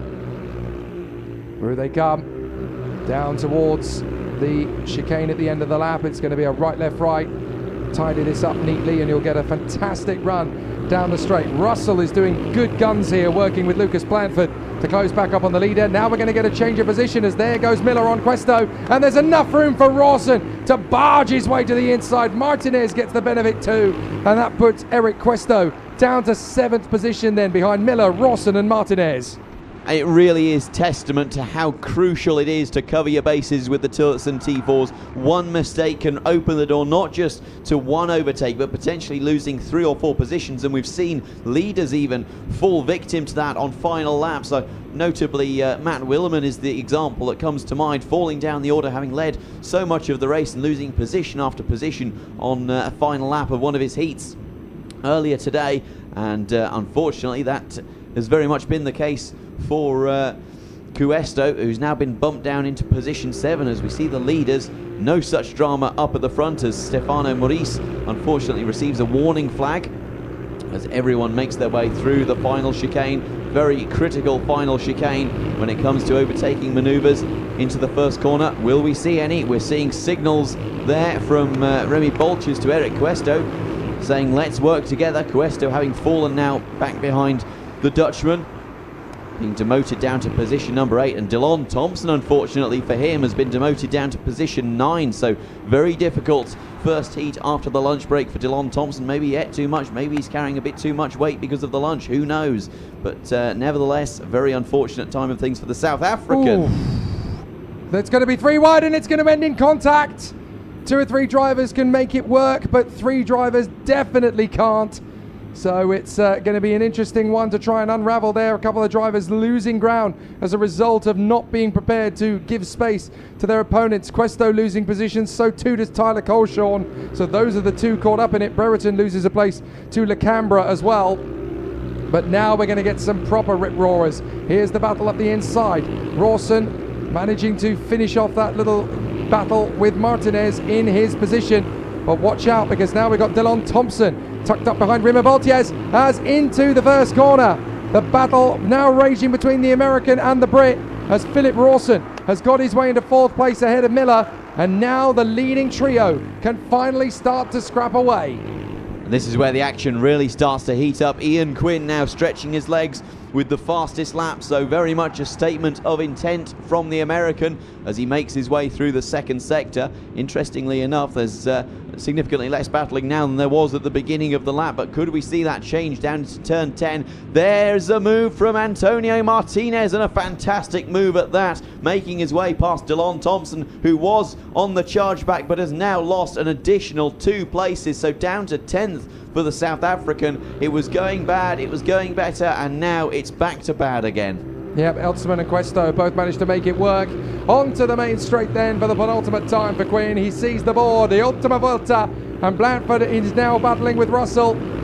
They know that Quinn has been able to pull up enough of a gap that they don't have any chance of catching him on pure pace. Now it's going to be about whether Blanford will now just sit back in and consolidate for 2nd position. He really didn't want to lose these points to the man up front. But now Quinn is going to be on 11, and so too is Lucas Blanford if it stays like this. There is Warren Russell still behind him, trying to make that overtaking move count in his favour. Proper squabbles of the deck in the mid-pack as well. as we see plenty of drivers shuffling the deck and getting very close to the knife edge, but Ian Quinn has just driven away in the last 2 laps to build up enough of a gap for the American to be quite comfortable. So there's not just one superstar American at the front end of Senior T4, it is now 2 of them, and there's 2 hands off the wheel for Ian Quinn as he's already celebrating. I wouldn't do that now. Down to the final chicane as Ian Quinn is going to celebrate now, having done it in style. That'll do nicely. Second place just for Blandford as Warren Russell celebrates a 3rd place. That was certainly his most satisfying race of the week so far, and a very interesting battle that tells us that there's more to come.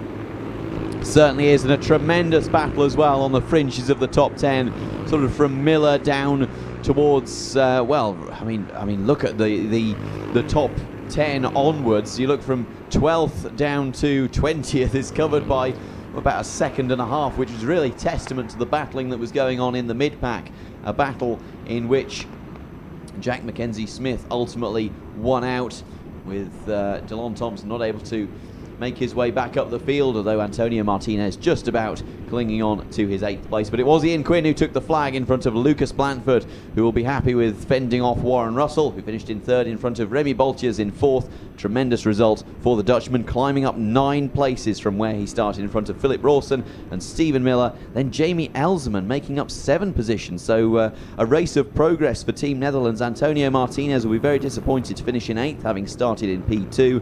Eric Cuesto finished where he started in 9th, and DeLon Thompson unfortunately fell down 6 positions to finish in 10th. Not a bad run either for the American Bowden Barnwell, who made up 10 places in his charge to go forward through the field. Only one retirement in that race, Marco Fedezzini, only one non-starter in Sean Canivet.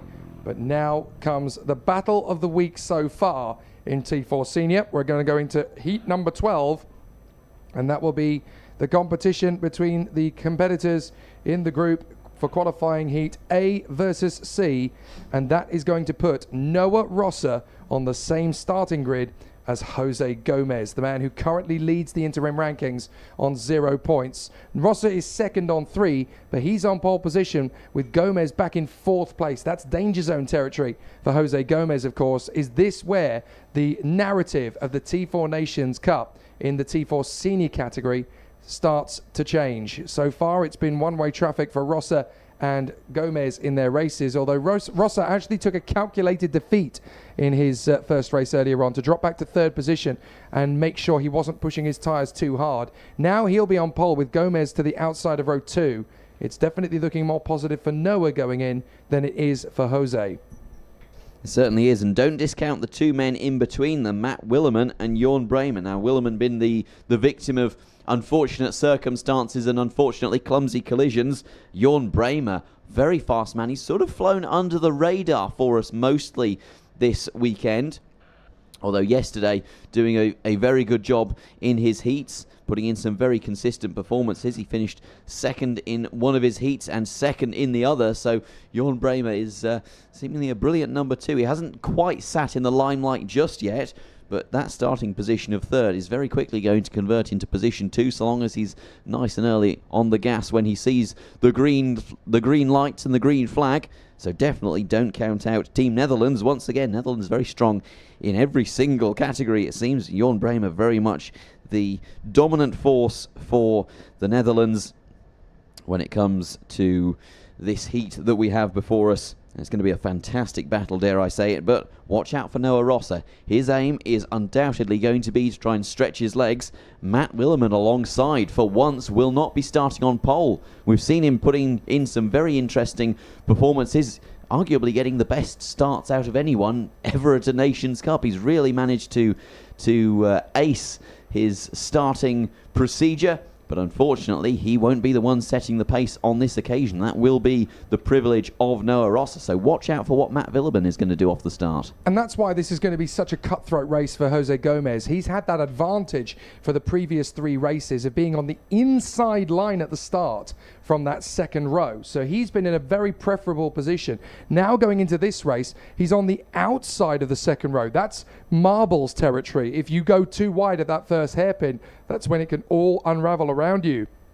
That means that the pressure is definitely dialed away from Noah Rossa, and it's now magnified onto Jose Gomez, who leads the standings at this point. But if anybody is going to get away with this scot-free, it's the man who knows this circuit so well.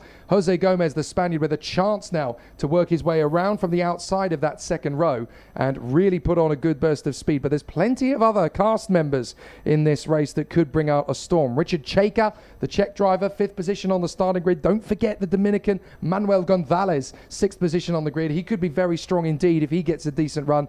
And of course, there is the Italian who has been so strong out of the blocks, having taken the Italian T4 title earlier this year, Andrea Guareschi. So let's see what he can do as he moves his way through this pack. And don't forget Jimmy Cabrera, the American driver, has a lot to say in this particular battle as well. There's going to be some really exciting battles to combat.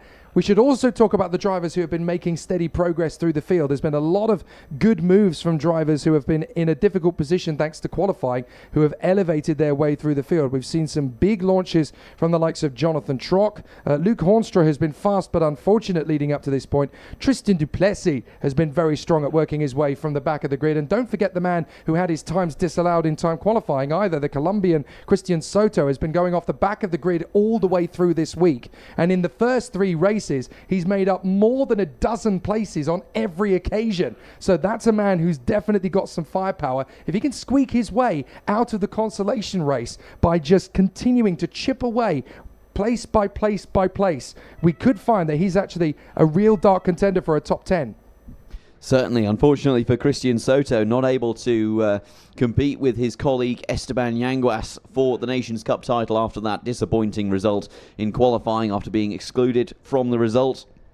But nevertheless, a very good chance for him to have some fun and do some overtaking and to set his sights on making it out of the non-qualifiers race, which we mentioned, which will be taking place tomorrow as a sort of last blast and a last hurrah for those drivers who weren't fortunate enough to make it out of the heats and into the super heats.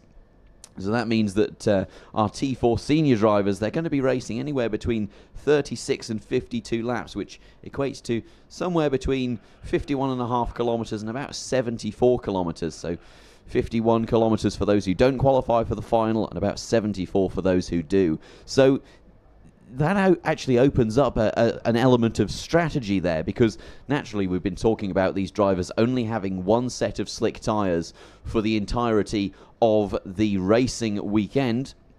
Naturally, they do have an extra set for the practice sessions which we had on Thursday, but all of these drivers have to get these tyres to last until Sunday afternoon. Now, if you know that you're probably not going to qualify for the final, that means that you're going to be racing, if my maths is correct, 15 or 14 fewer laps than those who do. So you can actually burn your tyres a little bit quicker, have a bit more fun, and potentially make a bit more progress.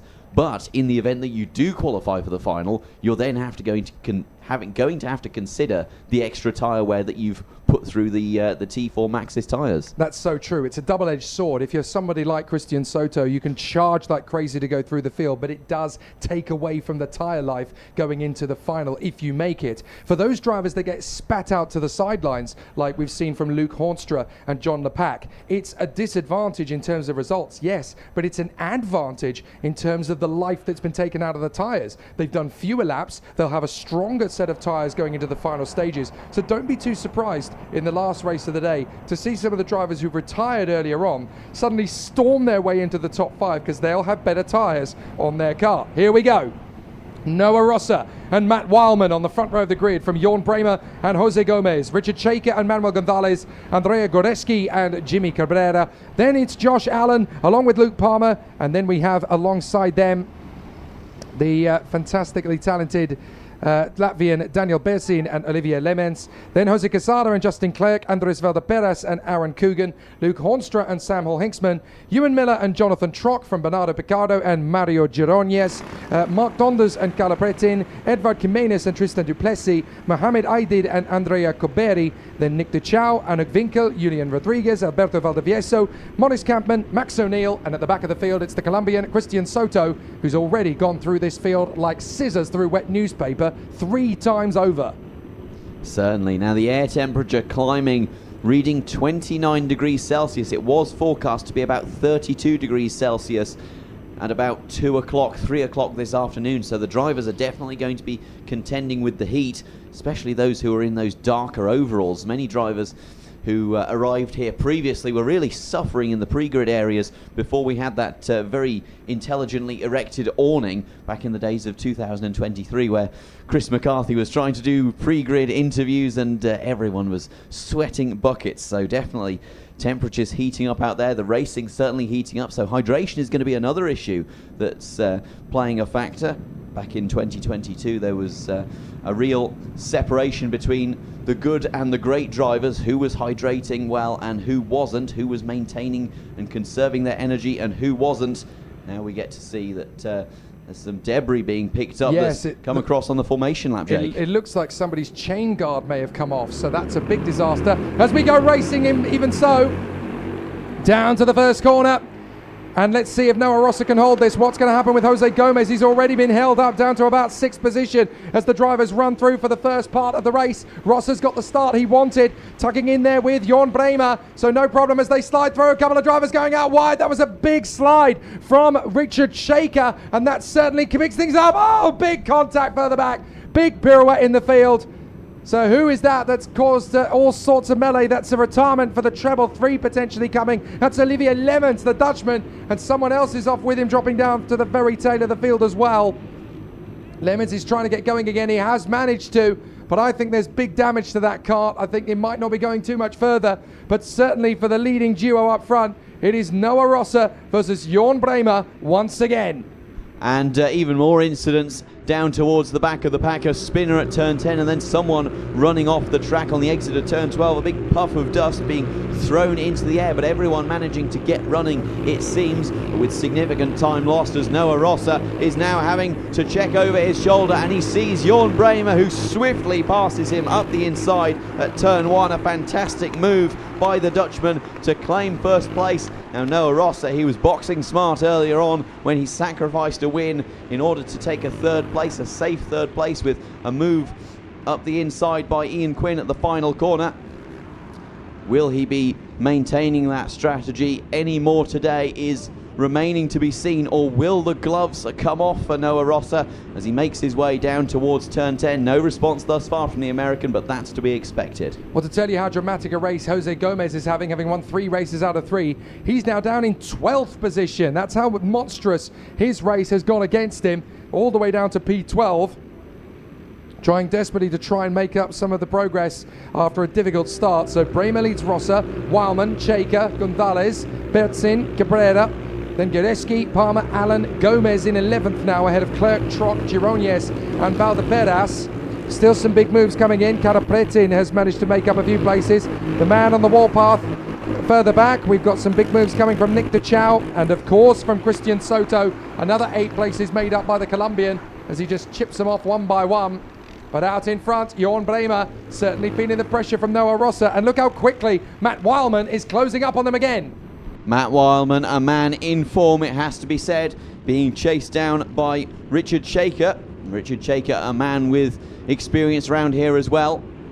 Matt Wildman, by my calculations, is the only man who's not making, or who is making, his Nations Cup debut in this top, well, the top 6, it has to be said. The next driver who's a new appearance here for this year would be Jimmy Cabrera, the other American talent, as all the leaders make their way round through the final sector. Another unfortunate start has to be mentioned. Sam Haller-Hicksman, the man who reported good pace on Thursday, falling 10 positions as he crossed the line last time round.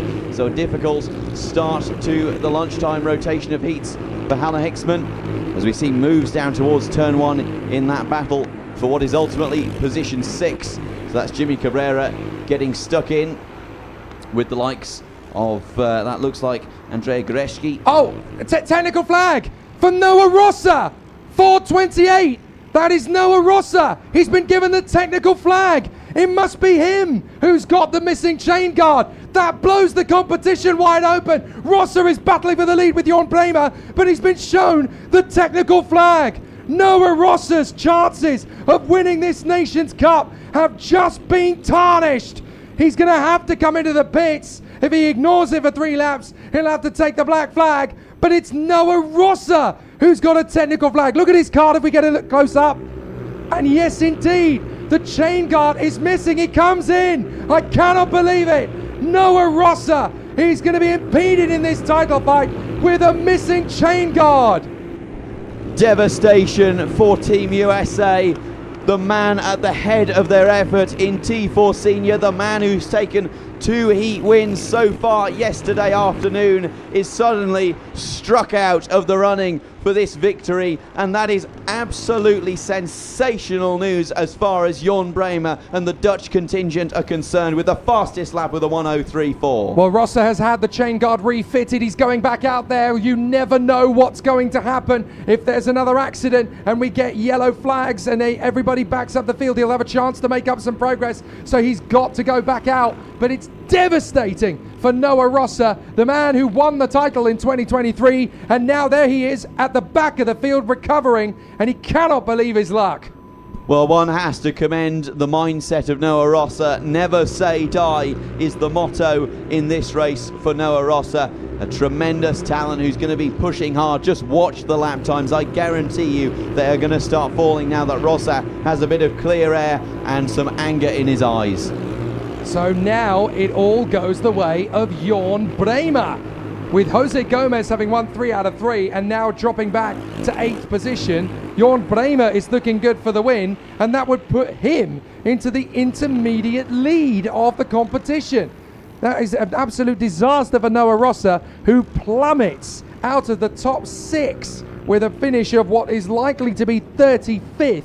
That is going to give him 35 points more than he needed. Absolutely astonishing, as now Rossa is going to have to drive like a tiger for the rest of this competition if he wants any silverware at all.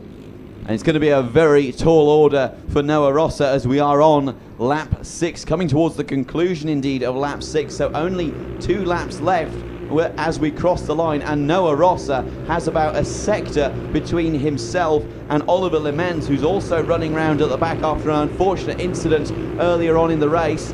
And I have to say, Matt Wileman really appears to be starting to close up on Jorn Bremer, and indeed the sector time seemed to reflect that. Last time round he was a 10th quicker than the leader. However, I fear that that might be a little bit too little, a little bit too late, a day late and $1 short for the Briton, who's going to be hunting him down in any case. But unless there's some external help from Manuel Gonzalez, which I don't suspect, Gonzalez also quite far behind Matt Wileman, this seems to be signed, sealed and delivered for Jorn Bremer. He's had it handed to him on a silver platter after Noah Rossa's elimination from the contest. And I have to say, he is going to be smiling like a Cheshire cat under that helmet. Well, Noah Rossa was really hoping that there was going to be an accident that would have brought out the Battenbergs or the slowboards, and that would have dropped us back into a formation, but it's not going to happen now for Noah Rossa. He sets the fastest lap of the race in his Fury, a 1:03.3, but it's not going to do him any favors in this race at all. But is Jorn Bremer going to have the victory after all? Because here comes Matt Wileman, and Wileman has eaten up the road that Jorn Bremer had built up between them. And don't forget that we've still got the likes of Gonzalez, Cheika and Cabrera. Sounds like somebody else may have an issue with their cart. They're particularly loud going past us. I wonder if that's an issue with an exhaust, because normally the carts make a certain amount of decibels, but there's one cart in particular towards the tail end going past louder than anybody. So there might be a technical failure coming for another cart at the end of this one. But certainly for the moment, Bremer and Wileman ahead of Gonzalez, Cheika, Cabrera, Bertzin, Guareschi and Gomez. 8th position just ahead of Jonathan Trock and Luke Palmer. But Jose Gomez, who must have felt on the end of that one that this was a miserable reawakening for him, may well have seen Noah Rossa have that problem as he sets another fastest lap and think that Christmas has come early, as now Wileman has a crack at Bremer for the lead. Last lap. And Wileman is going to be doing his utmost to try and rescue himself from the previous bad results that he had. Indeed, a collision in one of his heats with Delon Thompson, ultimately ruling him out after his Nassau panel was, well, to put it crudely, was completely smashed and taken off of its mountings. So Matt Wileman will be really looking to settle a score, but look at how much he and Manuel Gonzalez both have closed up to Jorn Bremer in the previous few laps. However, I don't think that it's going to be enough, and I fear for Matt Wileman that in spite of his best efforts, in spite of his pushing on, it is going to be extraordinarily difficult for him to make any attempt at passing Jorn Bremer, but he has gained, and he is gaining with the slipstream on the back straight. Will there be a move into the final chicane for Matt Wileman? He has a look, he brakes early, he says, no, I shall live to fight another day. Jorn Bremer will come through the final corner and take victory in the heat in front of Matt Wileman and Manuel Gonzalez. Loving the thumbs up between the two drivers. There was a bit of an attempt there from Wileman. He tried to go slow in, fast out of the chicane in the hope that Bremer would kiss the curbs and get a little ragged. It didn't happen in the end. There's a very slow finish for the 3.71 across the line. That's Andres Valdeperas. So I'm not sure what's happened there to the Costa Rican. The positions he made in the closing stages there dropped away massively as he lost a good 6 seconds in the final sector. So Andres Valdeperas with a very unfortunate end to the race there, and Noah Rosser crosses the line, and that's Luke Palmer, I do believe.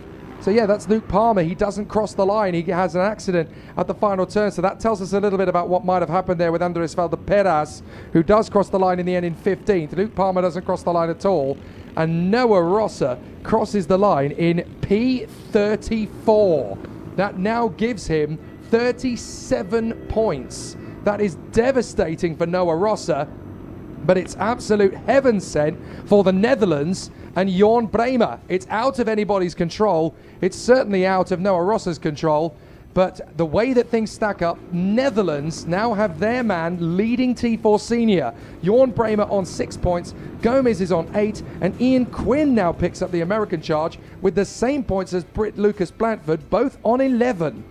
Well, I have to say, in terms of tragedy, this is comparable in my mind to that of Calais Atkins in 2022, when he lost the chain in its entirety about 3 corners from starting the final lap, or perhaps 3 corners from finishing the race. And a terribly unfortunate time. That time for Team UK, this time for Team USA. Unfortunate for Noah Rosser, but he will be back, and he will have a bit between his teeth and a score to settle as he makes his way into his next heat.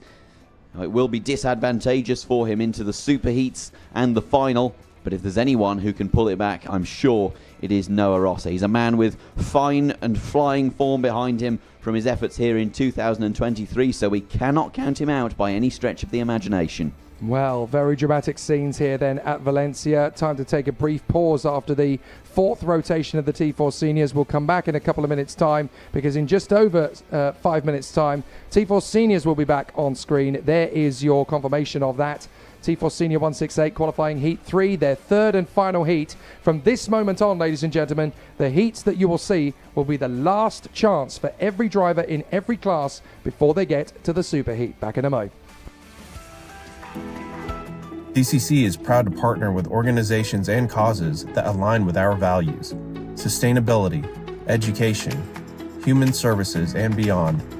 Together, we have made a measurable difference in various industries, from reducing roadway fatalities to promoting mental health services and driving workforce development. For nearly 25 years, we have been catalyzing change through innovative, integrated campaigns that better lives and shape a more hopeful future for all. From behavior change initiatives to multicultural marketing, we are passionate about creating campaigns that truly make an impact. As a proud women business enterprise, WBE and WBENC certified agency, we prioritize diversity, equity, and inclusion as it fuels our ability to create authentic and engaging work that resonates with the target audiences. The bottom line is, it's not always about the bottom line. Sometimes there are more important things at stake and more important goals to achieve. Father of advertising David Ogilvy himself said, "Don't count the people who you reach the people who count." And that's what we do here, one campaign at a time until the job is done.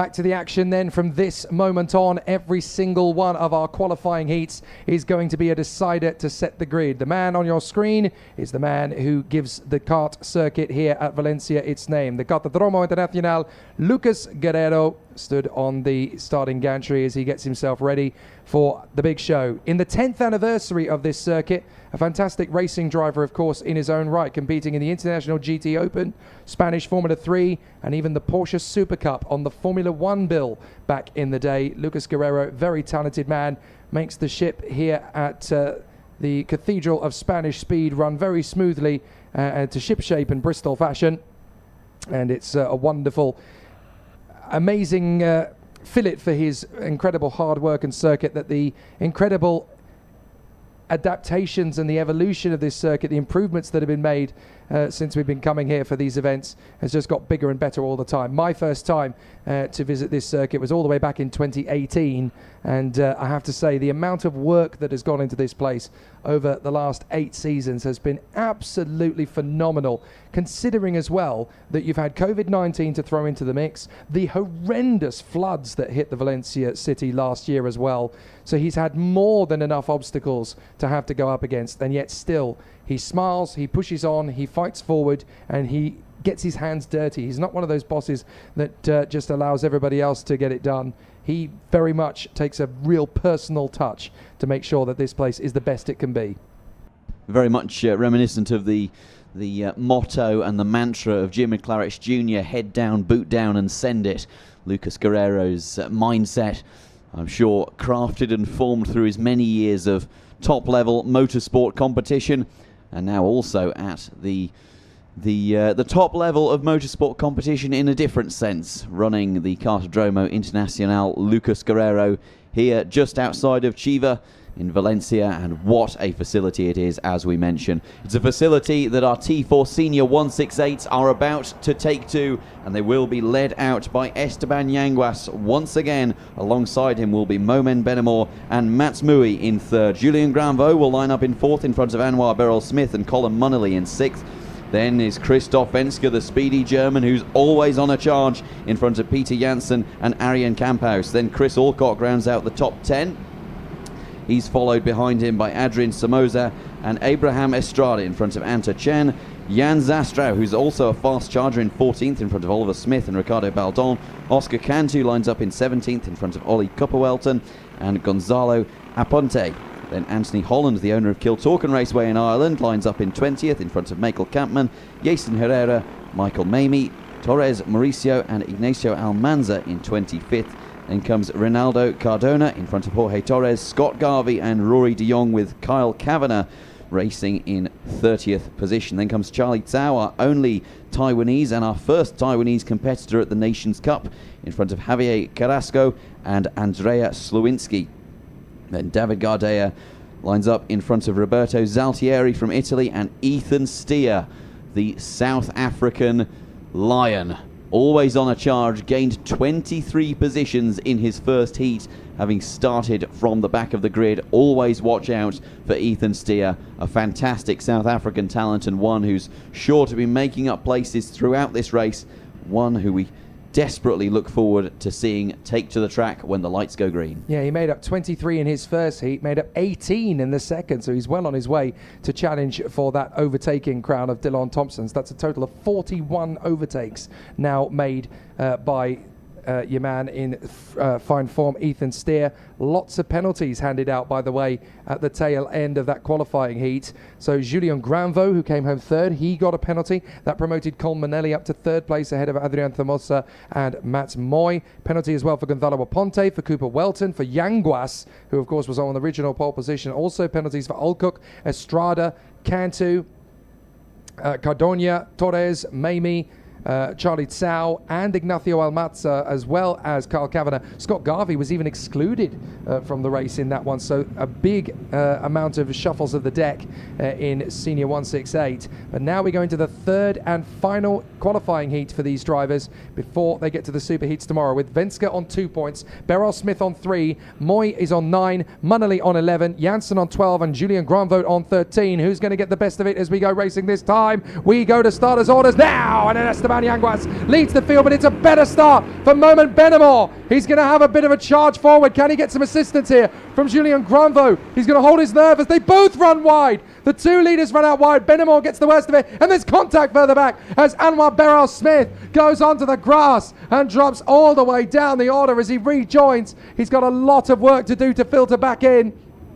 So, no, sorry, it's not Anwar Beryl-Smith. It's Cole Munnelly. So Cole Munnelly, who was next to him on the starting grid. Beryl-Smith manages to slot through in third position, but the man who was beside him in a very similar suit ends up out of it. And there's an American driver in dire straits. It's Jason Herrera. Jason Herrera in trouble, the 531. So that is devastating news for Team USA as we get this Senior 168 race underway. But Yanguas leads the way from Mats Moy and Anwar Beryl-Smith. Well, Colin Munnelly, having inherited a beautiful fourth position, capitalising on the misfortune of others at the end of the last heat, now seeing the other side of the coin and being bumped and barged out on the exit of turn one unceremoniously, and now with a lot of work to do to climb back up the order. But it is still, as we cross the line, Esteban Yanguas who holds the lead in front of Mats Mui, and Anwar Beryl-Smith climbing up into third place, doing a good job. Christoph Venske with robust manoeuvres on the first lap in front of Moment Benamor, who's fallen to fifth from second. So a difficult start for the man from Tunisia. One of two Tunisians. Tunisia's first appearance here at the Nations Cup. Moment Benamor is actually under investigation now, so that's a very interesting development for the Tunisian talent. That will be for the start, because he might have been fractionally ahead of Esteban Yanguas at the start. That might be what they want to investigate him for, because you're not meant to be ahead of the driver as the lights go to green. That's parallel to you if you are second place on the grid and the other guy is first. Here comes Beryl-Smith. Finds the gap on the inside line of Mats Moy, and that could be enough for Christoph Venske to find a gap on the inside line as well. Moy knows he's there, but Venske decides to wait. He is so good at timing it right, is Chris Venske, so don't be too surprised to see him wait to pick his moment again. Through they go, up over the top of the curbs, and it's all going relatively to plan for the man up front, Esteban Yanguas, who definitely wants to pick up some more pieces now. But Chris Venske in fourth place, still behind Beryl-Smith and Mats Moy, who are second and third place. Then it's Benamor, Janssen, Camphuis, Somoza. Alcock has gone into ninth position in front of Julien Granvaux, and then Ollie Smith and Anther Jen. So let's see if they can continue to make the sturdy progress on the way through. Lots of late braking manoeuvres into these tight hairpin apexes, hoping that that can turn into a last second overtake. The Senior 168s really will push for the ragged edge. Defensive tactics already from Esteban Yanguas. He clearly has no confidence in the overall pace. And when he's gone through the tyres pretty quickly. Beryl-Smith with a chance to get back on the inside line. Yanguas scampers away, leaves no doubt that he can hold on. But Beryl-Smith keeping his foot in. Yanguas has been a little bit too lenient. Venska's going to go with him and behind. Mats Moy, goes with him behind into second. But the gap is still wide open past Yanguas as Venske slices through into third at the final chicane as well. Well, you can never ever rule out Christoph Venske. Me personally, I am looking at Peter Janssen, who's trying to make a move up the inside of Moment Benamor. He's had a look and Benamor shuts the door with gusto. Look at Peter Janssen. He's got the posture of an angry granddad. He really looks like he means business. Tucked down behind the wheel as we see a move there being sized up by Mats Mui up the inside of Anwar Beryl-Smith. Not going to work. Jan Zastrow on the prowl. The German who finished second here in so many heats as he played second fiddle to Christoph Venske last year. A man who had a difficult qualifying but is pulling his way back every single race. Christoph Venske, his colleague, looking up the inside, not able to make anything of it though. So with Beryl-Smith in the lead of the race, that's going to be a 0-point score. But now Mats Moy fancies his chances on the inside. Beryl-Smith slices across. 3 more points for Venske if he stays in third. Would put the German on 5. So that would definitely put Beryl-Smith into a good position for pole for tomorrow's superheat.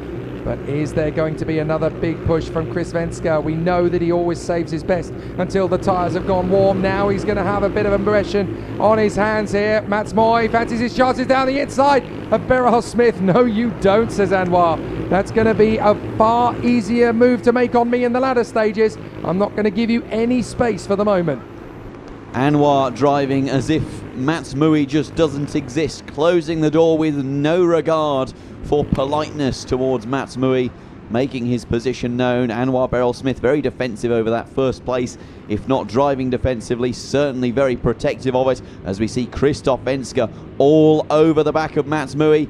He looks to the outside and he looks back to the inside. He's up the inside and he is through. Christoph Venske, beautifully controlled, beautiful manoeuvre, and a fantastic overtake by the German, who will now go chasing down the man who he has had so much action with in the past. Indeed, in that last heat where we saw the 168s, Anwar Beryl-Smith beating Christoph Venske by the skin of his teeth. That is genius from Venske. He made Mats Moy believe that he was going to work with him to close up on Beryl-Smith down the back straight. Then he suddenly said, no, do you know what? I'm going to make the move instead. And now Mats Moy has to have his nose chopped across by Venske to prevent the overtaking move back again. Mats Moy not particularly happy, I'm sure, with Venske, who coyly gave Moy the impression that they were going to work together for a couple of laps to close up on Beryl-Smith. Instead, Venske said, nope, I'm going to use you as an opportunity to then go a little bit further into the braking zone. I'm going to move up and I'm going to take on the place. Excellent. Look at the midfield squabble that's currently unraveling here as well. Lots of decent overtaking moves and squabbles as the drivers continue to make headway through the field. Ethan Steer, by the way, the man who's going through the field like wildfire, 15 places made up now already, and we've only just gone past the halfway mark, so he's well on his way to eclipsing Delon Thompson's overtake record of 80 over the course of the weekend. Here comes a charge of the inside line for third position as Esteban Yanguas had a look there for Mats Moy, and as a result he's ended up having to go a little bit more cautious. Now a little bit of a twitch from Beryl-Smith, Venske going to be close to him. Moy and Yanguas are going to be close, and now Jansen's going to get his move. So Peter Jansen wants to get ahead of Moment Benamor. 6 drivers all in with the hunt with 3 to go. And you have to say this is actually quite a decent performance from Esteban Yanguas, who finished in, I recall, 5th in his first heat and then fell down to position 8 from pole last time out just before the lunch break. So doing a decent job, the Colombian, managing to maintain the pace even though he has struggled with his race pace, as we see a move being sized up the inside by Moment Benamor. Having a look, switches back to the outside, looks back to the inside, but still nothing can be made of it as we see a battle emerging for the lead. This is Christoph Venske in that bright yellow helmet, now being attacked by Mats Moy as he gets the exit a bit wrong, manages to shut out the Dutchman and shut the front door in his face, as we see this really emerging into a 6-car battle for the lead. So this would still give Beryl-Smith the lead in the interim going into tomorrow with 3 points compared to Venske's 4 if it stayed like this. But Venske's quest there slightly impeded by Mats Moy. Now Beryl-Smith knows with 2 laps to go he's really going to have to work hard here to hold back the charge of Chris Venske. He hugs that inside line. Don't open the door with a wider radius because you know that Venske is going to take that opportunity. Down towards the chicane, Beryl-Smith protects again. Nice work as they go for the tighter line on the inside radius. He knows that Venske is not going to leave anything to chance. Moy is 3rd, Benamor 4th, now backing up the pack is your leader Beryl-Smith. So this is going to be a real cavalry of conundrums as they come through 9. Down the back straight, Beryl-Smith hugs that inside line. Venske knows that's where he's going to place the car. So now he's got to try and counteract where Beryl-Smith goes. He's going to go slow in, fast out, looking for a tighter exit radius. But Beryl-Smith is wise to it. Moy tries to cut back to the inside line of Venske. Beryl-Smith knows exactly where Venske's going to go. Well, this is absolutely sensational, and one has to remark, a lot cleaner than the last time that the senior 168s were out on the track before the lunch break, where we saw argy-bargy left, right and centre from lights unto the flag. Fantastic performance being put in by Anwar Beryl-Smith, a man who is so confident in 4-stroke machinery, having to fend off serious talent. Christoph Venske, the man behind, who is ever so talented in that 520 machine. Christoph Venske, obviously part of the German contingent who took the Nations Cup last time out in Valencia this time last year. 520. Took a clean sweep last year with 3 heat wins, the super heat win and a win in the final. As far as I'm aware, the only driver ever to do that, Christoph Venske. He sits in 2nd place, seemingly quite happy for now as they enter the final sector of the final lap. He can try and make this work in his favour, but Anwar Beryl-Smith has been so tactical about where he places the card. He knows he's got a little bit. He gets a gesture from Venske. Look, just go, go, go. Don't try and defend. We've got big pressure from the men behind. We can consolidate these positions. So Anwar Beryl-Smith is given permission by Venske to run to the flag and grab another victory. Venske 2nd, Moy 3rd, Benamor, Yanguas and Jensen yet again. Great tactical thinking from Venske. concede the win now, look after the tyres for later. Barrow-Smith happy to take the win, and he leads the interim going into tomorrow. Anwar Barrow-Smith delighted, Venska being calculated. He can afford to wait. Oh, how very German, one might say. A very, very calculated decision there from Christoph Venska, not to fight for the win, but to happily accept second. Christoph Venska, his main concern will be promoting himself up the order, having qualified in 7th position. Every single heat he has work to do to get back to the front against serious talent, many of whom have a lot of Nations Cup experience, so a very, very smart move by the German. So there is your interim race results, but check out what it does to the interim qualifying heat results. In first position, Anwar Barrow-Smith on 3, second, Venska on 4, third, Moy on 12, Janssen 4th on 18, then Julien Grandvaux will be 5th on 20, Ollie Smith, who's kind of crept into this very under the radar, will be 6th on 24. Original pole sitter Esteban Yanguas will be 7th on 27. And look who's in 8th on the rankings. Jan Zastrau. How he has quietly crept his way back into the top 10 cannot be underestimated. He was the wingman for Chris Venska last year. Now he is threatening to get back into that hunt and do it all over again. Fascinating in Senior 168.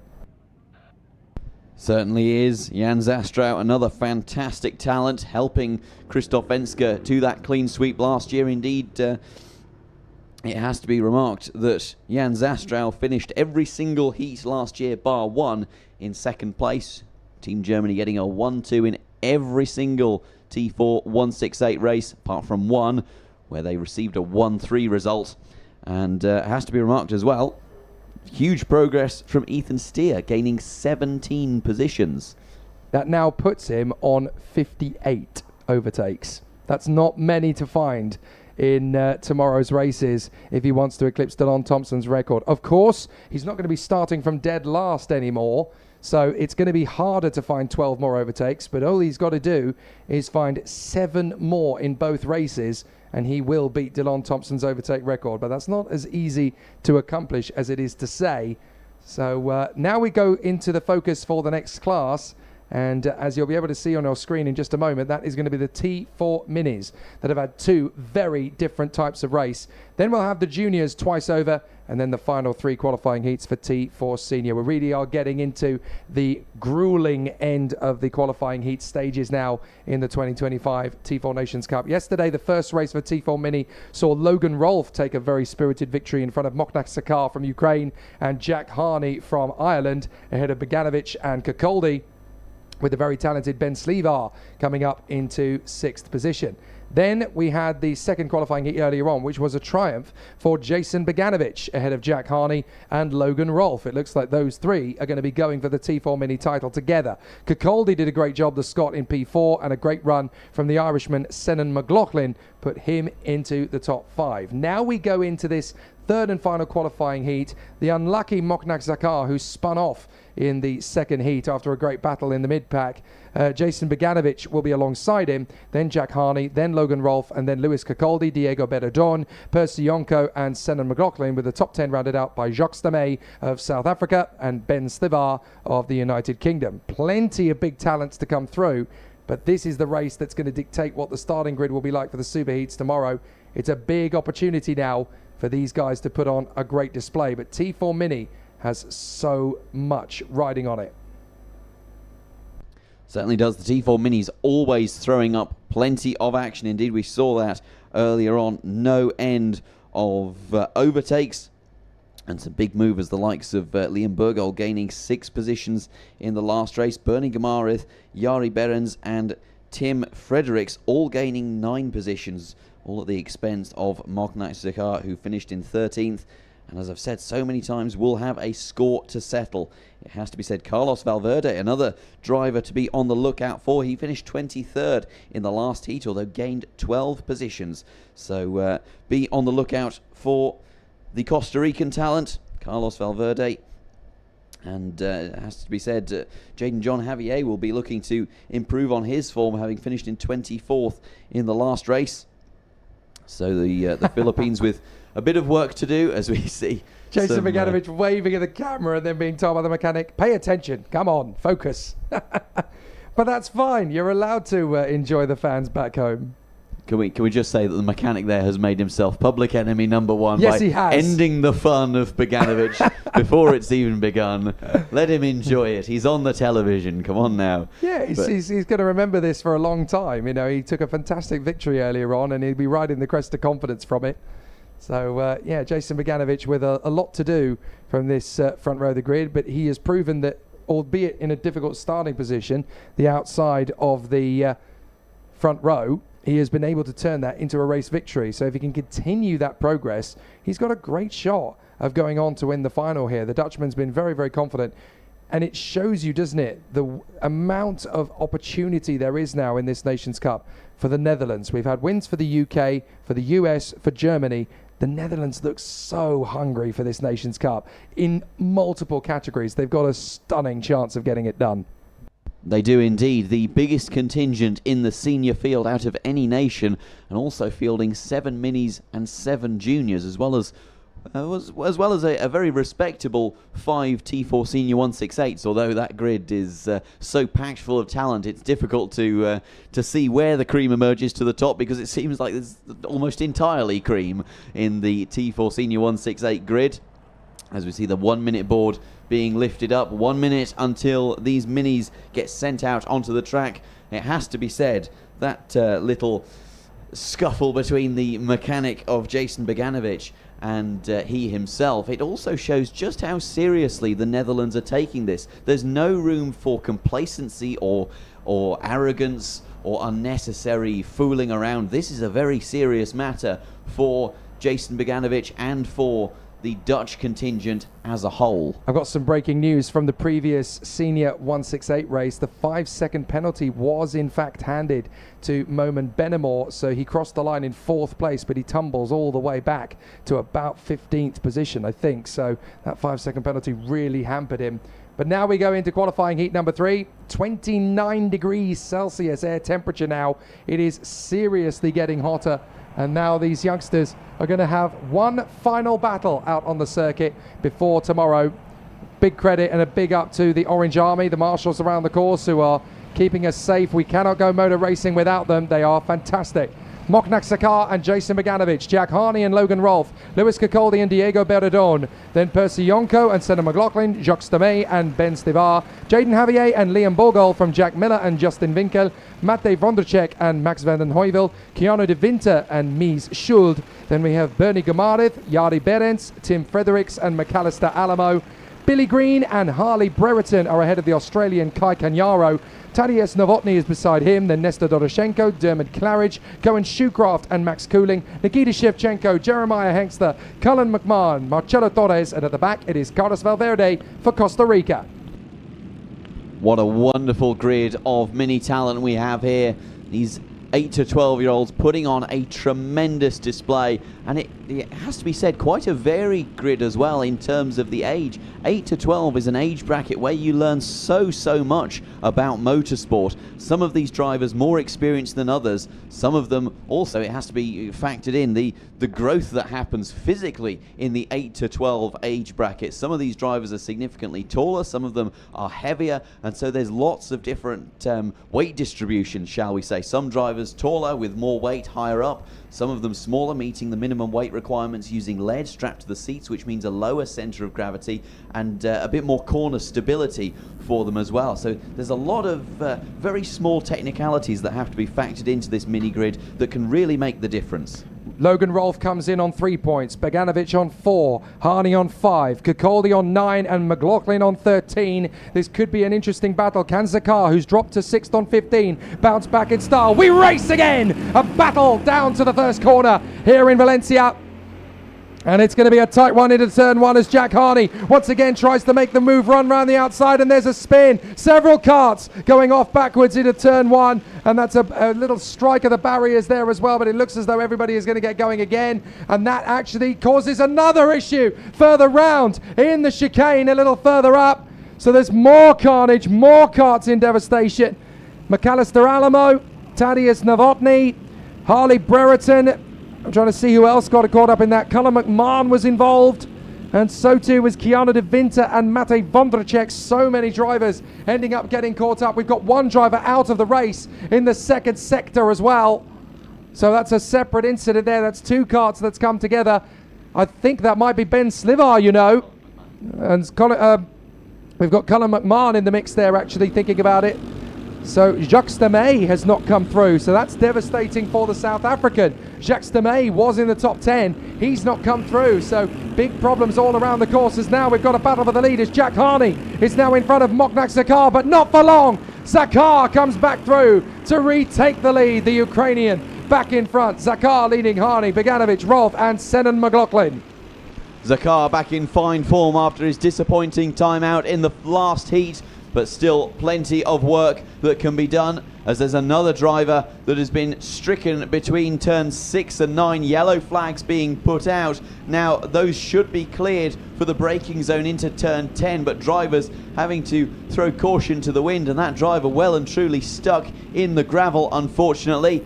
And that yellow flag seems like it's going to remain for quite a while, as we see 3 wide with the leaders. Moknak Zakar maintaining the lead, and that looks to be Jason Beganovic just about pipping Jack Harney and bumping him down to 3rd place. So Jack Harney now with work to do as they make their way into the final chicane. And there's also a battle emerging for 4th position, with Senan McLaughlin leading the way in those bright yellow overalls. Leading, that's Lewis Kirkcaldy, and then Logan Rolfe are behind. Yeah, Logan Rolfe has dropped behind the Scot Lewis Kirkcaldy down to P6. We've got some retirements, I'm afraid to say. We now have Jacques Demey, Billy Green, Max Cooling and Nikita Shevchenko all out of this race now. Very unfortunate, but that's the 3rd and final qualifying heat done for those 4. Kirkcaldy is on an absolute rocket ship of a race now, getting a fastest lap underneath him and looking very confident as he now goes after the leading quartet. There is a rather discomforted driver there. I think that might be Nikita Shevchenko just walking in. Another big off on the way out of turn 7 as another driver loses a bit of ground there to only return and come back onto the course. But down the back straight, Moknak Zakar determined that he's going to try and recover the time that we lost earlier on. He only gained a handful of places after his spin yesterday to move himself, earlier this morning I should say, to move his way further. He now has a grand total of 15 points on the board, but he could really do with keeping it that way. He doesn't want to add any more to it, and a victory here would definitely give him a little bit more of a boost psychologically in front of Jason Beganovic and Jack Harney, with Senan McLaughlin, Lewis Kirkcaldy, Logan Rolfe, Diego Baradone and Percy Yonko giving chase behind. We've already had victories for Logan Rolfe and Jason Beganovic. Can Moknak Zakar bounce back in style to make it 3 different T4 mini winners from the 3 qualifying heats? Bernie Gamarith, the man on the charge as well, with the fastest lap and also another fastest first sector. So Gamarith currently running in 22nd place, having fallen down 3 positions from where he started. He's a man on the charge.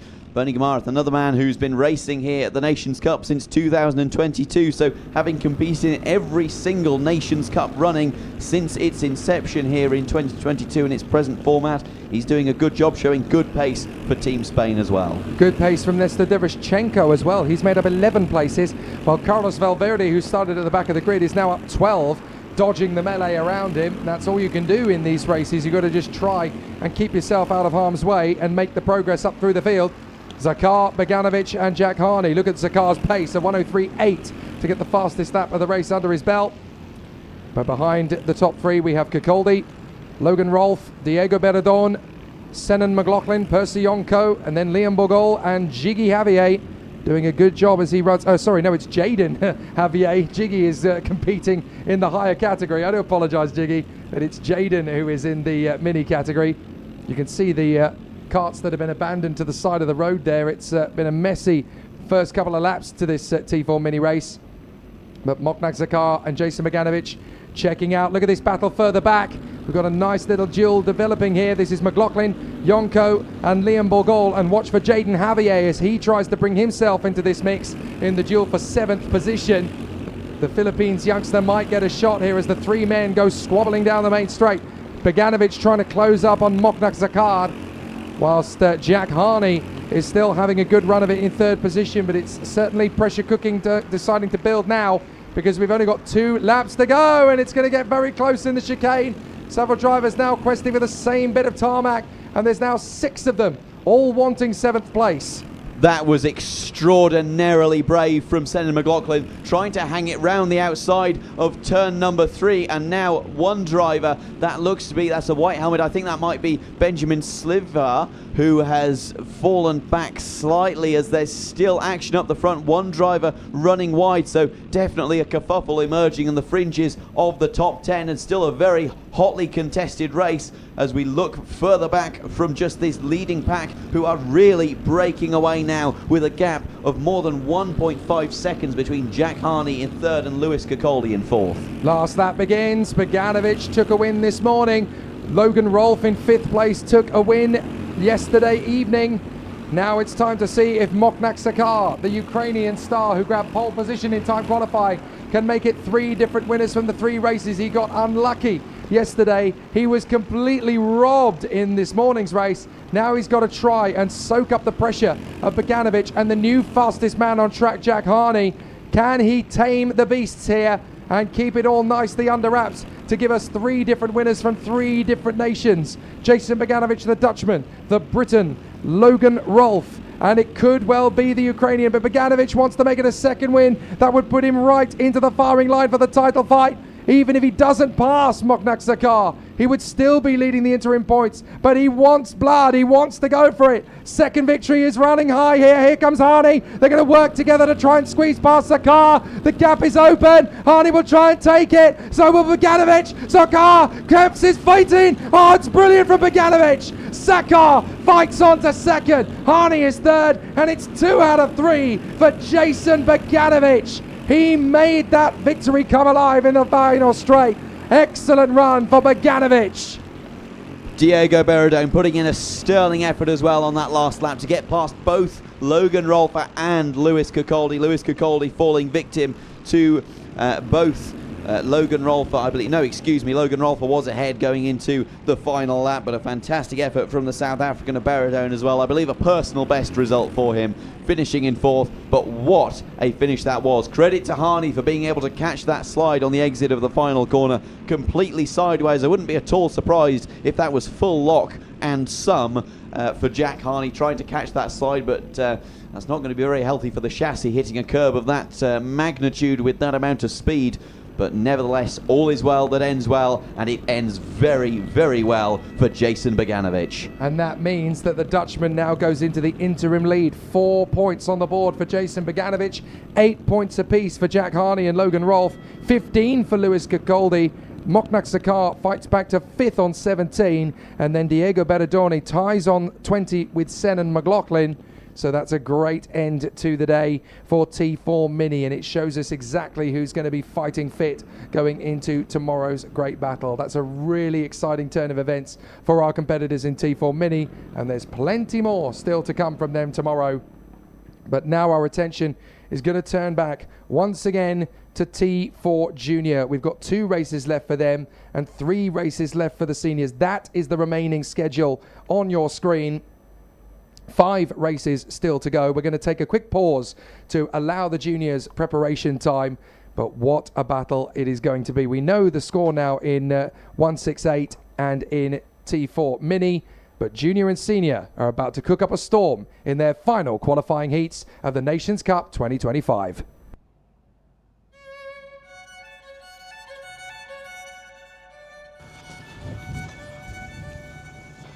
Ultimo telaio. Ok, penso sì. Sì, che no, tutto dritto. Poco dentro. Ultimo, è qua. Ok.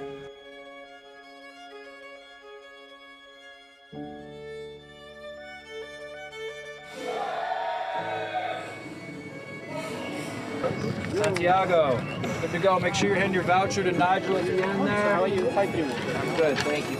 Number. Are you heading this to Nigel, actually? 428. Thank you. Thank you. Sprockets? That's fine. Grab these ones, good man. Have a good weekend. All the way from Germany, yeah? Ah, you have two sons racing. Very good. I think they're 40. On the other side of the sign, well, I don't have change. We do take card, Ev. Alright, perfect. Sounds good. Yeah. What's the race number? You get the hardware you need, okay? When you come back, you... Okay. Thank you. They pointed at that? Yeah.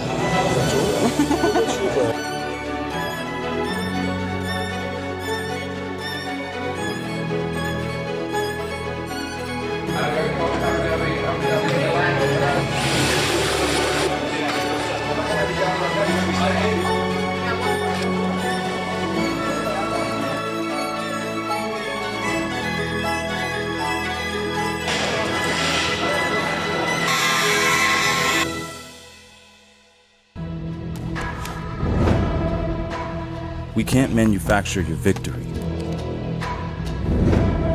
or distill your determination. We harness powerful natural resources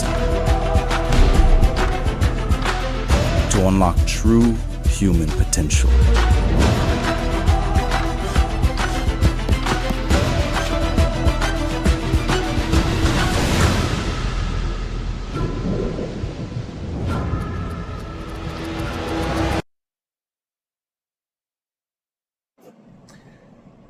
Hello everyone, this is Charles Demerjen, President of Tillotson Racing, welcoming you here to beautiful Valencia, Spain for the 2025 T4 Nations Cup. We've got a great week planned for you. We're so grateful that you joined us. We have over 247 drivers making this our biggest Nations Cup yet. We hope you all have a great time. Drive fast, drive safe, and good luck everyone. Hello everybody, big ciao from Gianmaria Gabbiani here at the Rally Legend in San Marino. Unfortunately won't be there racing with you guys, but I'm wishing the best for all the categories for this T4 Nation Cup 2025. Definitely see you next year. Enjoy. Hi, this is Karen from T4 Series Pilipinas, and we've been running the series in the Philippines for about 2 years now. So far, we've been loving it because it promotes camaraderie and good sportsmanship. So we'd also like to take this chance to say good luck to all our Filipino drivers, and we're very, very proud of you. Have fun! Dear drivers, on behalf of your oil manufacturer Ceramic Kart Lubricants, we wish you all the best this weekend during the T4 Nations Cup in Valencia. Enjoy, drive fast, and good luck. Welcome everybody at the 2025 T4 Nations Cup here in Valencia. We at Maxxis are looking forward to see all of you drive, and we're looking forward to see amazing races, and we wish everybody a good weekend and a lot of success. Thank you.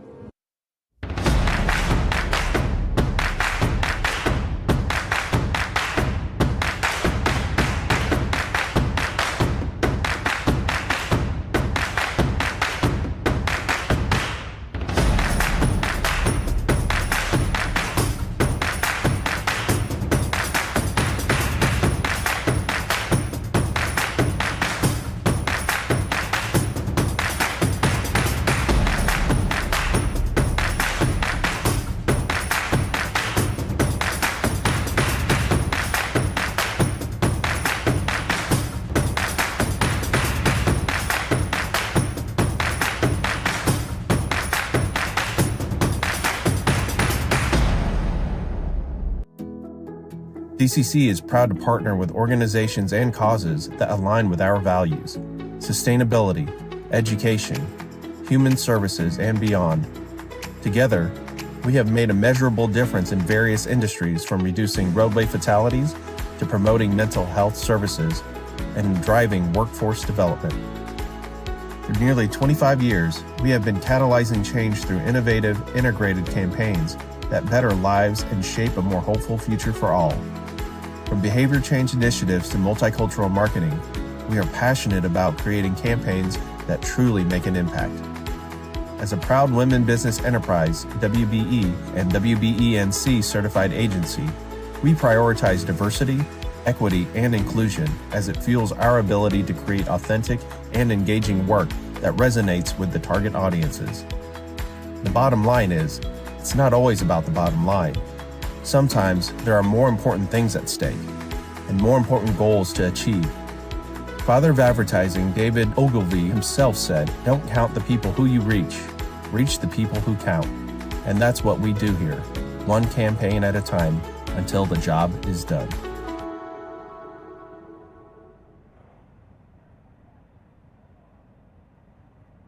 Well, it's time for the 5 remaining qualifying heats of today's action then across the junior and senior competitions. 2 races in junior, 3 races in senior. We've already seen the bubble roll over in T4 Mini and Senior 168 in the title battle. Christoph Venske and Anwar Beros-Smith battling away in Senior 168. And of course the 3-way title fight in T4 Mini between Jason Bogdanovich, Jack Harney and Logan Rolfe. Now our attention goes back to the world of the T4 junior category with 2 heats remaining. And this is going to put Ronan Camphuys on the front row of the grid alongside Riley Bishop of Great Britain. What a duel this could be. We felt that Riley Bishop was well and truly robbed earlier on after his battle in the closing chicane when he had a fantastic war and battle with his fellow countryman Finlay Lines. It all went pear-shaped, unfortunately, at that final turn. And so Bishop now has a chance for redemption alongside Ronan Camphuys. But do not count out the other Dutchman in the equation, Stijn Hansen. He pulled off the move of the week in junior to hold on to his lead ahead of Ronan Camphuys in the second race earlier on. And that is astonishing. I have never seen any junior driver in the history of this circuit over the last 8 years of coming here hold that round the outside on the approach to the chicane and hang on for the victory. It shows you the determination of Stijn Hansen. He wants this title for himself. Indeed, and not just the front. Oh my goodness me, Jake! I cannot speak. Were you having problems with your worms there? Do you know what? I'm not Englishing very goodly today. You can't pronounce your worms correctly. It's not good. It's really not good. The racing is brilliant. The commentator, there's work to be done there. Just a bottle of water. That's all you need. The point is, Jake. Yes. The point is that we're not just looking at the front runners, of course, when it comes to the action, because there's been some big movers up and down the grid also. Even speaking to Team Ireland over the lunch break, the likes of Pierre Carnet finished in 11th in the last heat, up 4 positions from where he started. After a penalty, he is in his first season of racing. Same can be said for another one of the Irish talents doing a tremendous job is Fionn English. Only a few races ago, he was on a novice plate, and he's putting in an incredibly competitive performance for the Irish outfit. So some real talent there in the midfield too. Really impressive stuff from Team Ireland. Let's talk you through the grid. It's going to be Ronan Camphuys and Riley Bishop from Stijn Hansen and Derek Wargo, Jakob Vonderchek and Marcus Ryan-Alamo, Ashton Pearson and Adela Prosova, then Riley Parks and Ivan Koptiev, Ticia Mus and Fionn English, Harry Ward and Billy Clancy, Pierre Carnet and Martin Poor, Valentina Helena and Ferenc Gavesi from Rem Schmidt and Julius Valtz, Victor Navarro and Alonso Benetti, then Santiago Navas, and then the 2 sisters, Ava and Saoirse McMahon, will be at the back end of the grid. Now, interesting topic to talk about going in. Julius Valtz, the German talent, appears to be nowhere to be seen on this particular starting grid. So that's rather unfortunate for Team Germany that Julius Valtz is not going to be on the grid for this one. But Ronan Camphuys has 2 points. Stijn Hansen has 2 points. Derek Wargo has 2 points. And they're all in this qualifying heat. So something is going to have to give way here in terms of the 3 of them. They're all equal on 2 points. Don't forget that in the next heat, you're going to get to see the likes of Kearney and Bogdanovich, who are also tied on points with 7 apiece. So this could still go anybody's way in T4 Junior. How many fireworks are we going to see in the qualifying heat for Groups A versus C? We're about to find out as once again, let's race at Valencia. Good start down to the first corner. No problems at all for Camphuys. Stijn Hansen's going to go with him, slotting into the position, and then ducking back for the inside comes Riley Bishop. Full aggression into turn 1. Can't quite make it stick on Stijn Hansen, but a statement of intent as he goes from the outside to the inside, tucks back in, and Adela Prosova has tangled in the chicane with Ashton Pearson, and there's another collision alongside them as well. Disaster for Pearson and Brusova, but there's a second collision just behind them up against the tyre wall. They are going to recover, and that's taken Riley Parks and Fionn English out of the equation. That's devastating for the former O-Plate, as Adela Brusova is still trying hardest to start her kart again. Disaster for the Czech racer, and it looks to me as though she has now got it going, but it's at the back of the field. Devastating bad luck for Adela Brusova. Very unfortunate for some of our competitors there. One driver ending up on top of either the tyre barrier or another driver. So definitely a bumper issue will be found at the end of the race. If I was putting money on anything, I'm not going to put money on the result. Simply the bumper penalty being applied there for that unfortunate collision with the other competitors. As we look back to the leaders, it is Ronan Campos who has taken the lead as far as I can see in the 224 machine. Indeed, it is Ronan Campos in that distinctive green helmet. Hansen in the 269 machine, currently sitting happily in second place. Riley Bishop, who really has the ability to throw the result when it comes to the points. The only driver who started in the top 4 of this race who wasn't in the top 3 of the overall point standing. So Riley, pick your favourite and do what you need to do to get them up to the front of the grid, it seems. So apparently Ava McMahon, who's battling away with her sister Saoirse, has got a low battery on her transponder, so that's a bit of an issue. Hopefully that's not going to cause too much of a difficulty. Down through the brakings over the chicane, right, left, right. Ronan Campos still in front of Stein Hansen and Riley Bishop. Wargo's worked his way back up into 4th position, so the battle for the top spot is still on, and it's looking good for the original pole sitter Ronan Campos. But Stein Hansen wants to get himself into the mix here. If he can get ahead and take the win for himself, then it suddenly becomes Hansen who starts from the front tomorrow in the superheat. So there's big guns blazing for this battle as Stein Hansen tries again to be tactical and think big behind Ronan Campos. Campos may have got the pole, but Stein Hansen has the determination. He really wants this for himself. He's done a lot of indoor karting, Stein Hansen, so maybe some of those incredible tactics he's already produced have come from his days sliding around on the greasy conditions of indoor kart circuits, because this is where Stein Hansen really has been able to find a little bit of exceptionalism. Riley Bishop going well behind them still. He still finds a lot of opportunities to work his way through. He has crowdfunded his way to the Nations Cup, don't forget. Down the straight, Hansen's making his bid. Now he's going to go along with Campos, and he's going to get support from Bishop, who gets both of them! Riley Bishop dams his way through on the inside of both Dutchmen, leaves them to run side by side, and Riley Bishop hoodwinks them both in turn 1. Magic! And that is why Riley Bishop is the 2025 champion in the UK and also the 2024 vice champion of British Super 1. An extremely capable driver with a great head for strategy, a great mind for tactics, and he has managed to take first place as if it was nothing, like a breeze, like putting a magnet on a fridge. It was that easy for him. We've had an incident at turn 1, 3 drivers going off the road and then recovering. Valentina Helena, also Alonso Bonetti, and I think the other one was Pierre Carnet, unfortunately. So they've all dropped back behind Ava and Saoirse McMahon, who are now into the top 20 for the first time all weekend. So good work from the two sisters, just keeping it honest and working together to go through the field. Good work from them. So they are tag teaming together and staying strong as a unit. But Riley Bishop really has thrown his hat into this ring, and this is great news for Stein Hansen, as Campos has dropped a long way back from them suddenly. So Campos is really struggling to hold this position in third and could actually fall into the clutches of Derek Wargo. The man who benefits from this, of course, is the indoor specialist, Stein Hansen. He's the man who could really take the lead of this. Don't forget that Riley Bishop got a penalty earlier on, rather sadly, for his incident earlier on, which I felt was a little bit harsh, to be honest. But Stein Hansen now has the chance to battle with Bishop rather than Campos. So even if he doesn't get the victory over Riley Bishop, he would still lead the interim. So from Stein Hansen's point of view, he may as well not fight Bishop too hard. Let him grab the victory, sit in second place, and look after the tyres.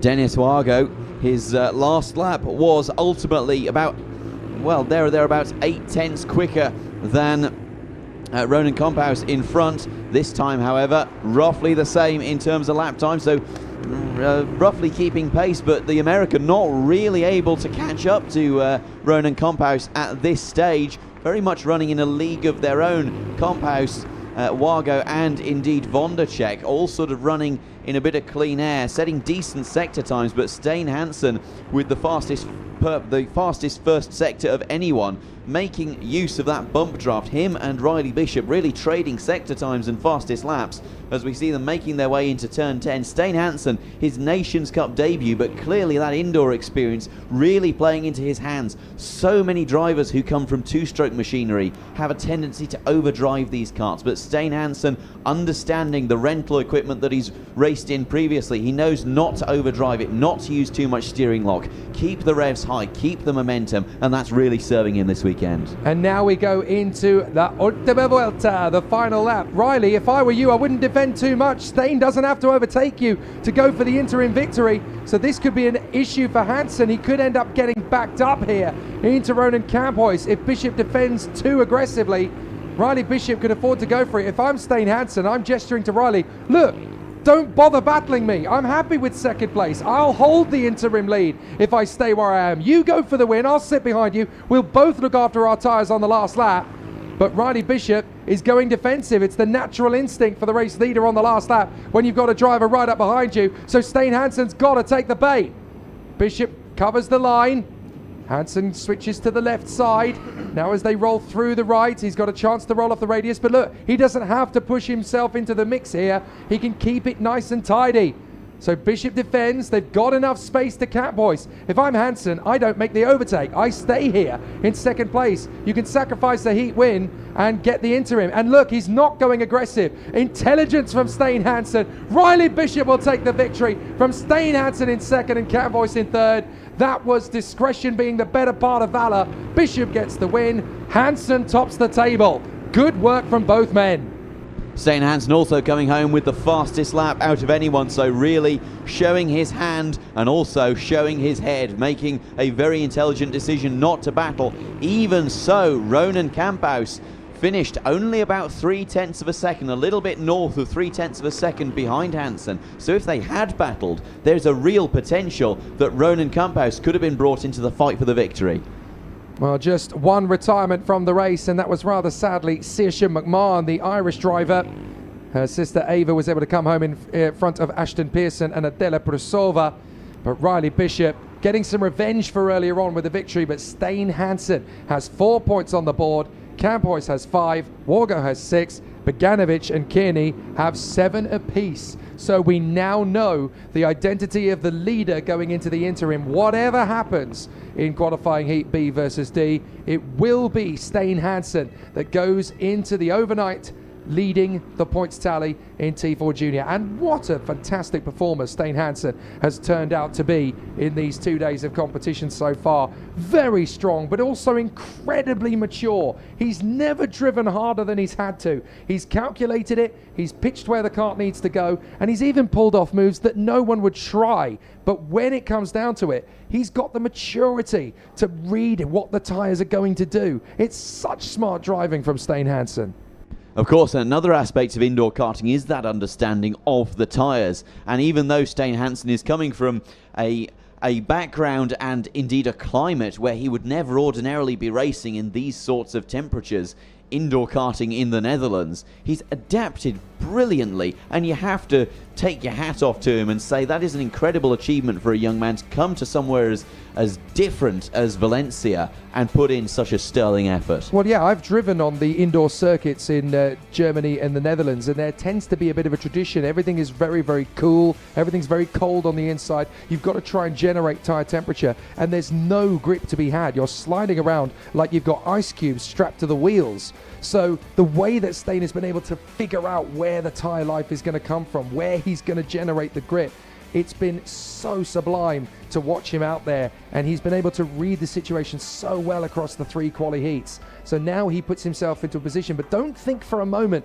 that he's going to be the dominant force. We've still got Ronan Komphaus on 5 points after 3 heats, having got that original pole. He's still super consistent. And then you've got Wargo. He's almost subtly got this job done. He's come up with a win, a second, and a fourth place. 6 points on the board for Derek Wargo. He still has such potential to go for the big show tomorrow. Don't forget, they've had to look after their tyres in these 3 qualifying heats as much as they've had to push for the victory. Now we're going to get to see an interesting dynamic in the second of the qualifying heats, which will be B versus D, to see what Damian Bogdanovic, Jason Kearney, Jaromir Okapov will do, also Van Hoist will do, knowing that they're not going to break into that top 3 now. It's going to be Hansen, Campois and Wargo all the way. So who's going to come out on top of them? Even Paulo Willeman, the Brazilian, has got a chance to make a play in this now from 8th in the standings. He's on 12. If he can come through with the goods and score around 3 to 4 points better than the others, he could come up in the top 5. He certainly could. I think it would be remiss of us not to give an honourable mention to the battle between Billy Clancy and Harry Ward, which was very close coming across the line, less than a tenth of a second separating them. It really goes to show that even though there is a tendency for us to focus on the leaders, as that's where the most important action happens in terms of the Nations Cup points, there is still plenty of battling up and down the field, and there's still plenty of achievements being made.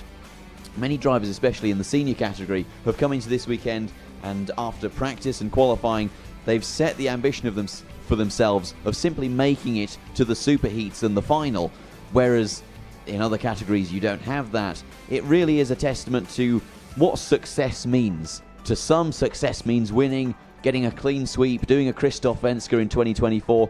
To others, it simply means improving on where you finished last year. Absolutely. You've got to look at the positives from all these events. It's never easy to go straight into an international competition with the mindset that you want to win, you want to bring out your best, but you have to look at the positives that you are generating from each of your performances. There is a thirst for victory, of course there is. There's a thirst to be on that podium and take some silverware, but in karting you never stop learning. It's an education that never stops. And so you have to draw upon what was good about that weekend. Where did I make a gain? Where did I improve upon what I can do as an athlete? There are so many elements that drivers tend to forget. And that's why whenever I walk the pit lane, it's worth trying to grab these drivers to one side and say, look, you gained 13 places in that race. Okay, you're disappointed you finished 10th. But look at what you did. You managed to rip through half the field. No many other drivers in that race can say they've done that. It's important to remind these drivers just what they are capable of. Sometimes they don't think about that because they're so driven to the victory that they can't celebrate those small victories. They may seem trivial to the drivers, but to any racing driver, they would give their eye teeth to do it. Now, 30 degrees Celsius, we've got potential cloud cover coming over as well. It's starting to build round the back of the mountains. It's not really going to hit the circuit in time for today, but if we get some overnight rain for tomorrow, that could be crucial, because the drivers have been telling us that with the rain that we had earlier on in the week, that pushed all the surface rubber off the circuit. They had to learn the circuit again almost. It was very tough. I was overhearing a conversation in one of the senior sessions between Noah Rosser and one of his compatriots. They were talking about how difficult the circuit was in 25 compared to 24. Nothing on the circuit itself has changed, but it's the weather conditions that have changed completely. There's very little crosswinds here, but the humidity has accelerated big time compared to last year. With that added bonus of the heat, it really makes things tricky for the drivers to perform at their best. It certainly does, and one thing that we so often overlook is that nature of a racetrack as being almost a living, breathing organism, changing lap by lap, moment by moment. It's easy in sports like rallycross and rally where you can actually see the surface that's being driven on changing as each car goes over it. You don't really see that on a permanent circuit until there's obviously rain or some kind of moisture in the air. But the track, even today, will have changed hugely from the initial shakedown that was going on between 9 and 10 in the morning versus now. The track temperature will have increased by probably 150, maybe even 200%, and that's really going to be putting a lot of effort through the tyres. Even yesterday, after the drivers' parade, I went over to have a look at the apex curbs at turn 3 and 4, and the amount of rubber that has been laid on them. I don't want to say it's like a drag strip where your shoe gets stuck on it, but you can definitely feel the stickiness. And as the tyres heat up, and as they perhaps overheat in some instances, more and more rubber is going to get laid down, more and more grip is going to be had, and that ultimately impacts the way that you have to drive the kart. It means less steering angle, it means that you're relying on a small amount of steering to just shift the weight of the kart almost, rather than using large amounts of steering, and you definitely don't want to be sliding it in these conditions. So qualifying heat B versus D, this is going to be the best of the rest battle, essentially, between Damian Beganovic in third on the grid and Joey Kearney in fifth on the grid, as to who is going to be fourth in the rankings at the end of all this.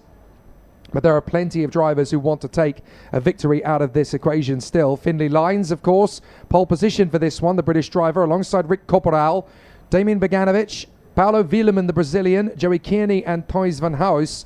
Then, of course, Ralphie Branscombe, who's already a three-time British karting champion in various disciplines back home. He was the king of Honda Cadet back in the day in the UKKS as well. Then Jaromir Arkhipov, alongside him, the Spaniard, Kavan Hayes, alongside Fernando Weiler.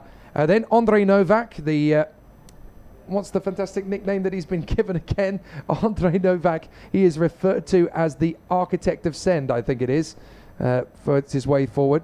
Professional send merchant, that's the one. Thank you. Andrei Novak. The Architect of Send. Get your facts right, Sanson. That's my nickname now, I've decided. So I'm the Architect of Send. He's the professional send merchant. Jorge Torres lining up alongside Andrei Novak on the sixth row of the grid. Then Keenan Duplessis alongside Ben O'Keefe, Wesley Brereton and Julian Larman, Joey Kearns and Kingston Antoniuk, the first ever Canadian in the Tillotson T4 Nations Cup. Alejandro Chalita, she'll line up alongside Ronnie Legg. Then Delano Winkel, Haejung Yi, Jet Hengster, Samuel Harris and David Koliaka, the Ukrainian at the tail end of the field. So this is actually going to be pretty spicy, because Beganovic and Kearney both going to start on the inside line behind Finlay Lyons.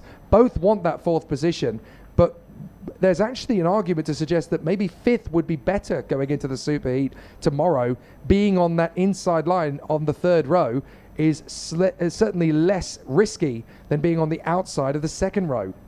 Certainly, we've seen some really strong manoeuvres from fifth on the grid so far today, even just in the last number of heats. We've seen some real sends being merchandised into turn one on lap one.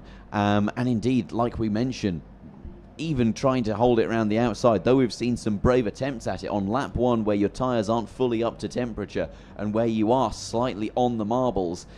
If someone sends it up your inside while you're trying to go around the outside, you're going to very quickly end up on the marbles and then into the dust, into the dirt, and ultimately into the grass, and then right the way down the order, like we saw with Colin Munnelly in the previous T4 168 heat. And that's, well, needless to say, not very advantageous for your overall position.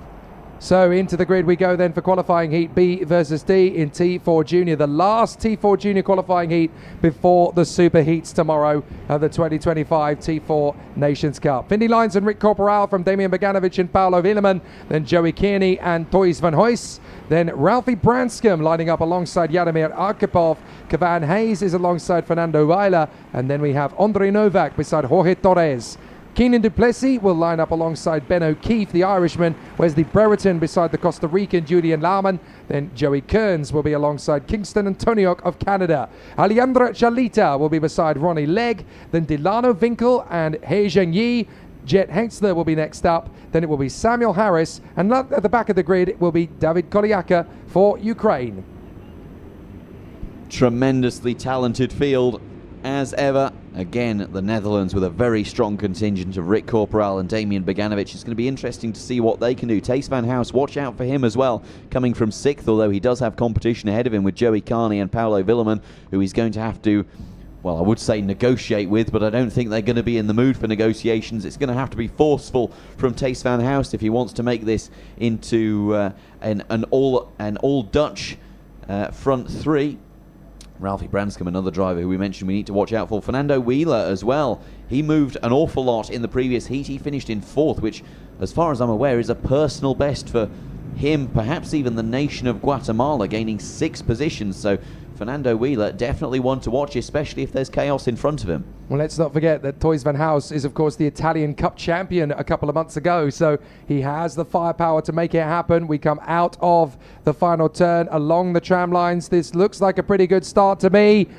And it is. We're under starters orders, and it's a fantastic start from the even side of the grid. Rick Corporal breaks across in front of Finley Lines, so they work their way through with Paulo Willeman helping him to get there. The Brazilian is now going to try and make his way through to third position. Now, was it a jump start as Lines tries to work his way through? Willeman's going to try and come right around the outside to work his way further forward, and that's going to be a break past Finley Lines into second. Lines is down to third, to fifth position. A terrible start in the end then for Finley Lines, who's got a lot of recovery work to do. He got hung out to dry there through the first corner and then through the first chicane, but it's Rick Corporal who's taken full advantage of the situation up front, as Lines is already getting stuck in to try and make his way back. And battling with Joey Carnes. He's doing a fantastic job of trying to pull things back. Joey Carney, excuse me, as Finley Lines falling down the order. Fantastic start from Rick Corporal. Remains to be seen whether or not he'll be investigated for that. Damian Boganovic has done a good job securing second in and amongst all of that. Rick Corporal, however, is the main story. I was actually looking at him as he was making his way down the tram line. His chin was glued to his right shoulder, excuse me, so I presume that he reacted to Finley Lyons' going, in which case I would say that probably wasn't likely to be a jump start, but that is a decision that the stewards will have to make in due course, as we see Rick Corporal going defensive, trying to fend off Damian Boganovic and also Paulo Willeman, who's also providing a significant threat. Joey Carney is also one to watch. The one Brazilian in the entire weekend, Paulo Willeman, definitely keeping things exciting for the Brazilians watching back home. But Corporal holds his nerve on the inside line. Boganovic second, Willeman third, then Kearney, Arkhipov, and Finley Lines, who has dropped back to sixth position. He's lost a couple of places on this lap because he was back up into fourth position again. And now he's dropped back behind Kearney and Arkhipov. Then it's Toys van Hoys, Kevin Hayes, then Branscombe, who still keeps himself in the top 10 despite the melee at the start. Fernando Vila, and then it is Ben O'Keefe. But now look at Rick Corporal. He's defending on the inside line. That opens the door for Paulo Willeman. So Willeman gets to move on the inside line into second past Damian Boganovic. Well, this definitely shakes things up. Boganovic still looking okay, though, for fourth position overall then, and the 10 points that go with it. And there's a dice at the inside. Corporal trying to fend off from Willeman. And look at the contact further back. Two carts ending up going sideways, 2, 3, 4. And who else got in the mix there? I think it was 2, 1, 3. That's Kearney and Arkhipov. So I think both of them ended up losing some ground there as they tangled with each other. There could be a real shuffle of the deck here for Lines, Van Hoys, Hayes and Branscombe as Corporal continues to defend here from Willeman and Boganovic. Disappointing for the two Irishmen, getting involved with each other a bit too much there. Jaromir Arkhipov was involved with Joey Carney, so we believe, as we see Corporal going defensive, very defensive mindset from the man who was the Flying Dutchman last year. He gets pushed a little bit wide, and this is going to turn into a real kerfuffle now as Rick Corporal goes defensive. Slipstream there from Paulo Willeman in the purple suit with that very distinctive Brazilian flag liveried helmet. Everyone making their way through the first corner with some side-by-side action there, as we see Finley Lyons trying to make a move up the inside of Jaromir Arkhipov. Up the inside, Willeman had the chance there on Corporal. He got bended onto the curbs. So Corporal's dropped back to third position, now trying to keep Finley Lines at bay. So it's Willeman through, Arkhipov through, and Corporal down to P3. So the Brazilian leads the way for the first time this week. And it's the T4 junior run for the Brazilian. But here comes Jaromir Arkhipov trying to come down the inside. Willeman protects to the inside for the next apex. The door's left open as here comes Rick Corporal. He'll try and get through, but Arkhipov able to drive right round the outside and slot himself back in behind the Brazilian. So it's Willeman, Arkhipov, Corporal, Lines, Boganovic. Here comes Finley Lines. Dives at the inside of Corporal. Lovely from Finley Lines into third place. First time Brazil has led a Nations Cup race since 2022. Brazil only with one driver here this weekend, and that is Paulo Willeman. He's flying the flag singular.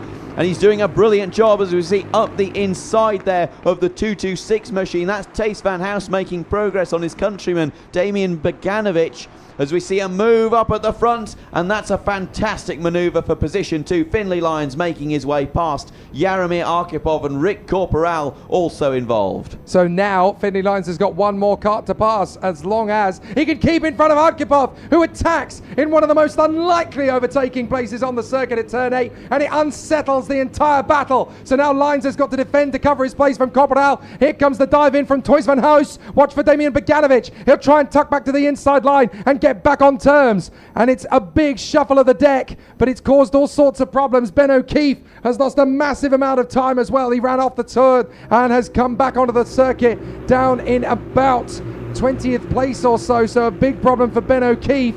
But now Finlay Lyons is definitely backs against the ropes time here with Rick Corporal, and Paolo Willeman has been given license to play at the front of the field. Look at them shaking their fists at each other.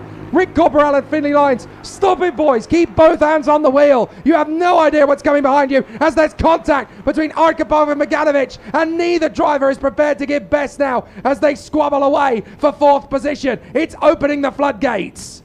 Well, I think there's a bit of confusion there between Lyons and Corporal on the back straight. Lyons was signalling to Arkhipov behind, saying, let's work together to try and get past Rick Corporal. At that moment, Rick Corporal checked over his shoulder as Lyons was pointing forward, and obviously understood, oh, okay, I'm going to work with Finlay Lyons to move up forward. Then Finlay Lyons tries to overtake at the chicane.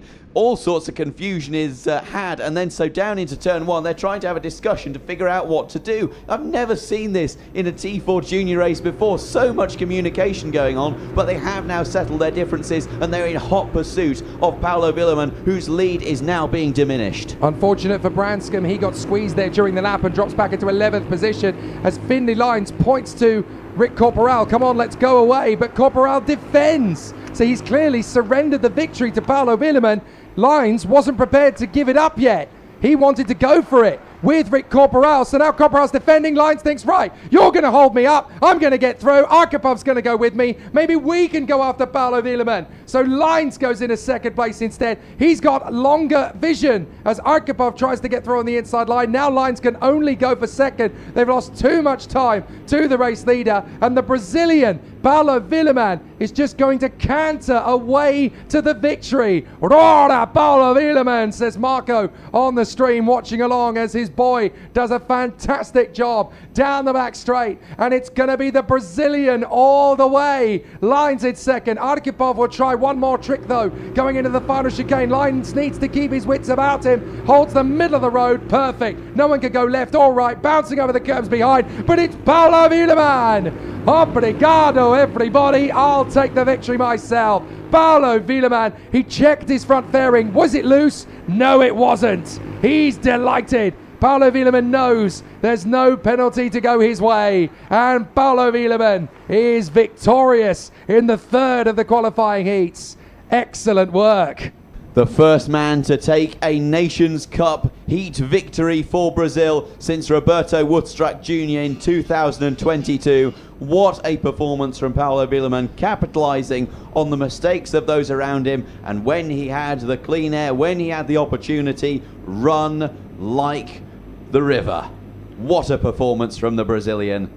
A tremendous effort from the South American. As we mentioned, the only Brazilian here this weekend. He is flying the flag extraordinarily high for the South American nation. Finlay Lyons, we disappointed with only managing 2nd, having started on pole. Jaromir Arkhipov in 3rd place, climbing 5 positions from where he started. Brilliant effort by the young Spaniard. Rick Corporal in 5th and Damian in 4th, and Damian Beganovic falling 2 positions to finish in 5th. Kevin Hayes gained 3 to finish in 6th in front of Thijs van House and Joey Carney, with Fernando Wheeler finishing in 9th in front of Keenan Duplessis in 10th. Not too many big movers, it has to be said. Kingston Antoniuk putting in another strong performance for Canada, gaining 6 positions to finish in 12th place. And Andre Novak, our resident professional send merchant, unfortunately losing 2 positions from where he started, only managing 13th. 13th. Fantastic stuff from T4 Junior, as we now have a bit of an understanding as to who's going to be questing after the victory tomorrow. Stein Hansen, Ronan Kamphuis and Derek Vargo at the top 3 positions, but the best of the rest, Damian Beganovic, Paolo Wieleman and Jaromir Arkhipov all on 12 points coming into this one, with Kearney down on 15 and Toys van Hoys dropping to 8th on 17. It is a blanket you can throw over them in the top 8 in T4 Junior. Immense stuff. And of course that leads us in to the final 3 qualifying heats for T4 Senior. We know that Jose Gomez is not going to have things all his own way, and we certainly now know that Noah Rosser isn't either, after his problems with the chain guard falling off, bringing him into the pits and dropping to the 34th position in his previous heat. So now it's all about whether Jorn Bremer can finish the job in the final qualifying heat. Before we get into the T4 Seniors though, we are joined up in the commentary box by the president of Tillotson Limited. It is Charles Demerjen himself. Charles, it is great to see you here at Valencia once again. Hello gentlemen, welcome back. We're having a great time here, I see, watching everything. It's been amazing this year. How excited are you by the incredible growth? The numbers up 20% already compared to last year. Yep. You know, we actually were debating whether or not we could handle another, increasing it more, but we added an extra day this year. It filled up quickly, so we're super excited. There's a genuine chance coming into the next couple of years that you may have to turn this into a 4-day event. There is a possibility. And we haven't had any pushback on it. Everybody, they seem to be like, yeah, we love this event. We'll come out for another day and, enjoy the weather and the event and the racing for an extra day. Now, looking at the competitors that have signed up for this year, we know that there are various Tillotson T4 categories around the world, and they're all expanding and growing all the time. But it must be such an exciting revelation for you to know that there are drivers and competitors competing this year that don't even have their own Tillotson T4 series in their own nations. They're coming over to see what they can do against the established guard. You know, that is one of the things that makes this event and this whole category, such a great category, is people have the opportunity to come and race at an international level against people from all over the world, and in a highly competitive environment that at this kind of level of racing they just otherwise wouldn't get. So we love it. We think it's great, and we try to expand not only just the number of total people, but the number of countries represented. We want to see even the single person from the single country coming in and waving his flag on the driver's parade. And it must be so exciting as well that you're not only getting really talented young kart racers or returning kart racers, but even drivers that haven't raced for a couple of years that have come out of single-seaters, out of sports cars, to come back into the sport, to come and compete for something as exciting and intense as this. You know, what this category is great for are kind of 2 or 3 different types of people. One, getting started in karting for the first time. You know, you don't want to spend the money, you don't have the skill, you don't know if you have the skill to drive or mechanic on a 2-stroke kart. This is a great way to get in, learn the basics, move up. We love to see people move up and out of T4 up into the next level of category up. And then you race up there for a little while, and if you can't afford it anymore, or if you get too old and you're not going to go on to the professional level and you just want to race on a more relaxed pace of racing, not a whole summer of racing, this is the perfect category. People come back. We get also the other category, we get a lot of people from other forms of motorsport, or even bicycles, BMX. We get a lot of motocross guys who motocross is beating their bodies down, and they just but they can't give up the thrill of racing, so they come to us and they race with us. It's almost like Tillotson T4 is to karting what Gusto's is in Ratatouille. Anyone can race. Anyone can race, and you know, it's just a great opportunity for everybody to come out and try it. So, level with me. There's been massive growth over the last 4 years. What's the next big target? Is it growth in the individual markets? Is it expansion into different territories, different parts of the continents? What's the next big step? We're always adding new countries. Every year we add a couple new countries, and then we focus on growing the individual countries, the race inside the individual countries. The U.S. right now is experiencing probably our largest growth. We're probably double this year versus last year, and we think we'll probably do that again next year. Mexico is growing rapidly as it expands its tracks. South Africa has always been a big participant in here, but that system down there is growing, and so we do both. We try to bring on new countries, and we try to expand within each country. And even looking at some of the case studies like the Netherlands, 2 years ago they had 0 drivers, and they've literally gone from 0 to 60 in 2 years. Yeah, they had a group of drivers in that whole segment up there. But yes, the guys, our dealer there has just done a great job building that program and making it probably one of the best organized and programs out there. That one, Ireland, South Africa, the U.S.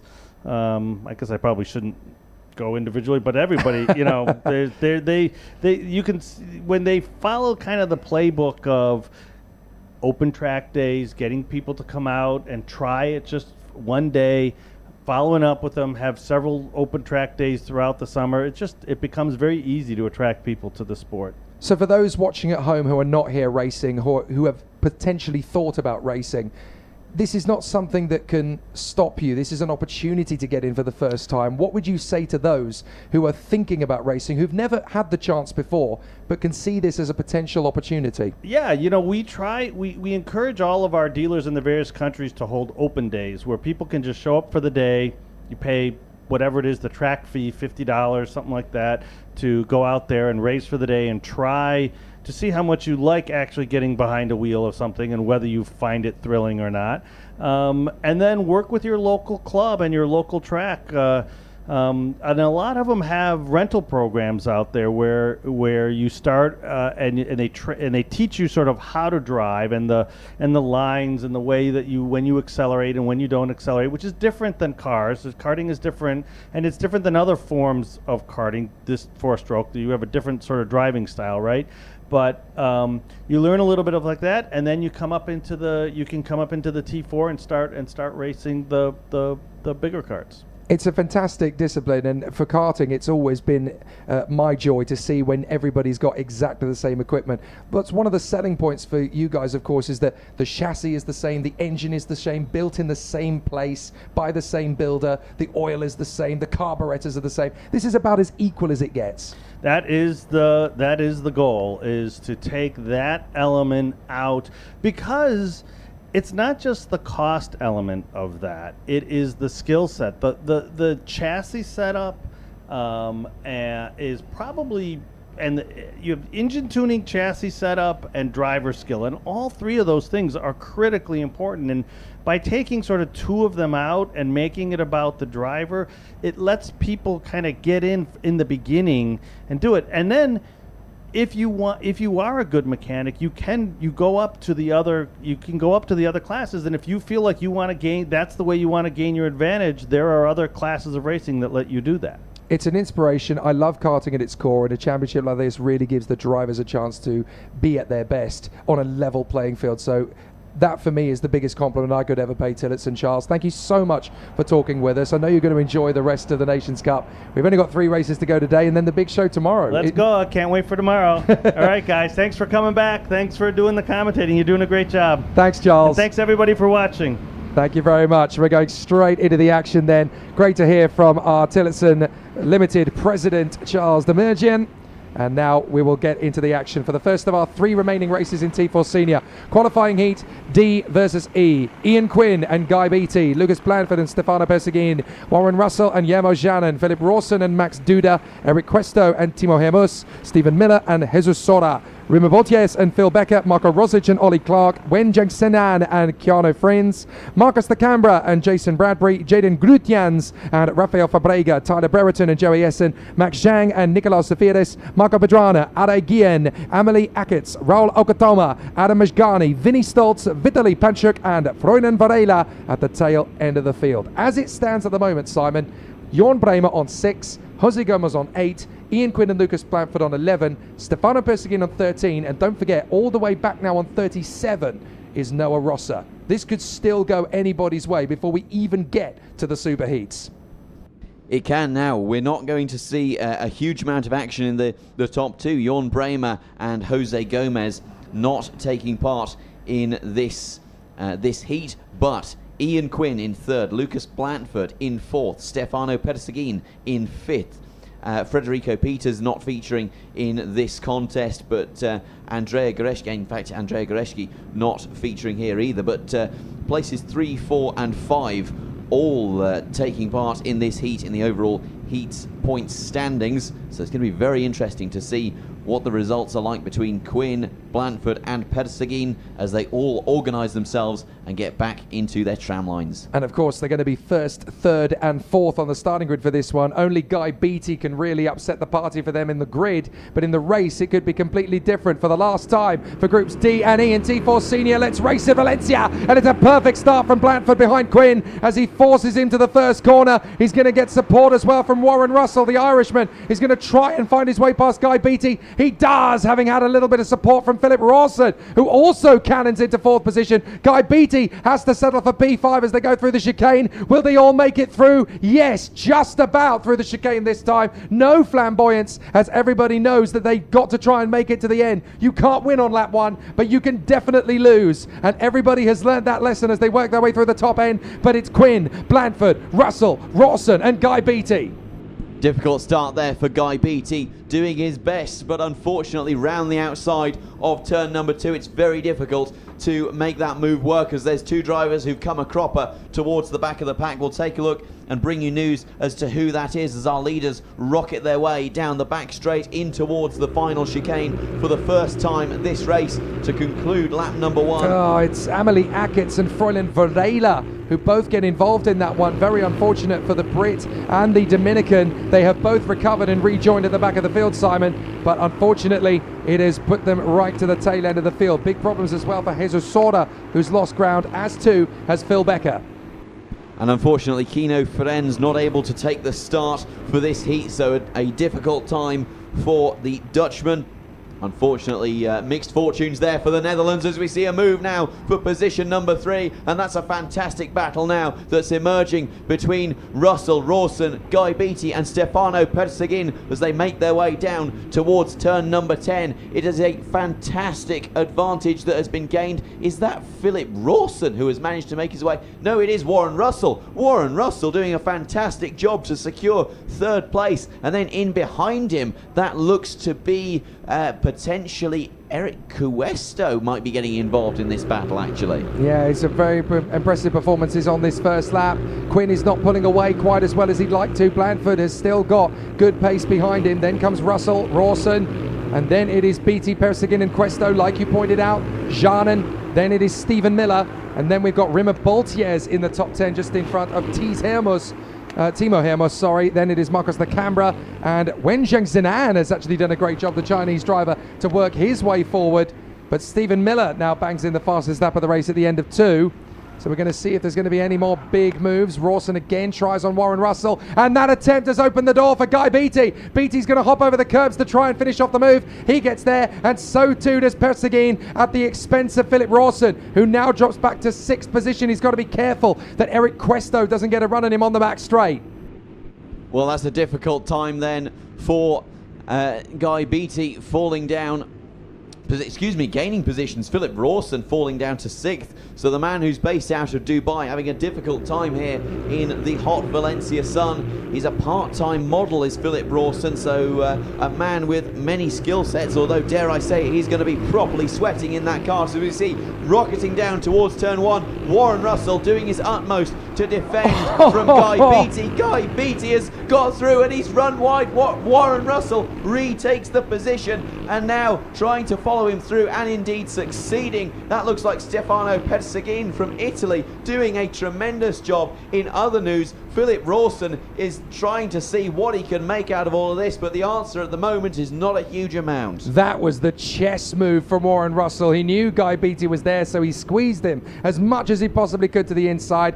braked early, let him have it, and then tucked back to the inside on the exit of the turn 1 radius. Now Beatty's going to try and get him back again. Rawson will dive in on Persegin at the same breath. Beatty will come through. Russell is trying to keep his foot in round the outside. No way can he finish that off. He's still side by side with Beatty, and he is going to finish it. Warren Russell, amazing defence. He could be in defence for Ireland in the football. Amazing work from Warren Russell to hold that round the outside. And Guy Beatty venting his frustration. Come on, we're losing ground to the leaders. Warren Russell couldn't care less.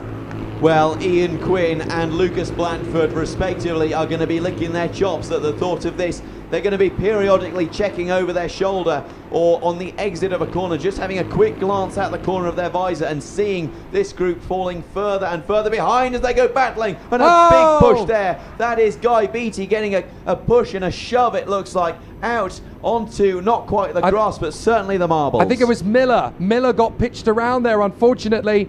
So certainly one of the drivers in that gaggle was pitched around. It's one of the USA drivers, I think, that ended up pirouetting. And I think it was Stephen Miller. We'll double check. It might have been Eric Questo, but we'll double check again as they come through. It was Miller. So we're down into 11th position just in front of Bradbury.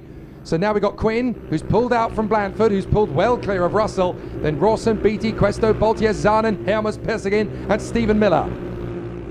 Fantastic contest emerging, and we've only just completed lap number 5. What a tremendous affair this is turning out to be. The leaders streaking away, and that battle for third place has settled down considerably. Now sort of a battle for fifth could be our best hope, with Guy Beatty leading a train as we see a move up the inside there from Remy Bolches up the inside of Eric Cuesto. It looks like Cuesto now going to be coming under pressure from Hermus and Persegin, who's fallen significantly down the order there. Persegin now trying to find his way past Hermus, but nothing he can do thus far. Perhaps a move down into turn 10, although that's going to cost them even more time, and Persegin thinks better of it. That's the thing about these 4-stroke karts. You've got to remember that the momentum is such a big thing. When you make an overtaking move, the back end's going to step out a little bit. You lose that little sway of momentum. If a driver can react to that quickly, you can lose the move and then gain it back again in an undercut switch. So you've got to keep your reactions favorable. You've got to keep your eyes on stalks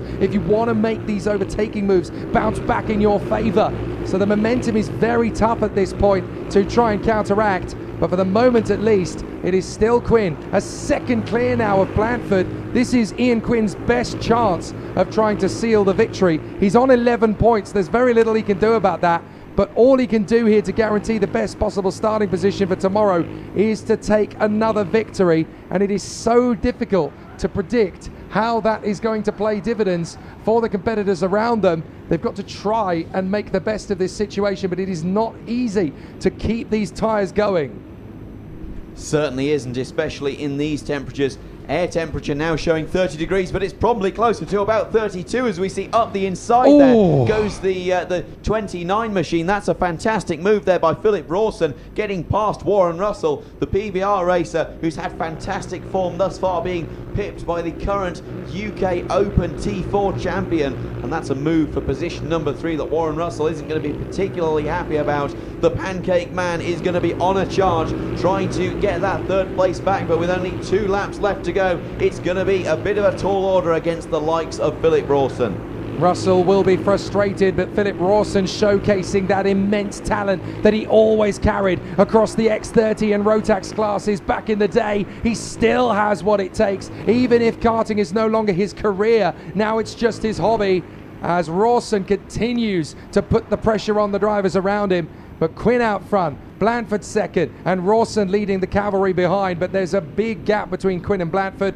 and an even bigger gap between Blanford and Rawson. So the real duel is going to be here between the 3rd and 4th place man. But fair play to Quinn and Blanford. They've not got themselves into silly situations. They've raced each other hard and fair, but they've read the percentages. They've looked at how hard they can push the tyres, and they've got themselves into a good position. So Quinn is going to take a 0 score. He'll stay on 11. Blanford is going to take a 2 score. He'll drop to 13, but still be in the top 4 and uncatchable to lose that position. He'll be at worst 4th place. Here we go, final lap, and it's Rawson versus Russell. Big dive from Russell. Rawson goes long into turn 1 to hold the position. position. Nicely handled by Philip Rawson. He knew that Warren Russell was going to throw everything at him, as Ian Quinn is still lapping quickly to find another fastest lap up front. And here comes the move from Beatty. Beatty dives in on Warren Russell. Squeezes to perfection to get that inside line nailed.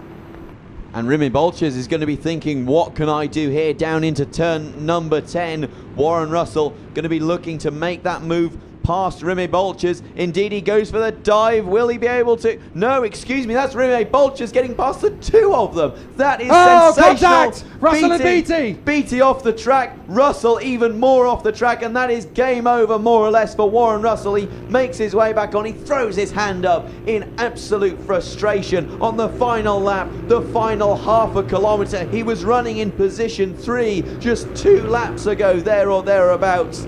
Ian Quinn takes a commanding and sensational victory. Lucas Blanford takes an uneventful but highly valuable second.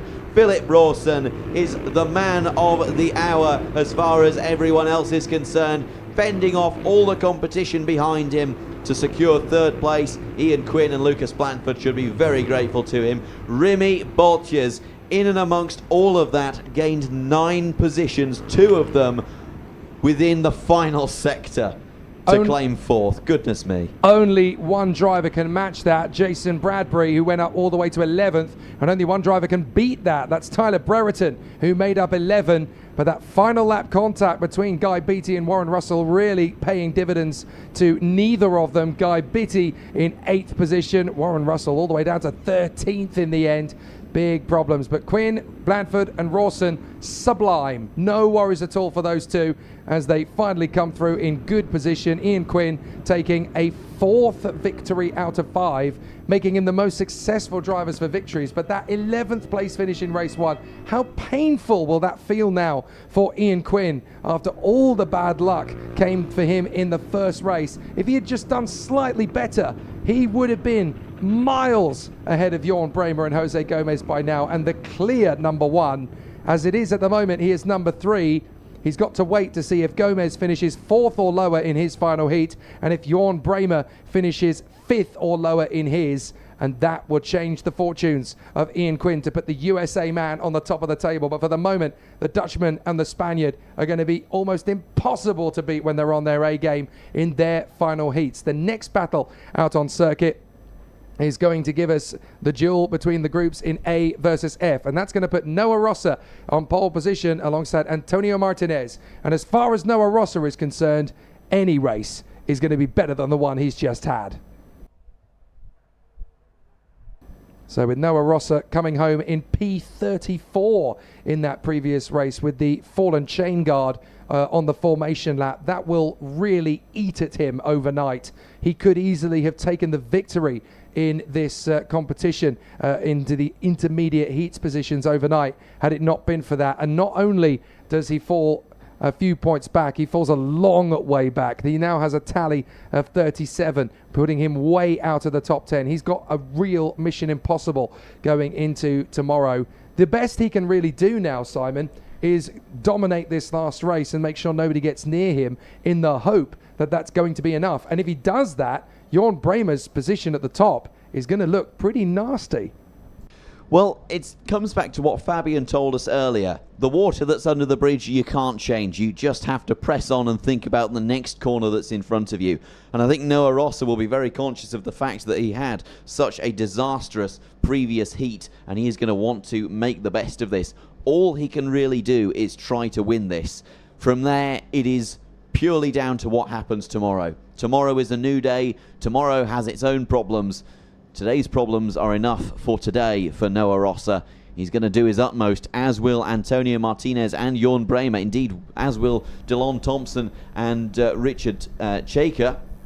However, it will just come down to seeing who will come out on top. Can we predict it? Absolutely not. No, indeed. Even Delon Thompson being there in 4th position on the grid alongside Jorn Bremer could produce some fireworks behind Noah Rosser and Antonio Martinez, who's had a lot of bad luck at this one. He was very quick around here in qualifying, based on the fact, of course, that this is essentially a playground for Antonio Martinez. There is the stance and stride of Noah Rosser, peeking out of the holding area. to walk his way down the pit lane a little bit, just to give himself a little bit of time to himself. He's a very pensive driver, is Noah Rossa, full of confidence, flamboyance and style, but when he gets into his zone, he is a very difficult man to break the concentration of. He knows exactly how to get things done. There is young Antonio Martinez alongside him, one of the younger competitors in the senior category, certainly very much coming into his own now is Antonio. He's not quite reached his peak yet, but there's potential. You can see from his qualifying lap that there is definite very strong performances to come from him. Next year could really be the sweet year for Spain if you've got the likes of Gomez still strong, Martinez getting better all the time, and that could be a real opportunity knocking. I'm not saying they have no chance to win the Nations Cup, because far from it, they have a very strong chance. But you do get the sense that there's a little bit of an edge between the three nations who are trying to win the Nations Cup for the first time at the sharp end. Spain, Netherlands, South Africa. They all want a slice of this cherry. They all want to grab the advantage. But they've got such pressure to soak up from each other. Looking at Nations Cup at the moment, we have no points on the board, of course. We will have no points on the board until the Superheats tomorrow. As it currently stands, it's looking pretty sweet for the Netherlands, but it's not done yet. There is so much more to do tomorrow. There certainly is, and I think it's a great insight into the difference in mentality between Noah Rossa and his competitors. Noah Rossa, the suit done up, the collar velcroed up, the helmet on, the visor down, and then you have the likes of Dylan Thompson, who's standing next to his cart with the race suit undone, tied around his waist, bearing that cheeky smirk that he so often does. Noah Rossa is kind of the Iron Man of the grid, isn't he? He's the Robert Downey Jr. Once that suit goes on, that's him. He's into ice cold, do not get in my way mode, and he knows that nothing can break that concentration. There's a terrible part of me that sort of wants to go down and just crack a joke to him just to see how he'd react, but I don't think it would be pleasant. No, he would respond to that. I can remember last year, of course, we had that big red flag, and it took a long time to clear, and we were sat there on the starting grid, and he just sat down, chilled out underneath the starting gantry. So I thought, I'll go and join him. And he actually really enjoyed it. It was one of the best pictures that got taken from last year's starting grid position from last year's Nations Cup. Just seeing the commentator chilling out with the American, chilling out for no apparent reason on the grid last year. It was one of the better pictures that got taken. So he's a very likable chap. When it comes to having fun, nobody's better. But when it comes to getting things done and knuckling down and finding something special, there's not many better either. That is very true, and I think that's one of the reasons why he's the Tillotson ambassador for this year, doing so much racing with Tillotson, doing so much in the way of media and PR. Noah Rossa, not only is he a very likeable chap, but he's also very competent when it comes to his image. Very competent when it comes to driving, very competent when it comes to his performance. He's one of those drivers who balances very well the public life and the fun and the social side of racing, with also keeping his performance absolutely sharp as a knife. Yes, indeed. There's going to be a very interesting race battle to come from our competitors now. We've had the 1 minute board go up. So it's Noah Rossa, Antonio Martinez, and the man who could become the top spot if this race goes his way, Jorn Bremer, with Dylan Thompson, Richard Shaker and Tyler Colshorn. All the pressure in this particular heat is on Jorn Bremer. He has 6 points compared to Gomez on 8 and Ian Quinn on 11 with Blanford on 13. Neither Quinn nor Blanford can score any more, so they are going to finish on 11 and 13. For Bremer, he cannot afford to have a bad heat here. If he finishes 5th or lower, Quinn takes the lead of the standings up to this point. There's no two ways about that, so Bremer's got to have a reasonably strong heat. If he can stay in the top 4, then he will finish ahead of Quinn whatever happens.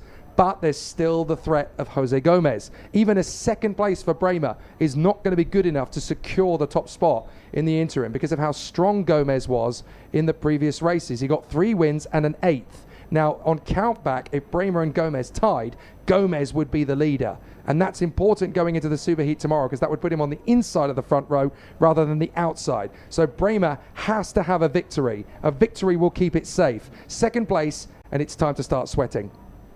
And this is why you're the professional, Jake. I'm just good at maths, that's all. It's got nothing to do with being a pro. Nerd. Got to figure out the mathematics, that's all it is. So now we've got Gomez there in second position in the standings with a race to go, but he'll be going off the front row of the grid, of course. So he's got the favour. Bremer has the positivity here from the second row of the grid on the inside line. So if he and Rosser break clear, then they can start racing again. But Rosser won't want to lose any more points, and nor will Bremer. It'll be the toughest race they've had so far. Noah Rosser and Antonio Martinez, Jorn Bremer and Delon Thompson, Richard Shaker and Tyler Colshorn, Andrea Goreski and Marco Ferrazzini from Josh Allen and Jack Mackenzie Smith, then Daniel Bertzin and Joe Bechtold, Jose Quesada and Jamie Eltzman, Andres Valdeparas and Jiggy Davier, Luke Hornstra and Keith Burke, Ewan Miller and Ricardo Gasparini, Bernardo Picardo and Kevin Shannon, Mark Donders and Gerardo Moreno, then Edvard Jimenez and Sean Canive, Mohamed Aidid and Juan Botero, Nick DeChow and Martin Proshek, Julian Rodriguez, Stefano Morice, Morris Campman, Bowden Barnwell, and from the back of the grid again, the Colombian, Christian Soto, charging his way through once again. And we talk about the points, but it is also worth mentioning that one of the differentiating factors between the good and the great in karting is that mindset of being able to calculate, okay, I only need to take this amount of risk. We saw that earlier on with a number of our competitors only settling for second just because it made no difference in the overall point standings. And that's where the goods and the greats are really separated. Where is the mental capacity? Are you at your limit when you're in the kart? Are you at your limit when you're preparing it, when you're in the pre-grid? Or are you thinking to yourself about the long game? Are you thinking about the big picture, where you're going to be after this heat? Where are your competitors going to be after their heat? Are you tracking the points? These are all the small questions that, as a combination, their value is more than the sum of their parts. We've had Gomez had a bad heat. We've had Rosser have a disastrous heat, and Jorn Bremer be consistent over his first 4 races. Now it's time to bring out the A game. You need something special if you want to seal pole position for tomorrow. Let's find out how it'll go. Rosser and Bremer have the advantage on Martinez on the run to the first corner, and they will run first and second. Bremer almost had a sniff on the inside of Rosser as they went into the apex for turn 1. Through comes Richard Shaker as well. The Czech has come through into third position, but not for long. Martinez bounces back and fights his way through into third place, and there's some contact further back. It's a melee at the chicane once again. Several karts having to recover their positions, but they are now all pointing in the right direction again. But out in front, it is Rosser from Bremer and Martinez. And Rosser and Bremer have already got daylight between themselves and Antonio Martinez. So it's their battle now. They will quest for glory, and both of them need to win this one. Well, it was, I can tell you for certain, Joe Bechtold who was involved in the contact there. I think it may have also been Keith Burke or perhaps Jack Mackenzie Smith, although I don't think Jack Mackenzie Smith is bearing those Oren Henry Racing overalls. I believe he's being run by Pratt Bros Racing here this weekend. Nevertheless, both drivers managing to continue on. I notice very often that Noah Rosser, on his stance, he goes very defensive to the inside line and then swings out slightly wide just to open the radius of the corner, knowing that there's no one on the outside and that a move around the outside can't be made, nor can a move be made up the inside in the 3 or 4 meters where he's created a gap. It's a real sign of his intelligence and know-how and the margins of racing, but there isn't much of a margin now. Jorn Bremer chasing him down convincingly. Only about a 1/10 of a second separated them as they crossed the line last time round, and that seems to be a bit of an accordion now, opening back up and then closing back up through the technical sections. Perhaps Jorn Bremer maintaining the tyres slightly, maybe having a bit more life in the tyres after Noah Rosser was forced to push towards the end of his previous heat when he had that awful mishap with the chain guard coming off and having to come in and get it replaced before running round at the back. As we see a move there, that looks like Goreski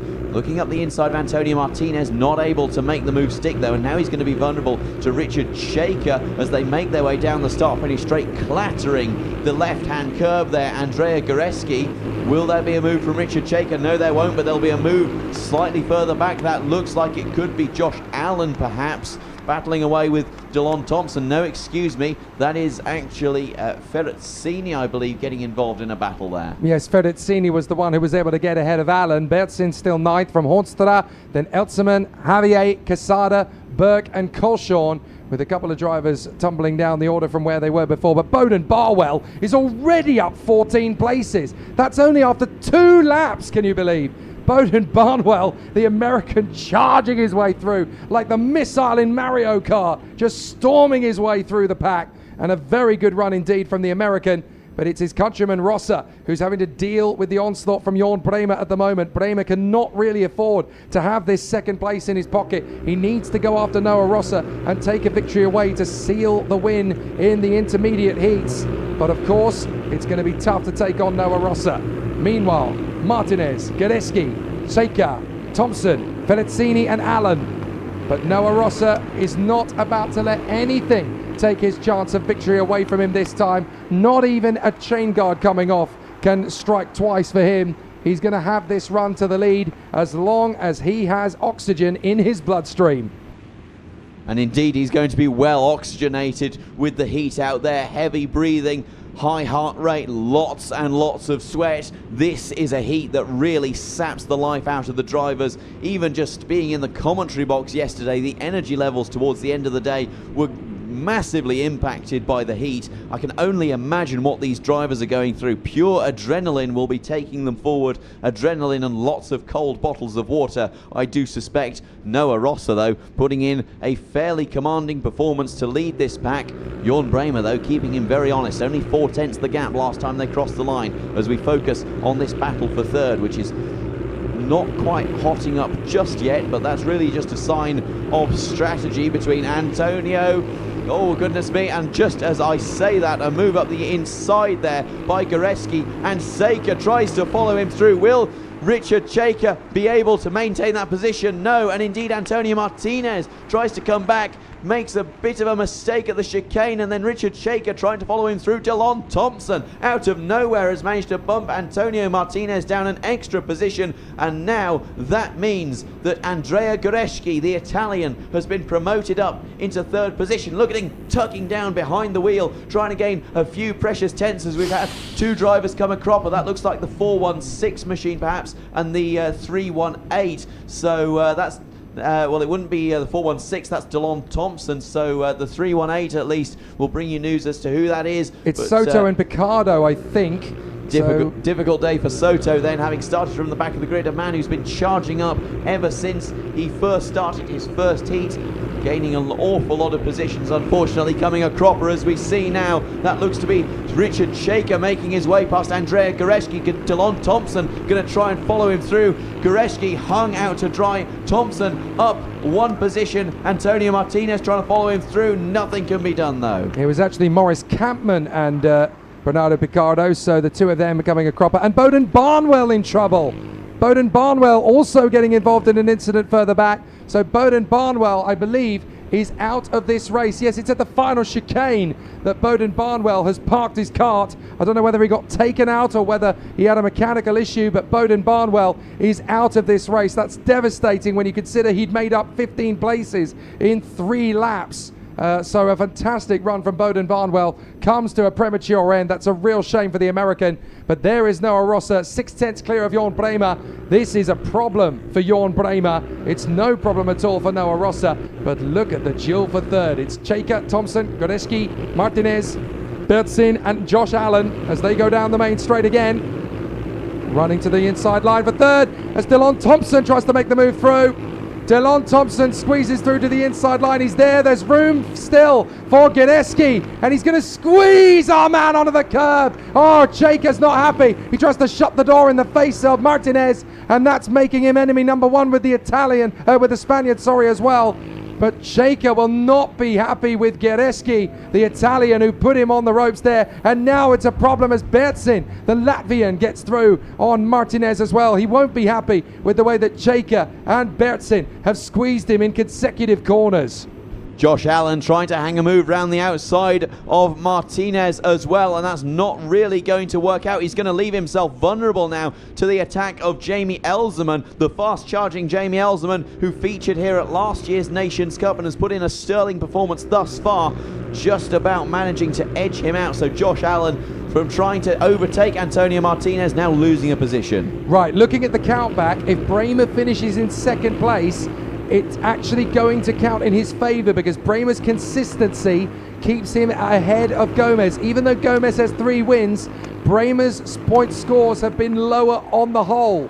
So Bremer will actually be on the top spot on countback here if it stays with him in second place. That's what the scoreboard's telling me, especially when you consider that Gomez has still got one more race to go. Jack Mackenzie Smith is under investigation, but a second place finish would certainly keep Jorn Bremer on the top spot for the time being. And if there's not going to be an easy run for Gomez in the last race, then that would secure it. But it's going to be a tight one. Noah Rossa will be 9/10 clear of Jorn Bremer, who is on course to take the victory in the qualifying heats to put in pole for the super heats tomorrow. Antonio Martinez further down the order, driving angry. He's fallen back into the clutches of Gasparini and Bechtold. Unfortunately, just getting all out of shapes through turn 6, getting on the marbles, trying to hang a move around the outside of the pack that he was racing with. It not working out for him, and then just being bumped all the way down the order, hung out to dry, and unfortunately ending up now outside of the top 10.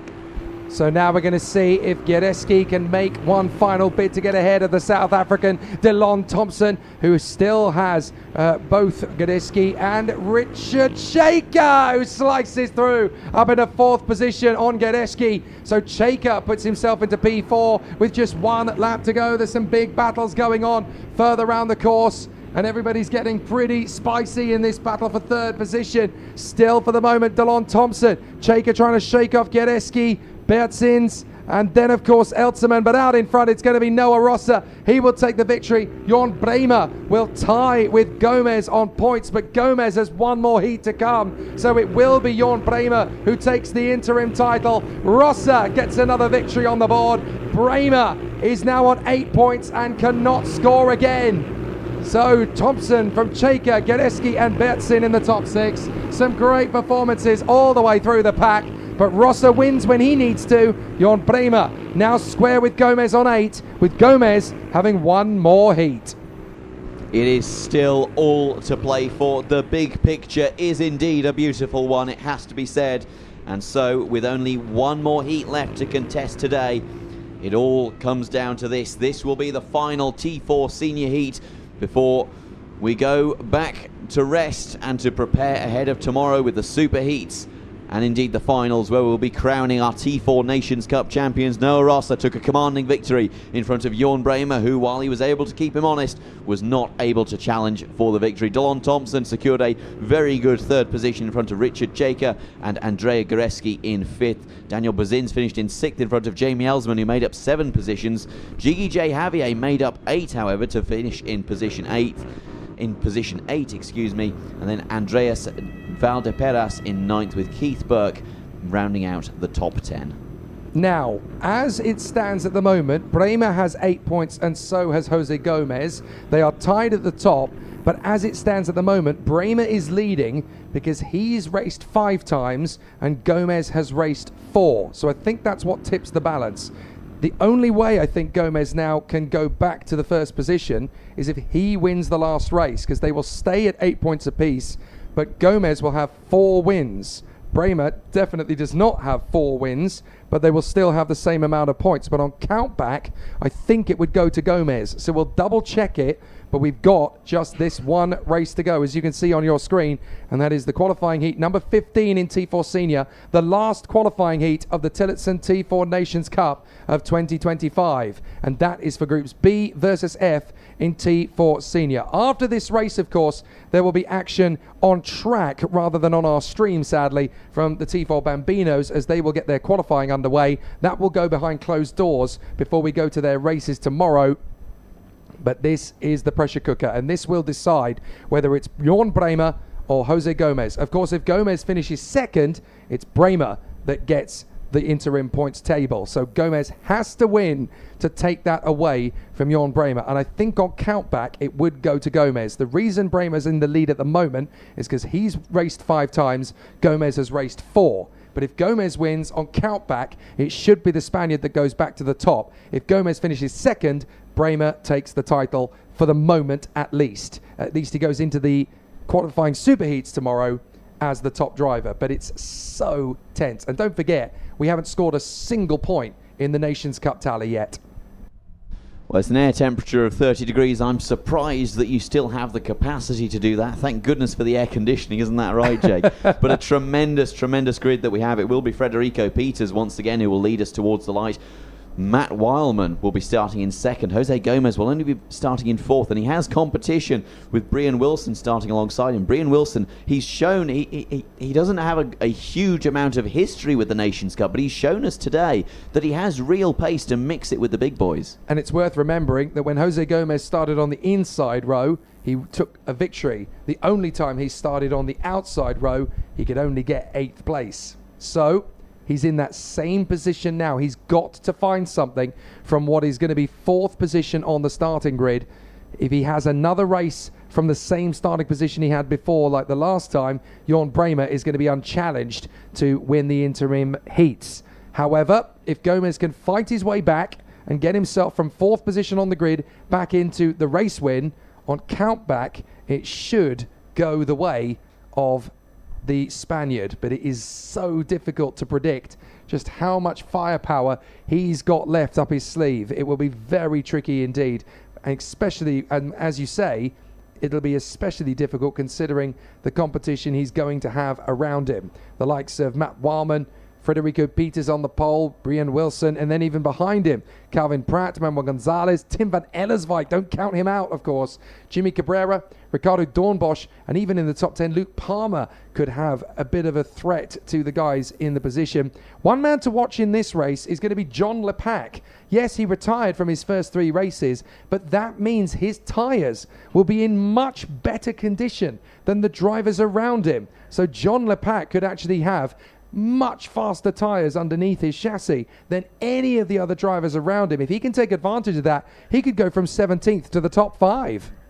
He could very easily, and another big mover who we've witnessed in a number of other heats, Jonathan Trock. Now, he's starting in 20th, but he has real form for being able to climb his way up the order. As I take a look back through the previous results, Jonathan Trock has been putting in serious performances throughout all of today and indeed yesterday as well. The young Israeli, he gained 9 positions in his last heat. And before that, indeed, he put in a tremendous performance to gain...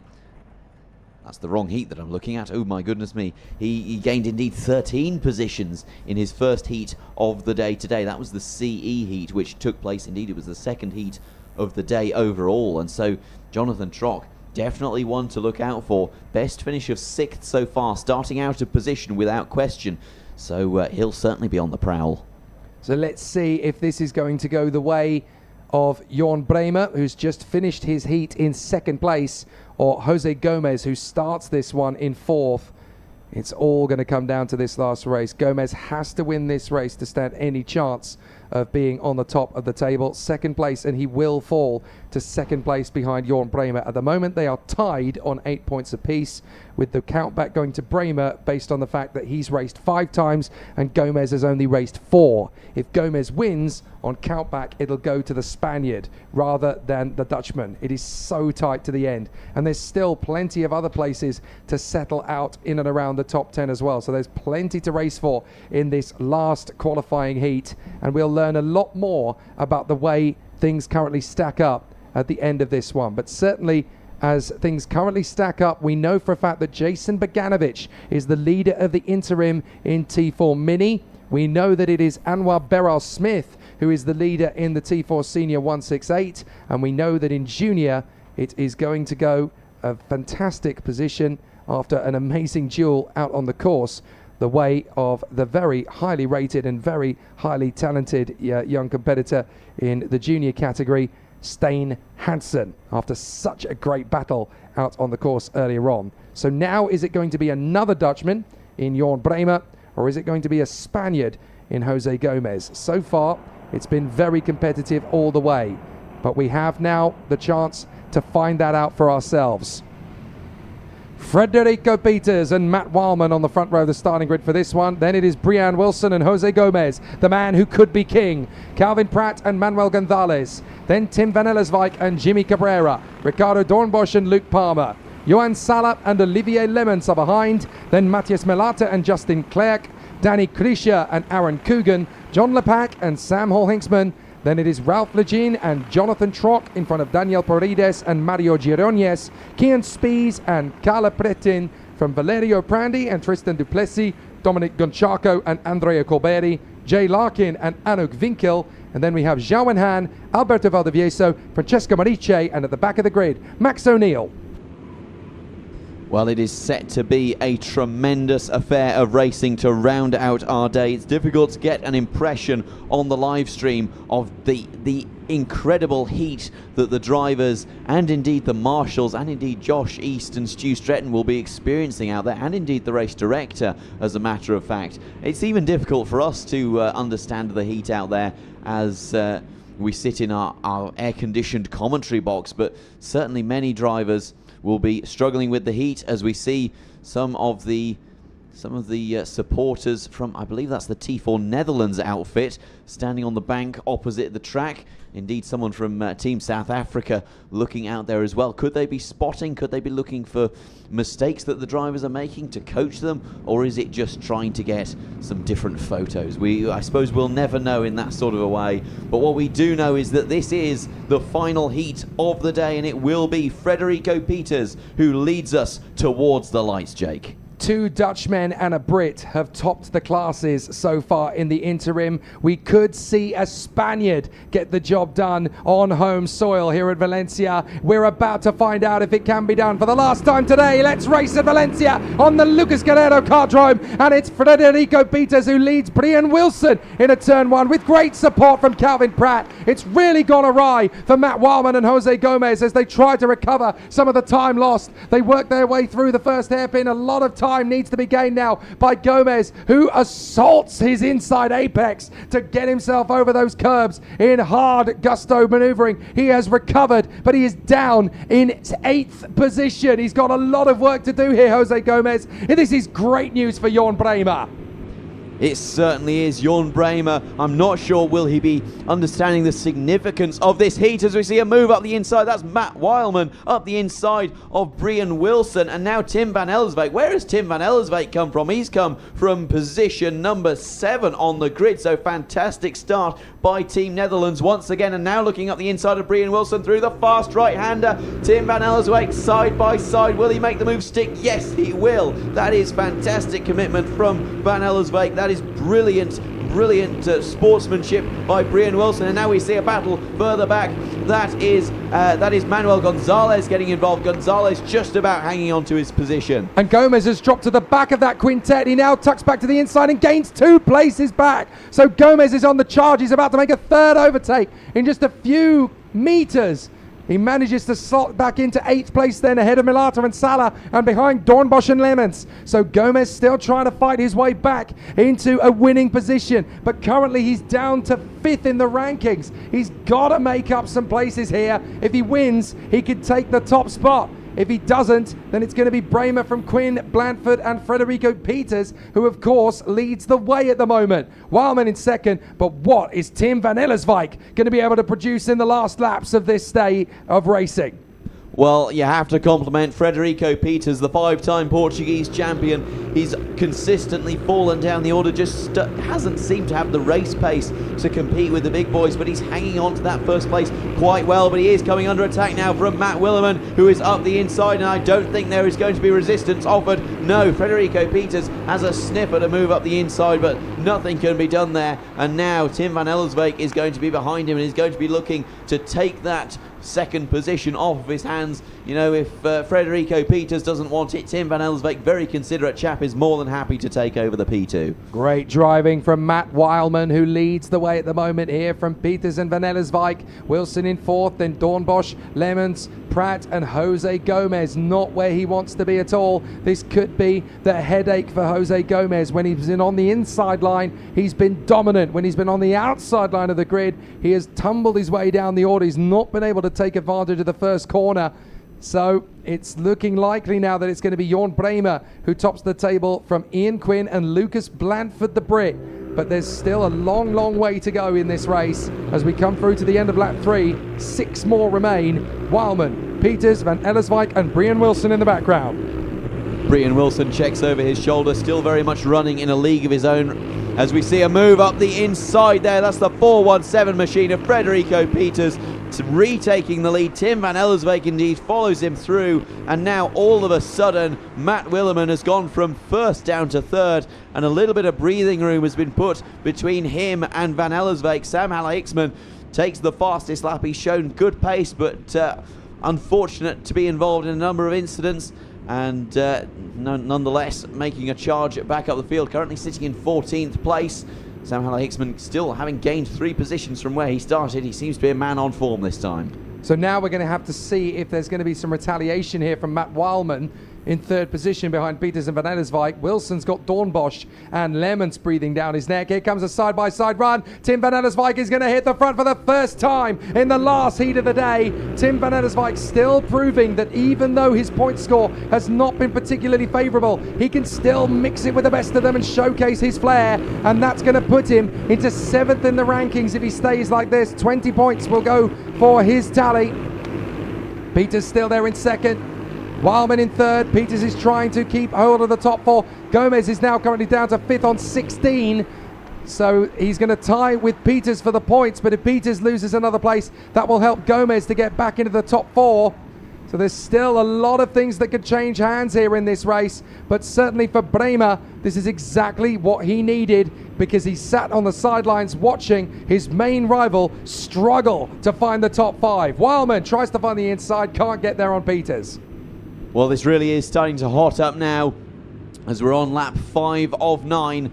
A tremendous contest emerging here. Tim van Ellerswijk leading the way, a man who has experience leading at the T4 Nations Cup. Frederico Peters doing a tremendous job staying on his bumper, maybe an inch or two separate them currently. A fantastic effort being made by the Portuguese driver. Will there be any moves into turn 1? Matt Willeman tucks down behind the wheel of his kart. There goes Frederico Peters up the inside. More and more battling. This is costing time. Matt Willeman follows him through. Tim van Ellerswijk down to third. This is really going to start hampering them. Ralph Leyens has been given a warning flag in the 343 machine. That's very unfortunate for him, but nonetheless he will continue on as we see some battles going on down the order.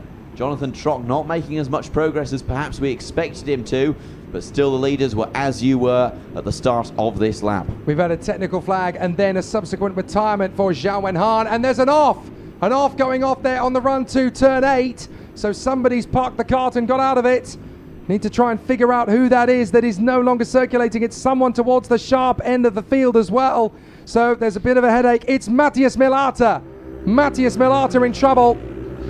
So that is bitter disappointment then for Matthias Milata, who retires from the last race of the day. And that will be a real headache for Team Czechia's chances in the Nations Cup as well. Peters, Wildman, van Ellerswijk, then Lemons up to 4th position from Dornbosch, Pratt and Gomez now into 7th position. That helps out Jose Gomez, now on 15 points compared to Frederico Peters on 14. But it's not going to be enough. Jorn Bremer is still going to be the man who leads at the interim on 6 points compared to Quinn on 11, Blanford on 13, Peters on 14 and Gomez on 15. So it's looking very neat and tidy at the moment. They continue to run through on the far side. Side by side for the lead. This is going to be Matt Wildman's chance. He fights his way past Peters. Van Ellerswijk splits them as he gets into P2. Matt Wildman was determined to find the overtaking move there on Frederico Peters, and that really hampers the Portuguese driver's chances as Wildman forces the issue to get through with Van Ellerswijk going with him. Brilliant move by the Briton, and now Frederico Peters with a bit of daylight towards the back end of Tim van Ellerswijk as Matt Willeman goes defensive. Van Ellerswijk to the outside, difficult move to pull off, if not impossible. We've only seen a couple of people, a small handful, managing to make that manoeuvre at this stage of the contest. It's very, very difficult. Tim van Ellerswijk thinks better of it and just maintains his position, but here comes Frederico Peters up the inside of Tim van Ellerswijk through turn number 5 and 6, and he gets the position brilliantly. Jose Gomez, fastest lap. And that's exactly what he needs at this point, because now he's trying to make some big moves. He's already got one. Oh, Gomez spins out! Gomez is out! Gomez spins it! And that will guarantee Jorn Bremer as the top spot. Gomez was making massive progress. He was cutting his way through the field, but he kicks out from the back end of his kart, pirouettes around, too aggressive a maneuver. Jorn Bremer is confirmed. He will take the T4 Senior lead overnight.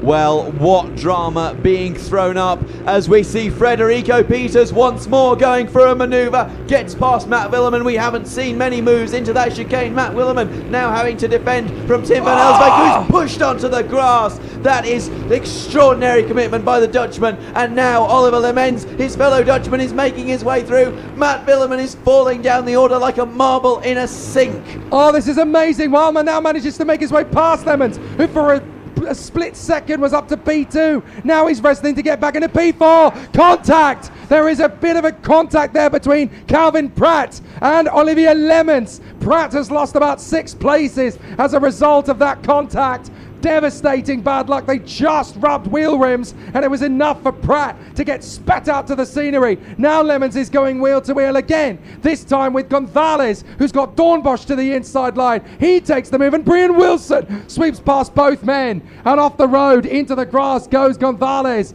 He manages to kick back, but out in front it is going to be Frederico Peters. The Portuguese driver finally gets a race to go his way. He will take the checkered flag and the win goes his way. Brilliant from Peters. Van Ellerswijk second, Matt Wildman in third. But the big news is that there was no fairy tale comeback for Jose Gomez. He drops all the way back to 24th position, and that means that he will be comparable in the table to Noah Rossa. So now Jorn Bremer will take the victory on 8 points. Quinn is on 11, Blandford is on 13 with the inside line of row 2. Big chance for the Brit tomorrow, but it's Jorn Bremer whose consistency and maturity takes him to the lead of the T4 senior table at the interim. And it's going to be very interesting to see if Jose Gomez and indeed Noah Rossa can make their way through the rubbing and the racing of the midfield pack tomorrow. That's going to be a real challenge for them. So used to being up at the sharp end where there's a huge amount of experience and ability and oftentimes clean air, whereas in the mid-pack we've seen plenty of times drivers coming a cropper where 4 karts in some cases can be fighting for the same bit of racetrack. Almost all of the collisions that we've seen on the first lap have been either in the midfield or towards the tail end of the midfield or at the back. And so Noah Rossa and Jose Gomez starting in the midst of it tomorrow in the super heats. That's going to provide a real challenge for them. So unbelievably, we have a Brit and 3 Dutchmen who have topped the table going into the overnight phase on Saturday night. There is the schedule for tomorrow. Super Heats will kick off with the T4 Minis, and then we'll have the 2 Super Heats in T4 Junior, the 2 Super Heats in T4 Senior as well. There will be a consolation race tomorrow in T4 Senior, which will obviously not be televised, rather sadly, but the T4 Senior 168 Super Heat will be there. And then, just after 1 o'clock, it'll be finals time for the Minis, the Juniors, the Seniors, the 168s, and then of course after that we will have the Bambino final as well, the first ever T4 Nations Cup Bambino final. That will be televised, and then of course at 5 p.m. we'll have the podium presentation and the announcement of the winner of the Nations Cup. It's going to be a sensational day tomorrow. Saturday really has been a Saturday of thunder here on the Lucas Guerrero Kartodromo in Valencia. It's been an amazing battle. From myself, Jake Sanson, from my colleague Simon Byford, we will return tomorrow when we will crown winners across the 5 categories. In the main category, T4 Bambino will also, of course, come out for the first time to get their first ever final, and we will crown the 4th consecutive Nations Cup. Will it be USA, UK, or Germany again, or will we get a brand new nation on the top spot? You'll have to return tomorrow to find out. Hasta mañana.